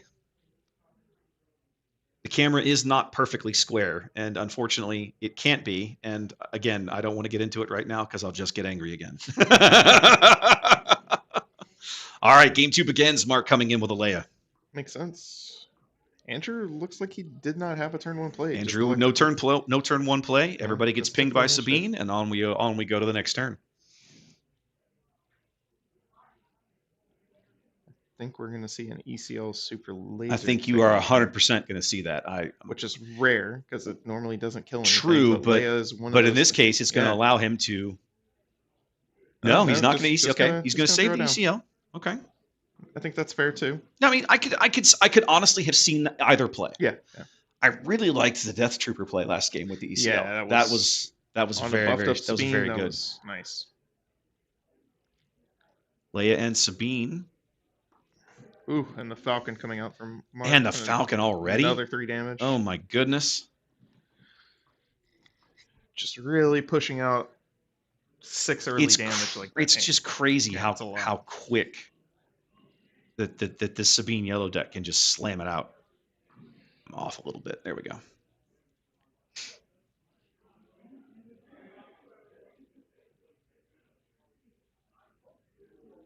It's funny. I was watching some tournament coverage on YouTube, and I saw this Sabine green deck that I absolutely loved. And now that I'm watching this, I'm like, dear God, I think I went the wrong direction. The to me, somewhat a buddy of mine that lives out of town, but who's also playing this game. He comes from a Yu-Gi-Oh background. And He was kind of just trying to get more insight on the game, and I was kind of explaining to him like the Sabine green deck to me is very solitaire. Mm-hmm. The yellow one, it interacts with the opponent quite a bit more, in my opinion, and just has more kind of finessey plays to do. I will not pretend I can keep up with everything that just occurred. However, I will point out that Sabine still has not deployed this game. Correct. I find that to be an interesting choice. There she comes. There she goes. I'm almost wondering. No, he didn't forget because this is the. Here we go. Now he's going to bring. Now he's got the Steadfast. He does. Yeah, love to see it. Steadfast Battalion swings in and just one-shot Sabine right off the board. Punches a couple extra damage. And that's like the Through to the major base. selling point of ECO, I think, is that card in particular. 100%. Just dealing with almost every leader in the game. Yeah.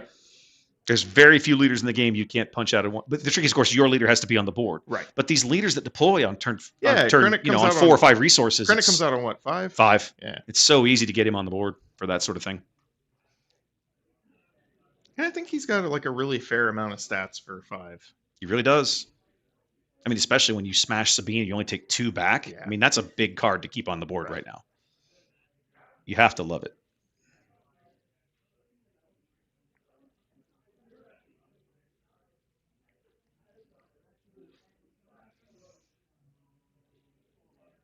Steadfast Battalion swinging in for Taking out the 7. Going to take out the Rogue Operative.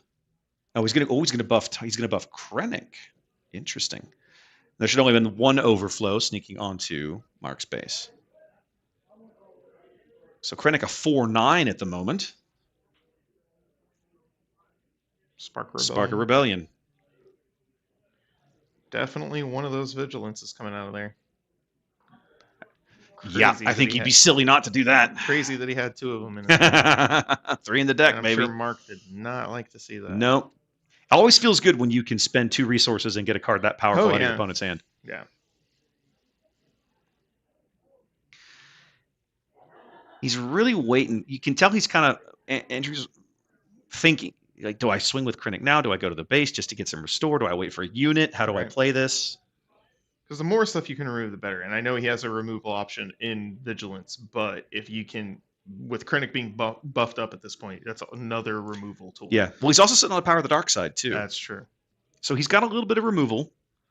He's also got a cell block guard. So it's kind of a question of what does he he's want out of this turn? He's gonna going to go go for the ahead and vigilance. Vigilance. He's just going to go ahead and get the health lead back. And then probably give the shield, yeah. He's going to give the shield to the steadfast. Which is huge. That's a solid play. 3 damage coming in from the Falcon.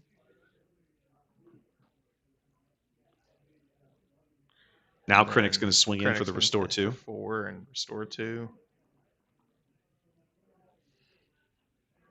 So Andrew, for the first time this match, having an actual health lead Mm-hmm. as Mark grabs the initiative.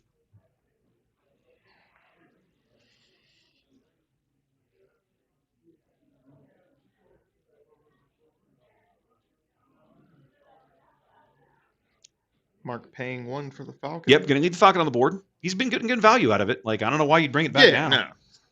If it's not damaged and Nah. you're not trying to do something silly, just leave it out there. Yep. Early game for Mark here, definitely going much better than game 1.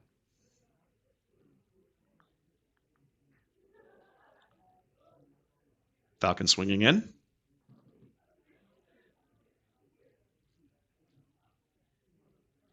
Krennic gonna go ahead and heal. Krennic with a light little bit of love tap, but a little restore.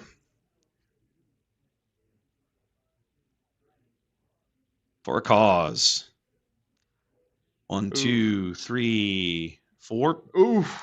And he Well, hits the like- other 2 4 causes. Are both in the top 4 cards of his and deck. he's definitely gonna discard the other 2 cards and leave those 2 4 Oof. causes on the top, which is really scary for Andrew to Yeah. see that. Definitely, you definitely want some hand destruction now. Yeah. That's one of my favorite things about being able to play Cunning is being able to make them discard cards. Mhm. Mm. I did really like hand destruction. Steadfast Stuff going in. to swing in for 7. Yeah, buff itself up, hit for 7. Hand destruction was one of my favorite mechanics in Destiny. Even in like the early days, I was trying to make like Mhm. Dooku and Jabba the Hutt work Mhm. to just blow up people's hands.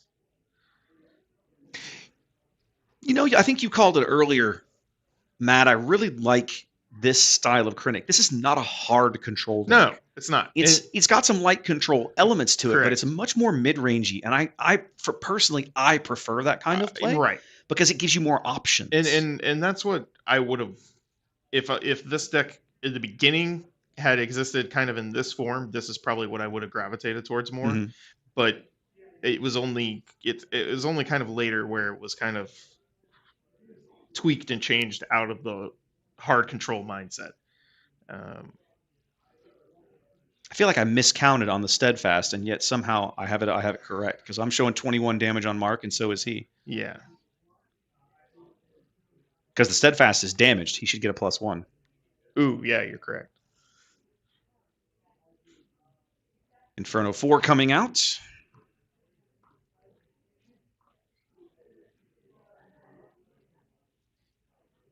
I love that artwork. That blue and red background. There is looks so much really good artwork in There this is, game. We're going to there really vanquish is. the Falcon here. Tired of seeing that thing's ugly mug, apparently. Can't say I blame him.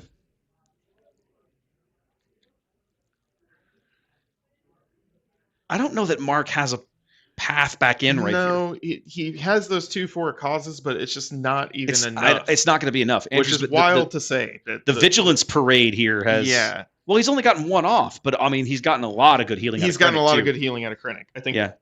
Mark- 6 at this point. Mark unable to get Krennic off the board, really hurting him. So he's healed already for a massive like 11. It's like 11 or 12, Yeah. and Sabine hates that. Correct. So I mean, Mark doesn't really seem to have anything else, so he's going to go ahead and do the 4 cause. He's going to get the 4 damage Get out the of it. 4 damage. But I mean, Andrew has lethal here on the board. if Oh, I'm not- easily. It's Yeah, going to take him a yeah, few it just takes actions. him 2 actions. I mean, it's going to take him a few actions to do it. The Steadfast will swing in for, could swing in 7. for 8 if he wants Or it. correct, yeah. Give the +2 to itself.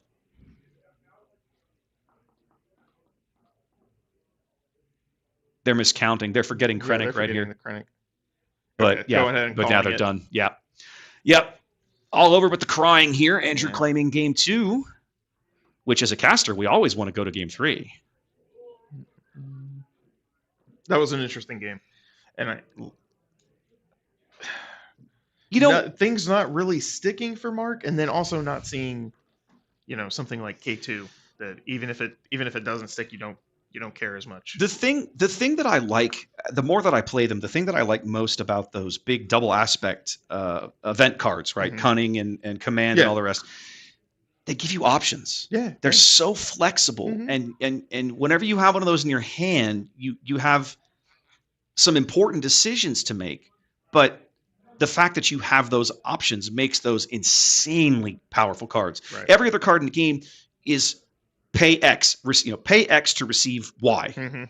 basically, Right. right? But those cards are pay X and choose your adventure. Yep. And that choice, frequently, as we've seen, is critical. Mhm. You could have the right card, but choose the wrong thing for the moment you're in the game, and Yeah. that could be the difference. Right. And I think like the vigilance is the one where it's most common to always choose the same two get played like 90% of the Like time. wipe out something and then heal. Wipe out something and heal 5. Yeah. The decks that it finds itself in, that's what it gravitates That's towards. what it gravitates towards. But the fact that they are designed in that versatile way, maybe there's decks in the future that really do care about shields more and more and more. Mhm. Payoff for shields. Mhm. We're kind of seeing a little bit of that. There's a couple of cards that have payoffs for shields. In the Like next set. Rose. Is she the one that gives them, or is she the one You that can eats them? spend shield tokens to hand out experience. Right. So we're seeing, some more Right. design space opened up. Maybe the shield, the shield option on the card becomes more enticing for other decks. Yeah. Also, I just have to comment on it because I just think it's so brilliant. Designing those double aspect cards to be self-titled Oh yeah. of what the aspects love are that. is just brilliant. I Yeah. love that. I think it was Trey.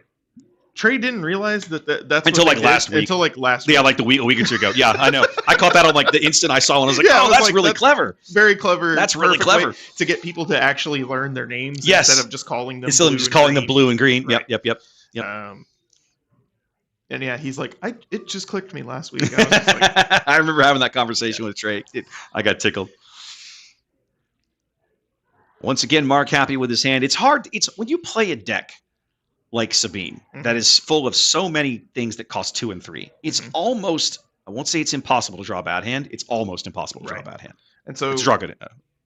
From what I saw there with Mark too, Mark elected to. I pushed the wrong card on Mark. Oh yeah, that was Sabine. That was Sabine. I don't know what I was doing there. Mark there we go. elected, if I saw correctly, he resourced like a wing leader, and I don't know what the other one was, but resourcing the wing leader is interesting because he's the reason I want to comment on it is because he's choosing to, and he kept like an A wing and a Sabine because he's choosing to just put more things on the board instead of buffing up something. It maybe more threats. It maybe on the board felt to be like last accurate. game he didn't. It maybe felt like he's struggling to draw units. Yeah, I think he might have.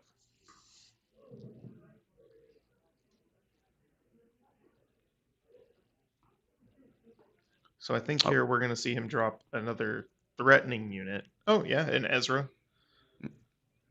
Something that's a little bit more difficult to remove. A little beefier. Right. Power of the Dark Side coming out, though. Yep. I imagine he's going to get rid of Sabine. Yeah. Yeah. It's the easiest to replace. Yeah. Plus, Ezra has that fun on-attack ability. Ezra's gives him ability, more I think, is options. very underrated. I think so, too. I think it's fun to play with essentially another card in your hand. I think that's especially fun. if you swing in with him at the start of the turn, you could. And I think it lets you throw it on the bottom too if you don't like No, it. Or discard you either it. play it or discard it. Play it or discard it. Okay. Or can't you just leave it there? Well, here, I'll pull him up and you can tell me. Yeah, I think it's 3 options. Play it, discard it, or leave it. Yeah, play it, there you okay. go. Play it, discard it, or leave it. Very strong. I've seen that turn into a medal ceremony that somebody didn't know they were going to have and Yeah. get free, experience and tokens out of it. Like, Correct. It's a really neat effect that I think doesn't get utilized as much.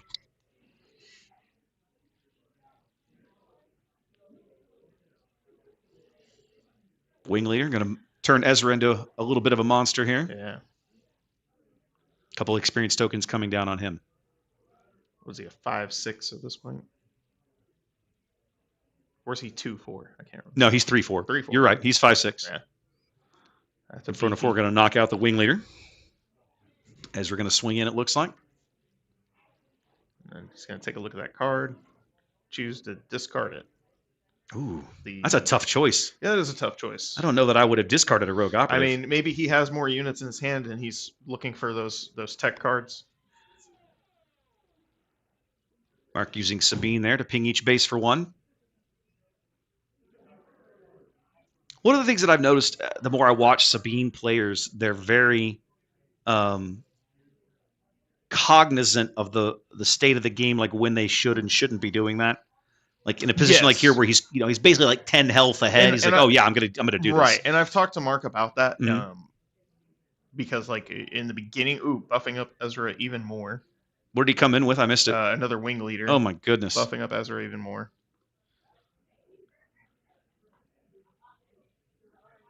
Wing leader in Krennic, and then Krennic comes onto the board, and so now it's Yes. Mark's play. And he's going to He's go just ahead going to absolutely annihilate Krennic in one hit. I like that play. That's the way to do it. Yeah.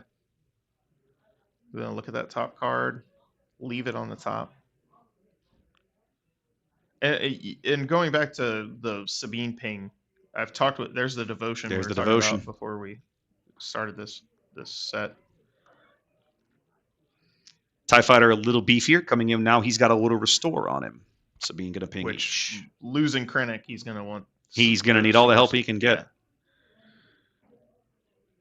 Talking about the Sabine ping, though, I've talked with Mark about that a lot. Mm-hmm.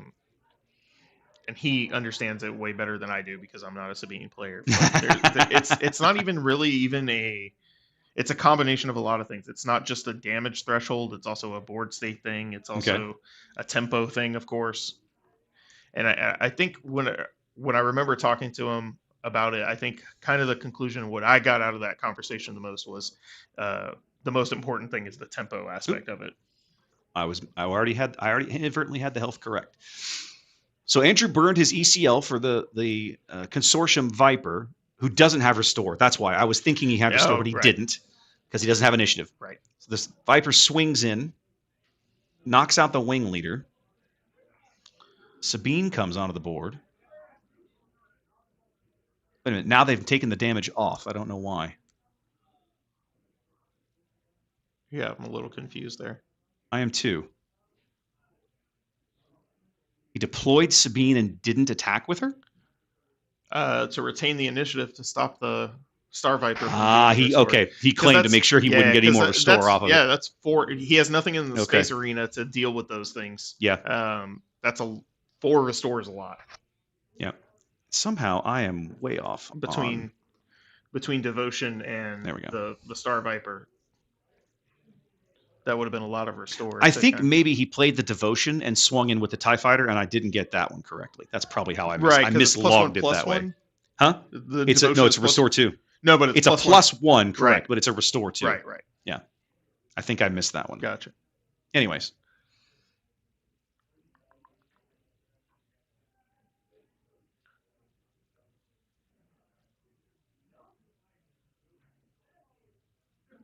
that is a big hit. Or 7 out of Ezra.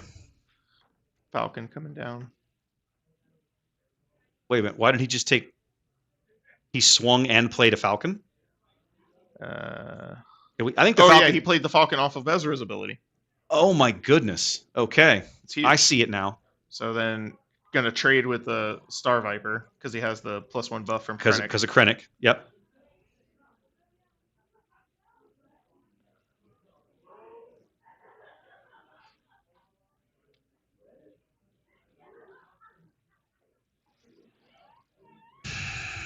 You know you're going to take at least 3 more out of Sabine. Mm-hmm. And Mark still has 3 resources. All of those experience tokens on Ezra is absolutely just crushing him. Okay, we're going to play an overwhelming. So 3, 4, 5. So that's enough. Yep, that's enough to polish off Ezra, who was a 6/7 with 2 damage on him.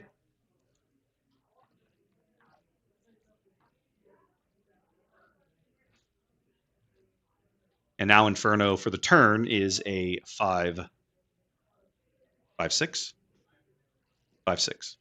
with a couple of damage points. he just has to kill the A-Wing. He's got to just wipe out the A-Wing and restore 2. Yep.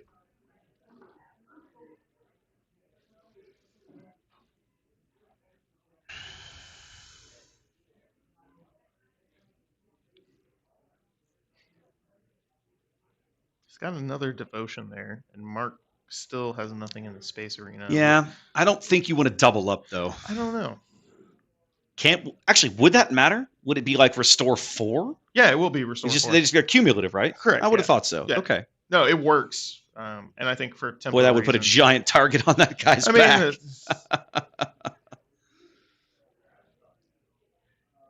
I don't remember seeing any waylays in Mark's list.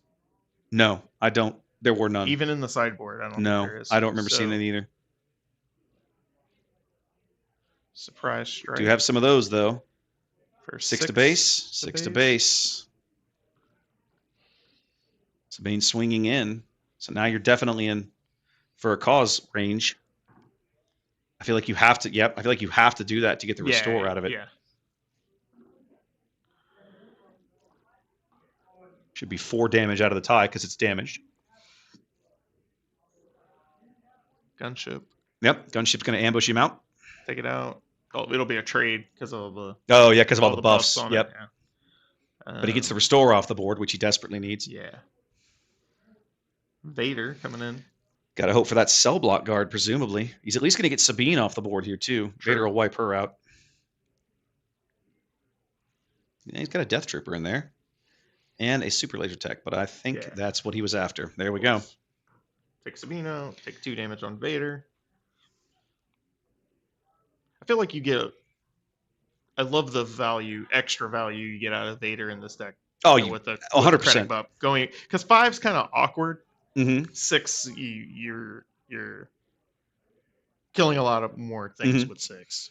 Well, again, I look forward to, and I said this earlier with the stream, of course, I'm that Vader with Gideon is going to be so much fun. Mm-hmm.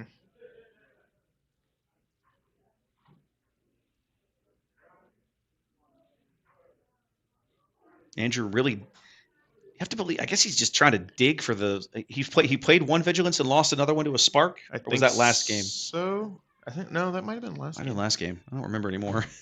They kind of blur Yeah, together right, after a while. Yeah, exactly. I mean, his hand, he has a reinforcement walker.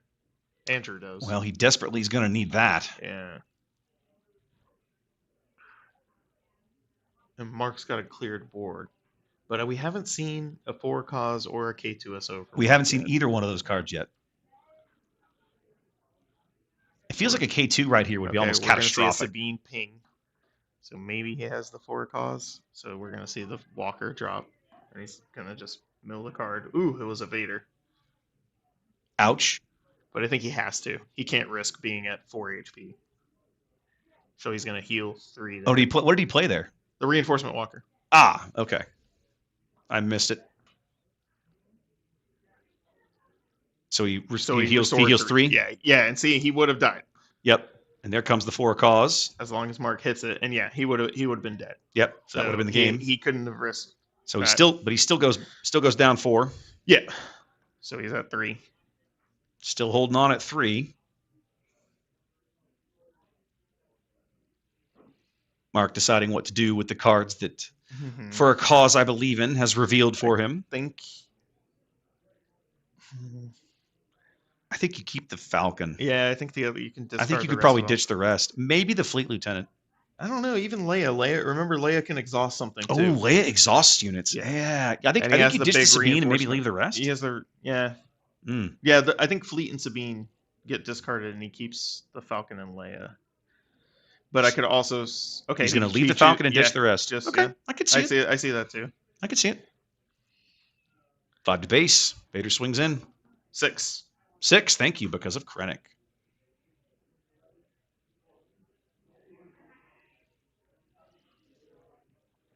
Tight game. Andrew hanging on, fighting his way back in with a big ground presence.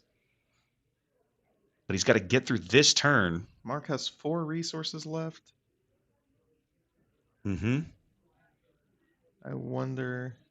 Looks like he took initiative. Yep. We go to the next round. Mark's going to retain the initiative and hope he draws into something that lets him finish this game. Yeah. I think if he doesn't, 4 cause will do it. I feel like if he doesn't draw to a For the Cause or something like that, I'm not sure. I mean, the Falcon does it, but is the Falcon too? No, the Falcon's not too slow. But Andrew definitely is going to have. You'll at least have an opportunity to respond with something. He's got to have something to respond to. Yeah. I mean, if he draws it to For Cause, then we know. You're right. We know the one is the Falcon. Ooh, We see a change of heart. Change of heart. Wild. First one of those we've seen today. Grabbing control of the reinforcement walker for the round. That's big. That is big for Mark.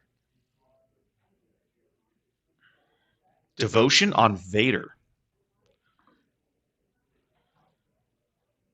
And then we're going to see Wolf. Wolf, no healing this. Look at all these just meta enemies, cards or is coming it- out. I'm loving it. All of the What a sideboard game. action. So nobody can heal. Neither player can heal their base Ooh, this okay. round.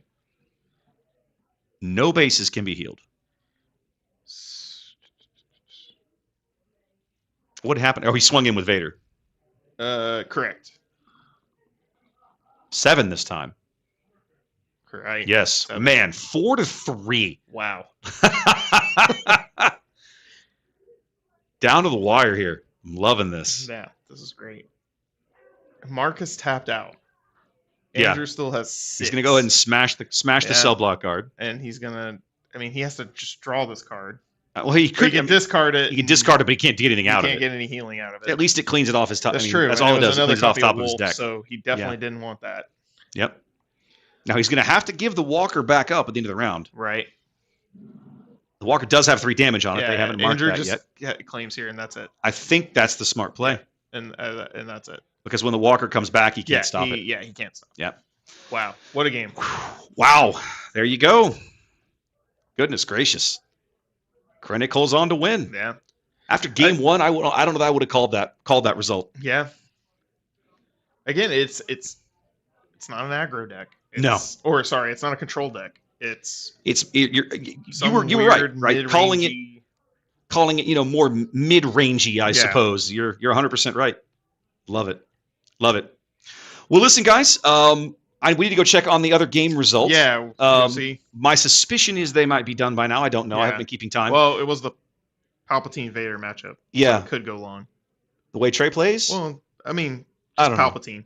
Yeah, but one of the things that I like about playing against Trey is that decks that could possibly play slow, he tends not to play slow. Right. He goes out of his way to make sure. He does. He's very conscious of this. If I let this bog down, I'm going to lose on time. I Right. don't let that. He doesn't. So he tries not to let that happen. Sure.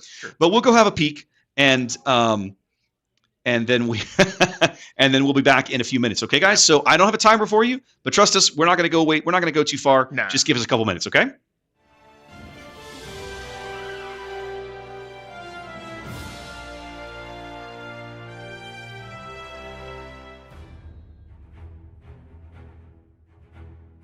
Star Wars Unlimited is a trading card game of unlimited possibilities. Aspects decide the general direction your cards and deck will function. Let's focus on vigilance. Defend your base and protect your allies with the vigilance aspect. Leverage the survivability of your troops to destroy your enemies. And further your own aspirations by keeping your base healthy. Heal up your side of the board. Your allies will follow your lead to defend for you. Until the walking carpet himself stops your opponent in their tracks. Strengthen yourself to protect those around you. Make necessary sacrifices to support your friends. Protect yourself by removing whatever threats your opponent can muster. Construct the perfect defense, and your opponent cannot defeat you. Be vigilant in the fight and become the best in the galaxy.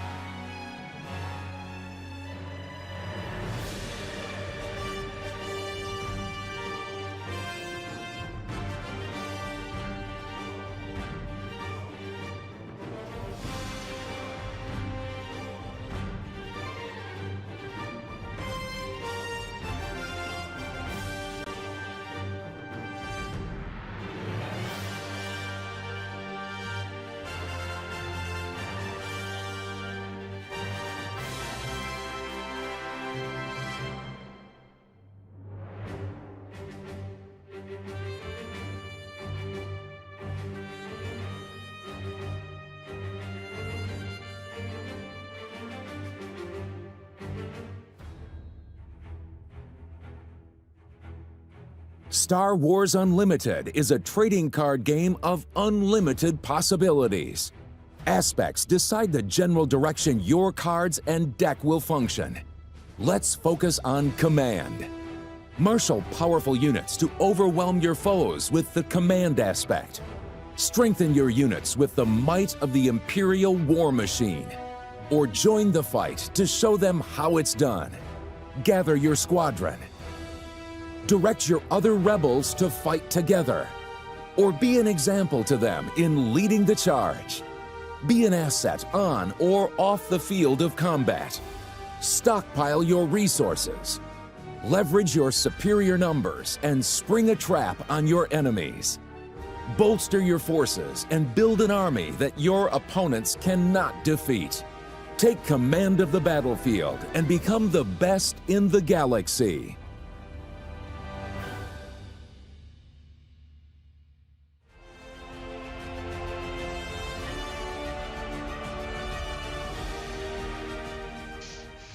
All right, ladies and gentlemen, we are back. It is time for the final. I need to go move Trey's camera.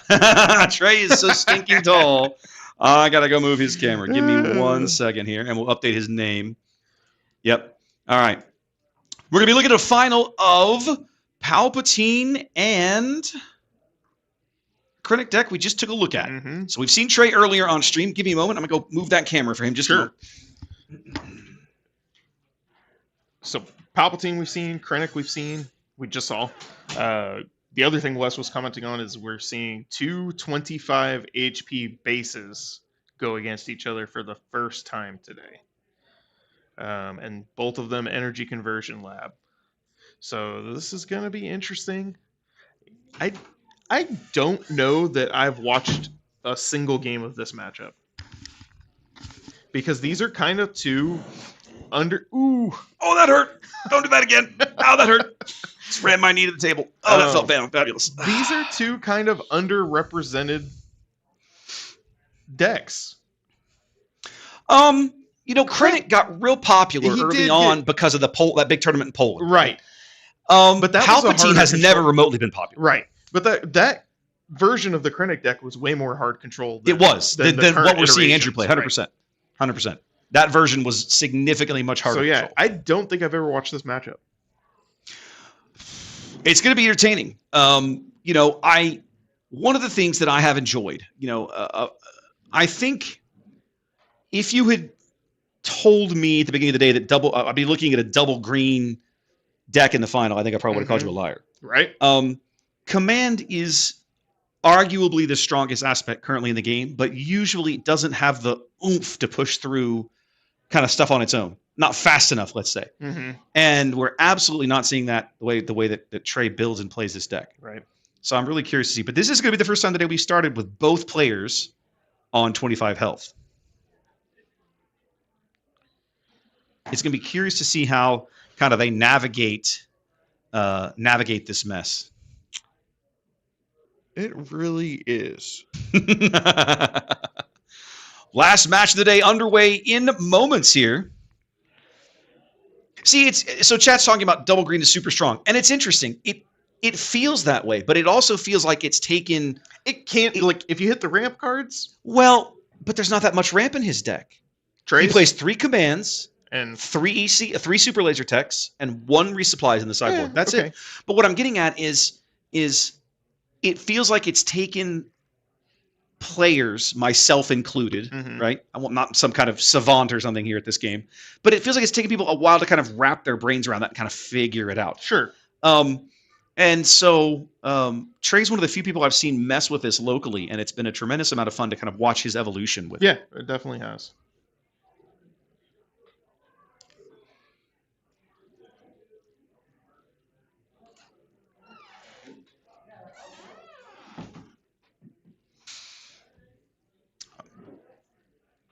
All right, last match of the day, guys. Appreciate you joining us here with Trey with the big snake eyes. Yeah, okay. All well, right. Andrew's gonna keep that initiative token. Appreciate you joining us here for our initial kind of coverage, doing this sort of thing on my channel. Going to be hoping to do a lot more of this. Yeah. I keep trying to get you to come over to the house. I know. Hey, I'm starting that new job. I was gonna say you've got a new job now, Correct, right? yeah. So I'm gonna start. I'm starting the 10th. So 10th of June. 10th of Okay, June. brilliant. Now I'm moving, so I kind of That's want to gonna be- work on the yeah, weekends. that's kind of and important. Make some extra money. I'm gonna sit on one of these stools over here. My camera's shooting in my crotch the entire time. Oh. Wow, that was distracting. But okay, I broke rule number 1. I should never have done that. Yeah. But okay. All Oh right. Lord. Oh Lord. So getting right into it, Inferno 4, Wolf Yularen. My brain is still trying to expunge the last. Hey, it happens. It's like, Jason, why'd you have to stick your head in and say something? Yeah, you know. Oh man, goodness. But yeah, we should work on that because the setup that we're using today is something that I built in the studio right at the house, and this is the first time I'm using it, much less taking it on the road. Right. So clearly a lot to learn here.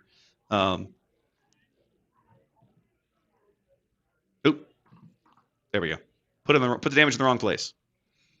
Trey's going to forgo Yularen and just grab the initiative. Yeah, he's got the cell block guards in the way. It doesn't have a good way to Yeah, deal it's with not it. really, doesn't make much sense. Nah. Yep.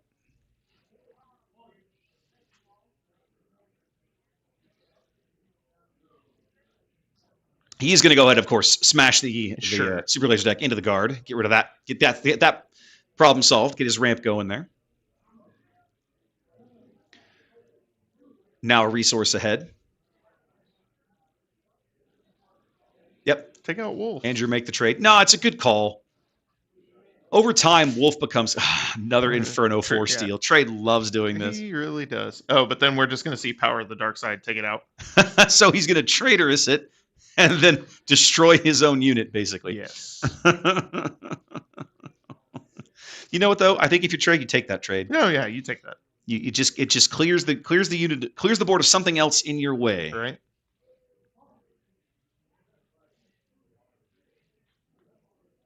Tarkin. That's curious. There's only one of those in Trey's deck. I think that's what we've kind of seen, like with Tarkin, and then the counter being Mon Mothma. Players really cut those down, either cut them completely or go down to a single copy. Coming out with a Relentless and a Royal Guard. Krennic coming out of the field. Krennic and Tarkin. How very thematic, ladies and gentlemen. Trey takes the initiative. ECL's going to swing in here. And there's the Steadfast to just go ahead and clear out Tarkin.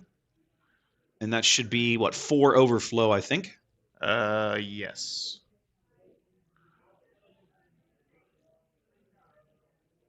And then, what, 2 more out of... 4 more out of Krennic. 4 more, oh, okay. He's giving... I apologize. Correct. He's giving the buff to Krennic. Right. Yeah. Either way, the damage total is the same. Correct.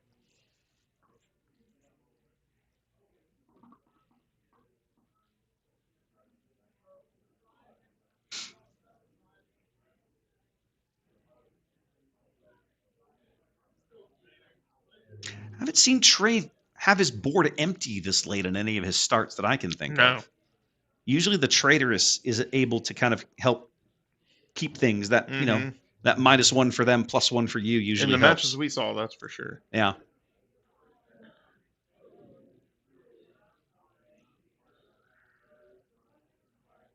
Krennic into Steadfast. I think Trey's thinking about what he's trying to resource here. Yeah, because he's a resource up, but I don't see 7 down. There it comes. Yeah, there it goes. Okay.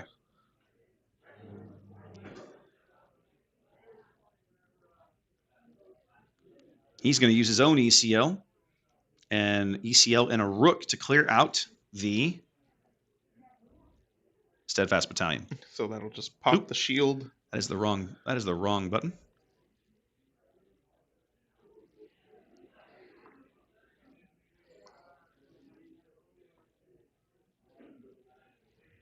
Super laser comes down for Andrew. Trey takes the initiative, and then we'll see. Then we get a probe droid. Probe droid. Couldn't really make out Trey's hand there. Glare on the camera. Yeah, I need to spend a little more time figuring out camera positions and lights in that room. There's plenty of light, but I've got to pick a different table position next time. Makes I think sense. it's all right. Lessons learned. Exactly. I was also a little hamstrung by where the plugs were. I told Jason when I came in this morning, I was like, look, I've got two places I want to put this, and it was basically based on the plugs. Right. Makes sense. Yeah, and chat's pointing out a filter on the lens is probably also not a bad idea. I do own a few of those. So we're going to see a traitorous on the turbo laser technician. He loves doing that. Oh, yeah. And then he's going to the probe droid hits probe Rook. droid smash Rook.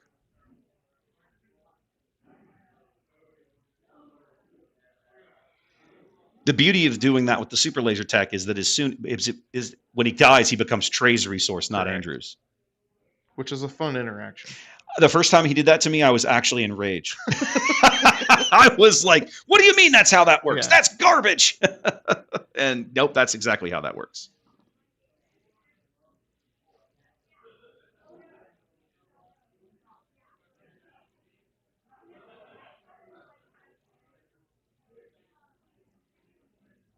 Trey's going to take his last 3.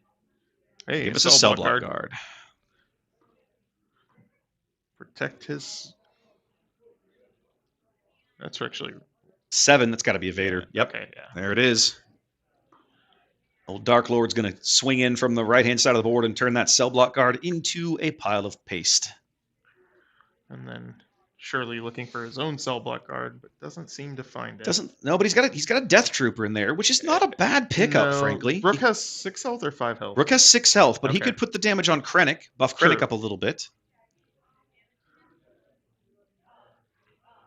Yeah, the direct damage off the Death Trooper is unfortunately not going to get him anything here, but it's probably the best, based on the little glancing look that I caught, it's probably the best option he's got here. Nope. Oh, okay. No, he's got an Inferno 4 in there. That's also pretty solid. I missed that.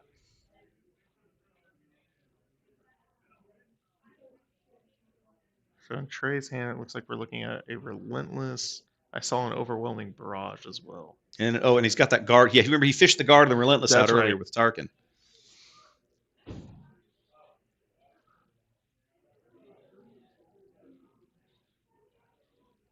Andrew debating here. He's got at least 2 good options. He seems to be deciding on one. Seems to settle on Inferno 4.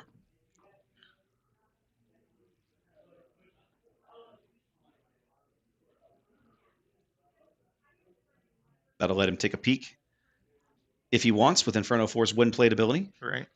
Looks like they're going to skip right past that though, as Trey's going to smash the super laser tech into Tarkin. Who then swings back for 3 to knock out Rook. Makes sense. And just like that, Trey had started to build a board presence, and now it is gone. He's going to bring out Palpatine, steal Vader. Makes sense. Yep. And we'll see an initiative change. 4 to base. No, he's going to take Palpatine and smash Krennic off the board. Yep. There we go. So not really much of a base damage round, really. There, whole bunch of board trading. That was really interesting, though. Mm-hmm. A lot of back and forth. Yeah.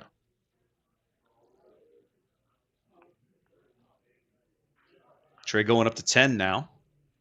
So the Relentless in his hand was already in play. Already technically available to him. Now one of his Devastators could come out of the board if he finds one. Another Vader. Another Vader.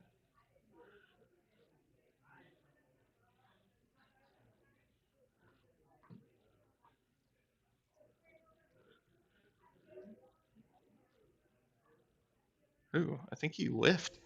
No, surely not. Yeah, he did. Not a single thing. Not a single thing. Wow. Unfortunate for Andrew. Yeah, it is. No Death Troopers, no cell block guards, no Inferno. Well, the Inferno 4 doesn't do him any good. Yeah. Nothing in that pile. Presumably going to go ahead and take his Vader back. Yep. Trey, of course, has Vaders of his own in his deck we haven't seen yet. Hold on. He's going to spend... He's debating what to spend. He's contemplating. Mm-hmm. 5. I think we're going to see OB. 5 for the overwhelming. There it is. So he's got 6 damage to shell out. And he's going to send 2 and 3 and clean up Andrew's board. And Andrew's tapped, or Andrew has 1 resource. One left. Trey's got some to spend. Still got 5 over there. Plus Yeah. Palpatine swinging in for Plus 6. Palpatine swinging for 6.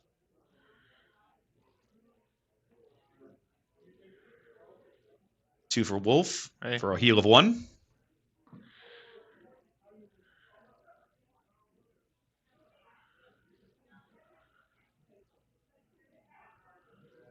And there's the swing with Palpatine.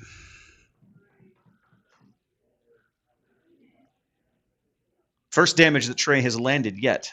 Right there. Right.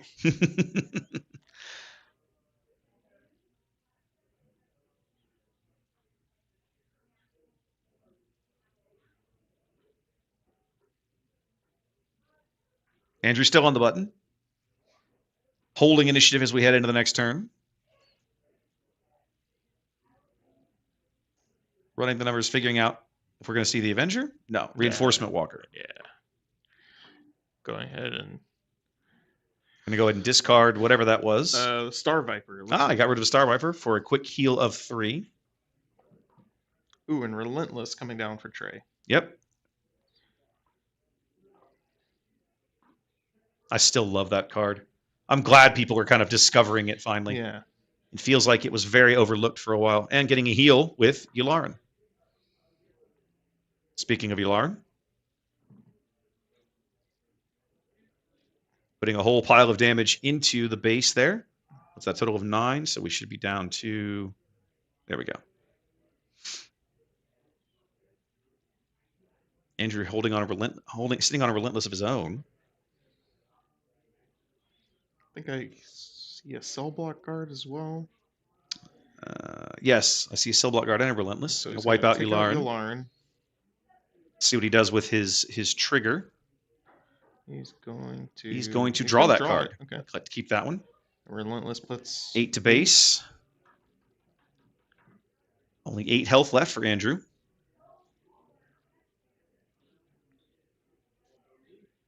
His own Relentless, making it... No, that's Avenger. Excuse me. Now Trey has a very difficult decision to make. Or is it is Trey's decision? It's Trey's decision. That's what I thought. It works like Power of the Dark Side. You get to... Correct. Yeah. But is it non-leader? I don't know, actually. So. I should have pulled the card up. Why don't we do that? But I think It has to, yeah, non-leader. Oh, it is. So non-leader. it must be a non-leader. So okay. he can't clear Palpatine.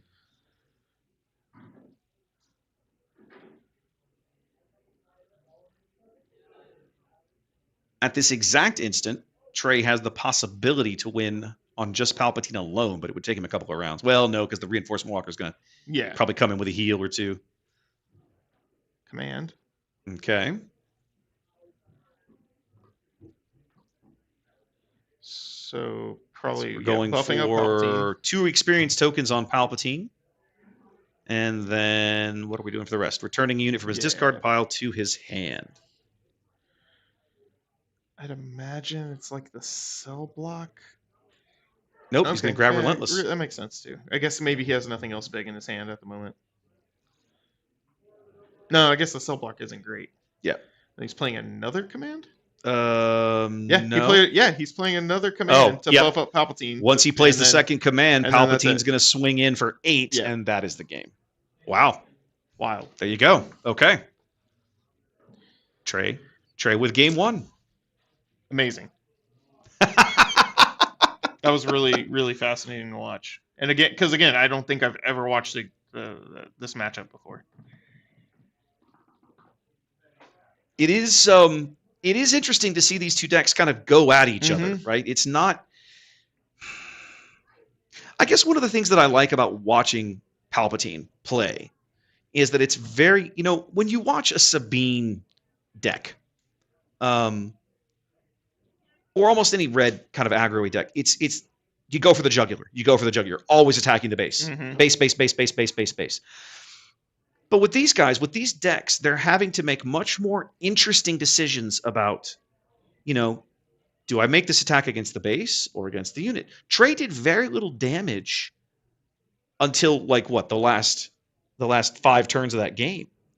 Yeah. 5 to 6 turns, The it really the kind of first 5 or all 6 kind of turns came were, in. Yeah, were him just kind of making trades, controlling the board. He just did a lot of board control and trading and just holding the line. All again, talk about just like you talked about earlier in the day, like a control deck. Mhm. Even though it's double green, there's not a single element of blue anywhere in it. Right. It's the way you're forced to pilot it, let's say. Right. It plays a little like a control deck because you're playing for that late game state. Correct.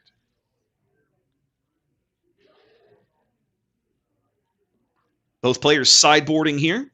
We'll let them make their choices. Actually, I'm going to use a scene today that I haven't used as much of as I thought I would, which is right here. I've got a fancy head-to-head scene that, if I had set the cameras up correctly, would actually show them like looking at each other. But of course, like a numbskull, I outthought myself. Yeah. Well. So I've learned a lot. I've learned a lot today. Sure. Let me put it this way. Yeah, I believe it. I've learned a lot today.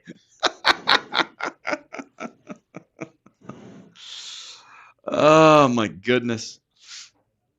It has been good times, but it has been Yeah, frustrating. this has been super fun. Thanks again for inviting me on to do this. You're welcome. I'm glad you're able to make it. Yeah, this has been really, really fun. And once you tell me more about your move. You're going to moving. Yeah, and, so we're gonna move in September. Oh, you So got some time then, but so- you got to get packed. You got to find a place, I presume. And all No, that we stuff? already signed a. Oh. We're not buying a home. Yeah, because leasing. yeah, leasing a townhome. Okay, out nice. In Waller. Oh wow, way out in town. Way out. Well, I mean, people say it's way out there. It's only another 20 minutes past the outlet mall. That's true. Less than 20 minutes past the. That's outlet. true. Out past Farfield. Yeah, past Okay. Farfield. That's where I grew up at. I grew up out there. Okay. Fairfield. And so it's really not that bad. Plus, like they've done a lot of work on 290 over the years. They have. It's not a bad drive. No, it's not. All right. Well, listen. At some point, we should chat. Yes. We should chat because what I want to try and do now that I've kind of got this set up functional, and when I set this up on the table at home, I do not intend to do all the pulling up cards every time somebody plays stuff. Yeah. But the bottom line is that you can still do. We could still just sit around and just and it's almost more fun when you're not commentating a game. Right. You're just like, hey, let's try something and let's talk through it, and you can talk about the plays you're making and while you're doing it and talk through it. And I find that to be just a really refreshing way to test out deck and ideas. you know what's funny? That's something that with this game I have not done a lot of is the walking through those games open-handed. Yeah. And really talking through like the decision-making process. And I would love to do more of that. And I think while that would have been interesting in this first set, there's a lot of predictability. Not in these decks, because these are like underrepresented, kind of, especially Palpatine. Kind of. I would say Krennic, I wouldn't say that about necessarily, but Palpatine for sure. Right. So it'll be so much fun to do that kind of thing in the beginning of the next set. I agree. And really learn the new card pool and get to see it that way with playing open-handed and talking through the decision-making process with both players. Yeah. If you do that, this is what I have. So maybe you don't, and maybe you know that I have this. Or you suspect that it's in my deck or whatever, right? Yeah.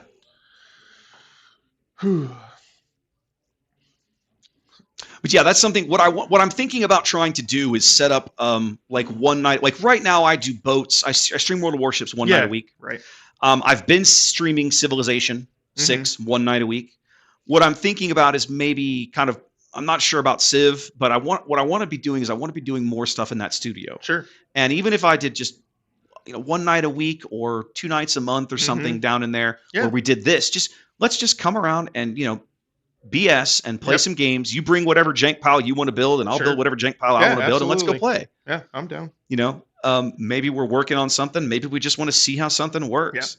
Yeah. I look at some of the spoilers for the next set. You look through some of the clone cards. And I look at these, like a lot of folks I think are, I won't say down on them, but skeptical. Skeptical is a great word. Yeah. And I think I'm still in that boat. But when they spoiled Marauder the other day, and I realized with Hunter and Marauder, there were mechanics for you to take units that were dead in your discard pile, put them back into your resource stack, and then work them back into your hand. Yes. I was like, oh, this is actually kind of interesting now. Yes, there's multiple links in this chain that are breakable and stuff, but the fact that you can engineer it, I was like, huh. Yeah. this clone thing may not be as trash as it first looks. See, and I'm glad you're excited about that. I don't know if I'm that's excited about it, but I thought it was interesting. Great. You thought it was interesting. It's not interesting. Doesn't to interest me. you at all. No, it's not my jam. And I also don't really have too much of an attachment to those characters. The one that I'm excited about is Wrecker, because he's just like this crazy red dude. Like he's just on his own. He's just kind of crazy. Being a red hero player, I was very excited to see a top end. Wouldn't that be nice? Because Zeb does not feel like that guy. No, he doesn't. Zeb has never felt, which is a shame. Right. I wanted Zeb to be that guy. I would He's never love really Zeb felt like to that be guy. kind of. If Zeb had been at the power level that I perceive Wrecker to be at, would have been way more exciting. Yeah, for sure. Now, Chad's talking about streaming Draft and Sealed. One of the things that I have considered doing, and I got to talk to Jason about this, and we'll see. I've thought about trying to stream the pre-release event. That would be fun. At the same time, I almost kind of wonder if there's a ton of value in it, right? I mean, yeah, We don't know everybody's, the by then the cards. whole set will be spoiled. Yeah. We're not really going to be showing anything. I mean, you'll be seeing people play with the new stuff. Right. I will say, But how familiar are we going to be in the cards to kind of talk about them? basically very little. Right. Right. Like that's that's what I kind of. that's the struggle, I think. Yeah.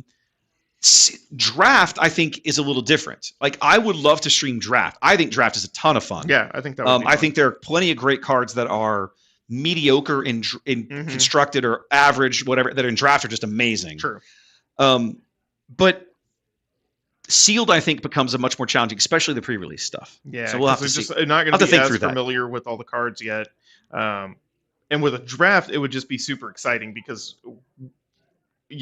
going into these matches, we have an idea of what these decks look like, Yes. even without seeing the deck Right. list. But in a draft, we have no idea. Now, the one thing we could have done while we were sitting here, and I'll put it up. We'll put it up in a little bit. Talking about maybe what they Is sideboarded. deck list. Yeah, I should have thought to look at what they sideboarded in. We could have had to talk through that because I've got the list, everything ready Yeah. to go. I think they're getting ready to Um, go here. Trey did have some wonky stuff in his sideboard. Well, didn't here, he? let's go have a quick peek. Yeah, I think we got a few. Even if we miss like their first couple of plays. So there's the side. There's. I'm sorry, that's the wrong bloody That's deck. a Krennic That's one. the other deck. And My that's apologies. kind of what. There we go. There's Trey's deck. Okay, Oh, you can't see it up there. My bad. There we go. there we go. So there's Trey's deck. Okay, a change of heart. That one-off change of heart. You think he puts the other Devastator in? I don't know. I think he. He puts definitely the other went for the pro. Devastator. I definitely thought I saw him swap some probe droids in. Yeah. Well, let's get back to this Yeah, because they are into the game, and let's be honest, that's why folks are here. So we've got a Piet on the left-hand side of the board there coming in, and a resupply for Andrew. Piet swings in for one, and we get a Star Viper.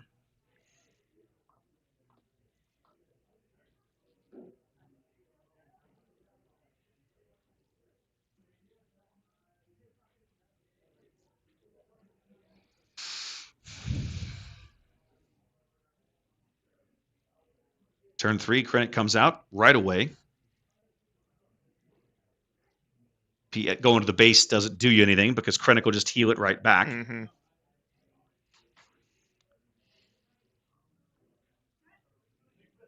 Of course, they could have a little slap fight if they wanted. I deal 1 to you. I Yeah. deal 2 to you. couple of proper Imperial admirals just slapping each other around. Like, you almost get the sense like the duel, right? The little black like takes his glove off and like Mhm. slaps the other guy across the face. Yeah. I challenge you Absolutely. to a duel.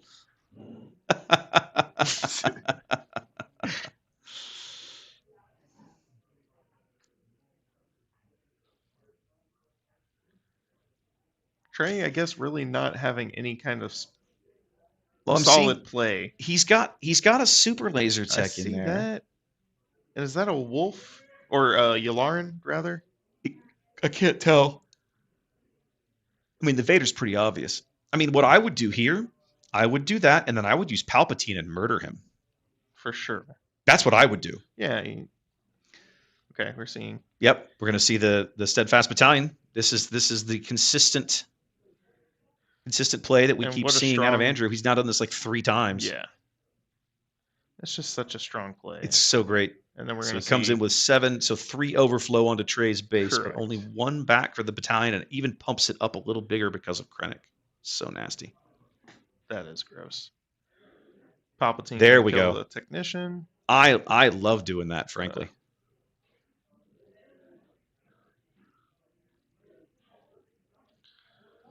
Krennic coming in, healing up. 2 more to Trey's base. And Trey taking the initiative. So he'll be able to get that healing out of the Star Viper now. He's probably going to need it. Yeah, he's already on the back foot a bit That steadfast is going to hurt big when it swings Yeah. in.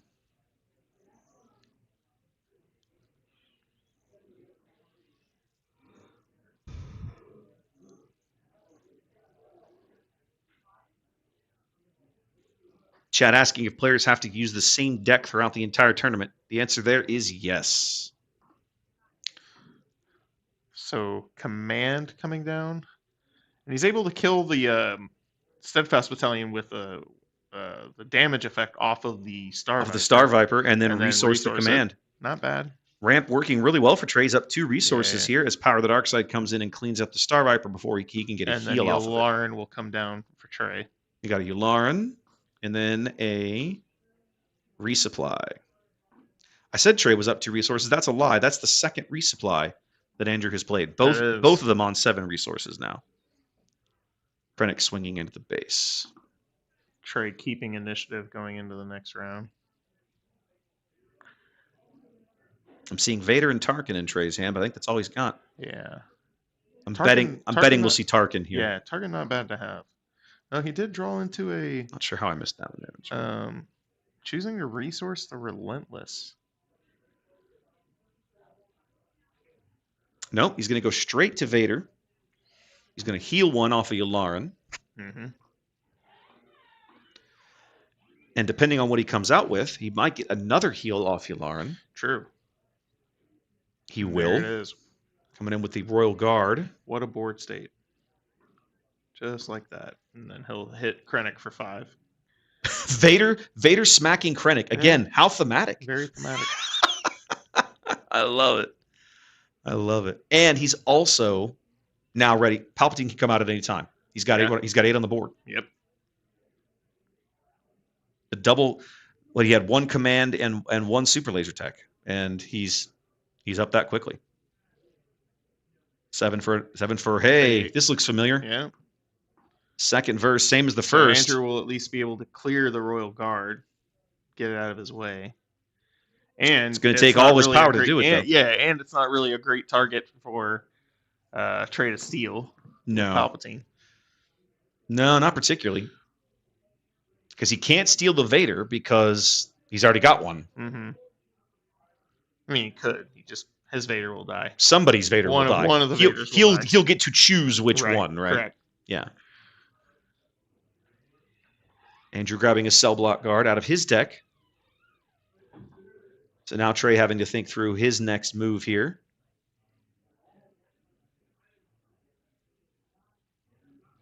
If he attacks with Yularen, he has to go into the cell block guard. Mm-hmm.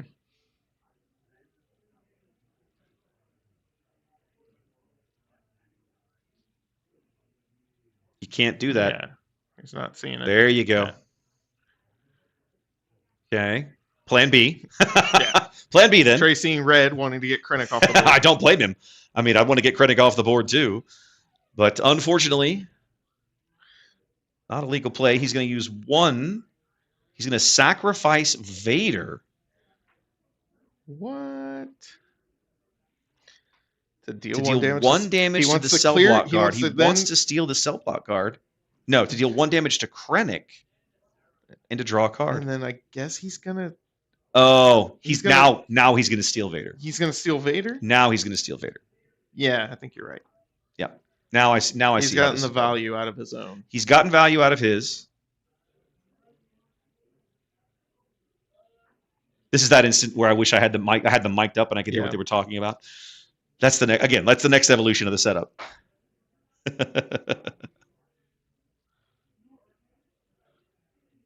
Yeah, I'm curious as to what they're discussing there. Yep, Krennic coming in Something for involving 3. the cell block guard. So yeah, there it is. Palpatine. Yep, stealing. Palpatine comes out, takes the Vader. And Andrew will take the initiative. You take the initiative. Palpatine and Yularen And he's going swinging. to just clear the board. Oh, okay. Yularen's going to kill the... or Vader kills the cell block guard. Yularen No, kills... Vader was already tapped. Oh, So sorry. Palpatine kills the cell block guard. Okay, and then Yularen goes into the And then base. Yularen goes And then into Yularen Krennic. finished off Krennic. There Yes, we go. There we go. There we go. Took me a minute to kind of keep up with everything that just happened. Yeah, it's been a long day, folks.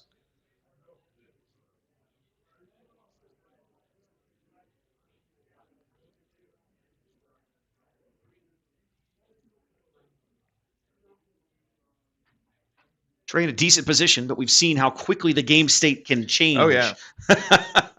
So Speaking of, here's 7 another for Vader. Hey, that guy looks familiar.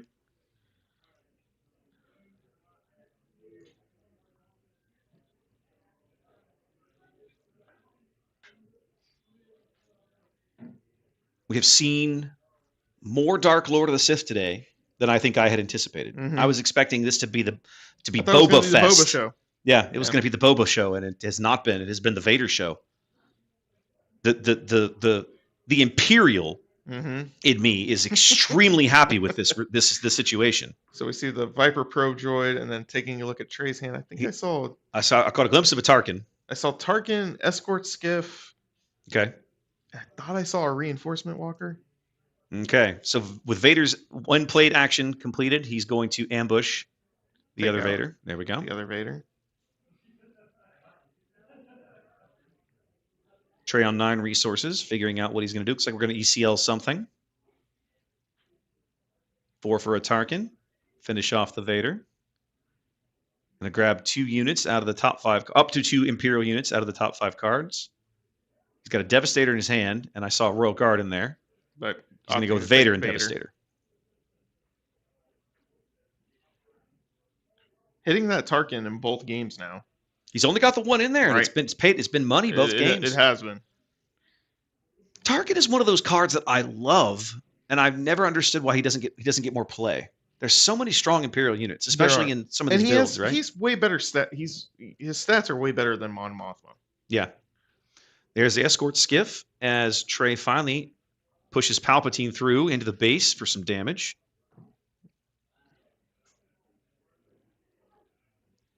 What were we saying? Comparing him to Mon Mothma? His stats are more attractive than Mon He's Mothma. 2-3 and Mothma's 1-4, I Correct. think. Yeah. 1-4 is just 1-4 feels terrible. it does. 1-4 does. feels terrible. Like it feels awful on Akbar too. Yeah, it because absolutely Akbar does. has a fun ability. 3-6 for a Vigilance. He's going to wipe out the skiff and heal 5. Again, this game just feeling a lot like the last game. with And a then lot of back Palpatine and immediately forth, puts a it lot right of back. trading. Trey coming in with the reinforcement walker. Apologies, what were you saying? Again, it's just the game is this back and forth, this trading. Both players trying to establish a board state, trying to get to big pieces that the other player can't respond to. Been really exciting. I gotta say, if I'm Trey, I think I'm sitting on that Devastator waiting for an Avenger to show up. Yeah, I think so. I'm camped on it. So yeah, it's just one of his only tools to deal with. That card just stays in my hand until I see Avenger come Because out. he's already used Palpatine. The only other thing that he has that could kind of sort of deal with it is the change of heart.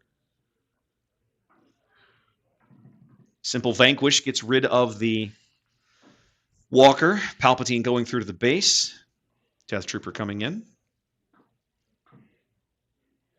2 damage to each of the ground units on the board. 3, 6, 7. There's that Vader we saw Trey grab earlier.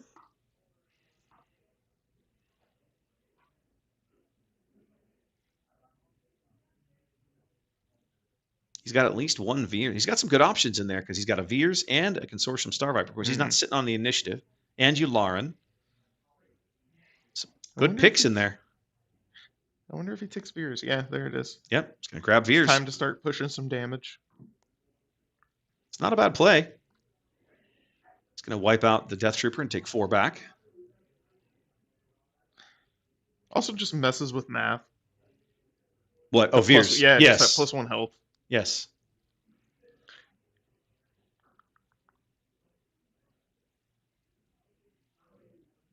New round. Ooh, there's that change of heart.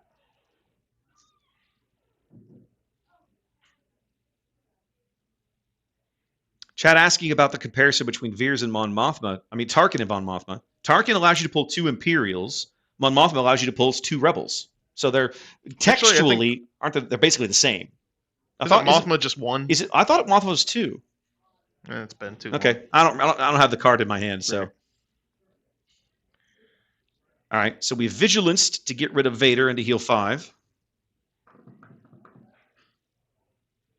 Palp's going to swing in to put the 5 back.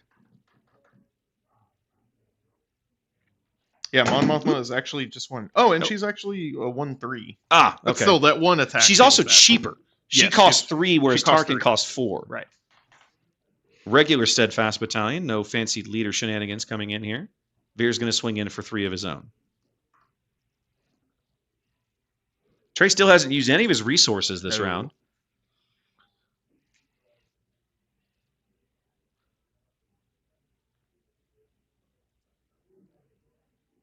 Gonna let it ride. Let it go.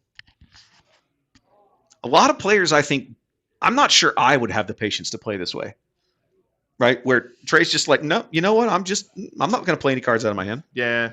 I'm not It's sure even I definitely could do a that. mindset you have to adopt and feel comfortable doing that. I think it creates like some self-inflicted anxiety on yourself to feel like you didn't spend all your resources. Sometimes I get that way. Chat's pointing out Mothma actually costs 2, so she literally is half the cost of Yeah. Tarkin. So okay. Okay. Only grabs 1 card. Mm-hmm. Battalion clearing Veers off the board. Feels like Trey needs to put something out here at some point.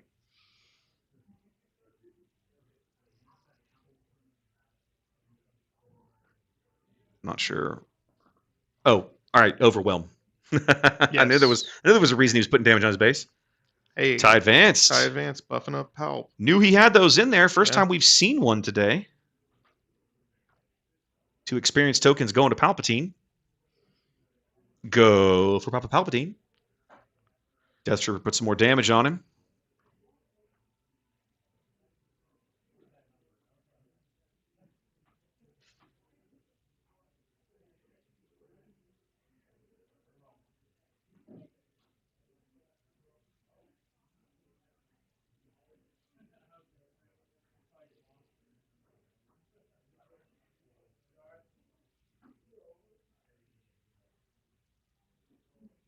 Palpatine swinging into the base for 6 here.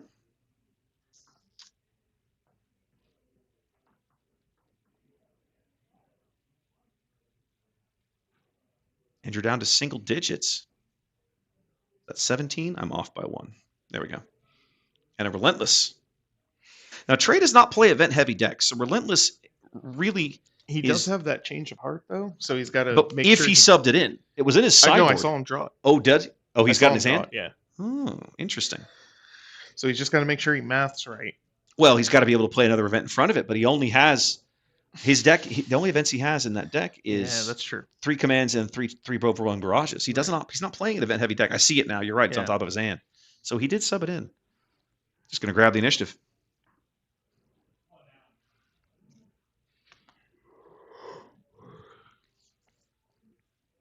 I think Trey has to. I don't think he can sit on the Devastator anymore. I think he's got to bring it out now to clear Relentless off. Yeah, the I board. think so.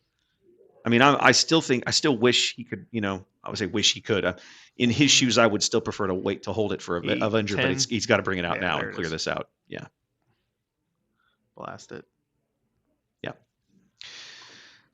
Not a card you see often, but when it does come in, it does horrible, painful things.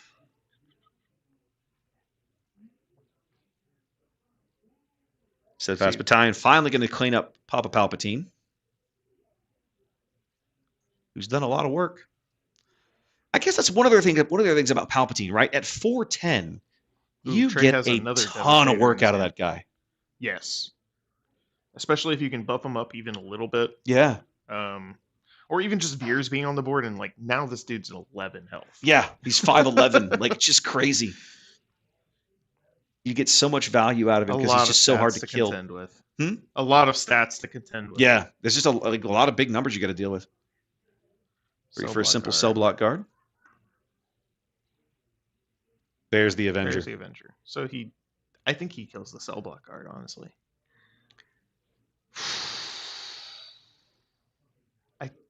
See? Because I think he wants to push a little bit of damage. Do you know? Well, let's see. Avenger is 8/8. I didn't put it out there. She's 8/8, right? Yeah. I think you do. I think you push. I think you push a little damage to the base here. Andrew probably Take the. I think you did it.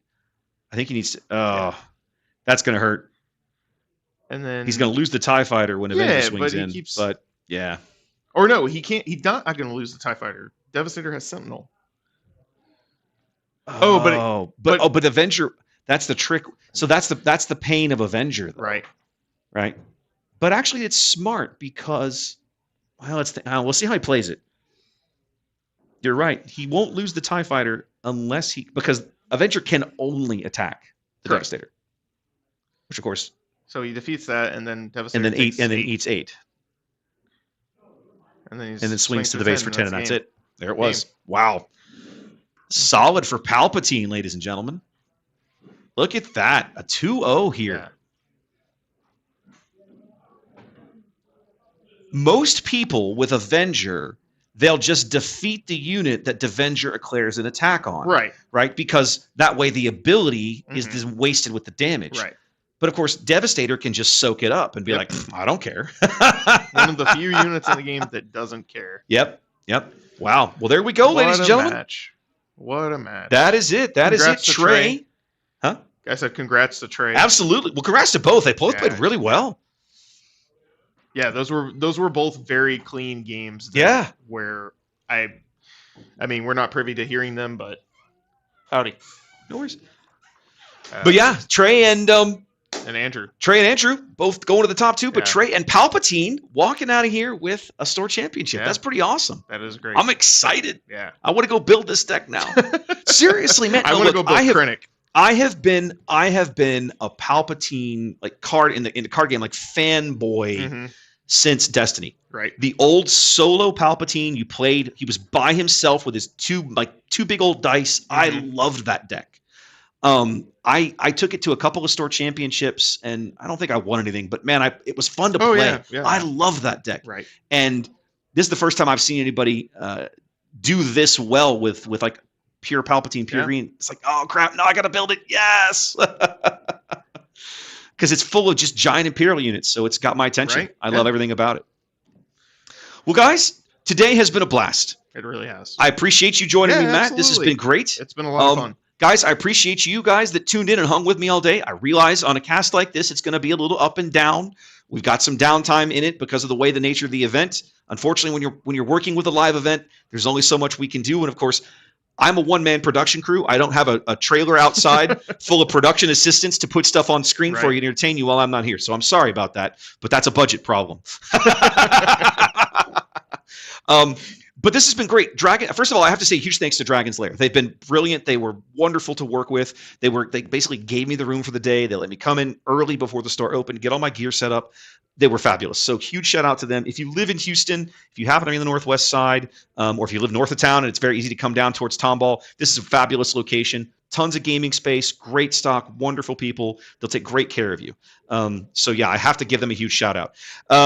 Matt, huge shout out to you. Again, thanks for joining me. Thanks for agreeing to do this. Again, thanks for inviting me. It was a lot of fun. Absolutely. I can't wait to do it more in the future. Yeah, we got to do this again. Yeah, absolutely. Got to do this again. Absolutely. And that's it for me, guys. So probably, hopefully, fingers crossed, not the last time you'll see me doing some Star Wars Unlimited content on the channel, but a good first stab at it. Obviously, some improvements to work on, and I have a little list. Yeah. Oh, I have a little list. So we'll work on that for next time. Guys, I got to get out of here. My wife's going to expect me home at some point this evening. She's been in chat reminding me, hey, I guess I'm on my own for dinner. Sorry. But I will be back on probably tomorrow night, should be Civilization 6, and then later in this week, yes, Cab, 100%. And then later in the week on Thursday night, back for a regular World of Warships action. Okay? In the meantime, guys, I'm out of here. I will see y'all later. I have to push the right button here to get over to the right screen and get the right mouse Look at this going guy. to the right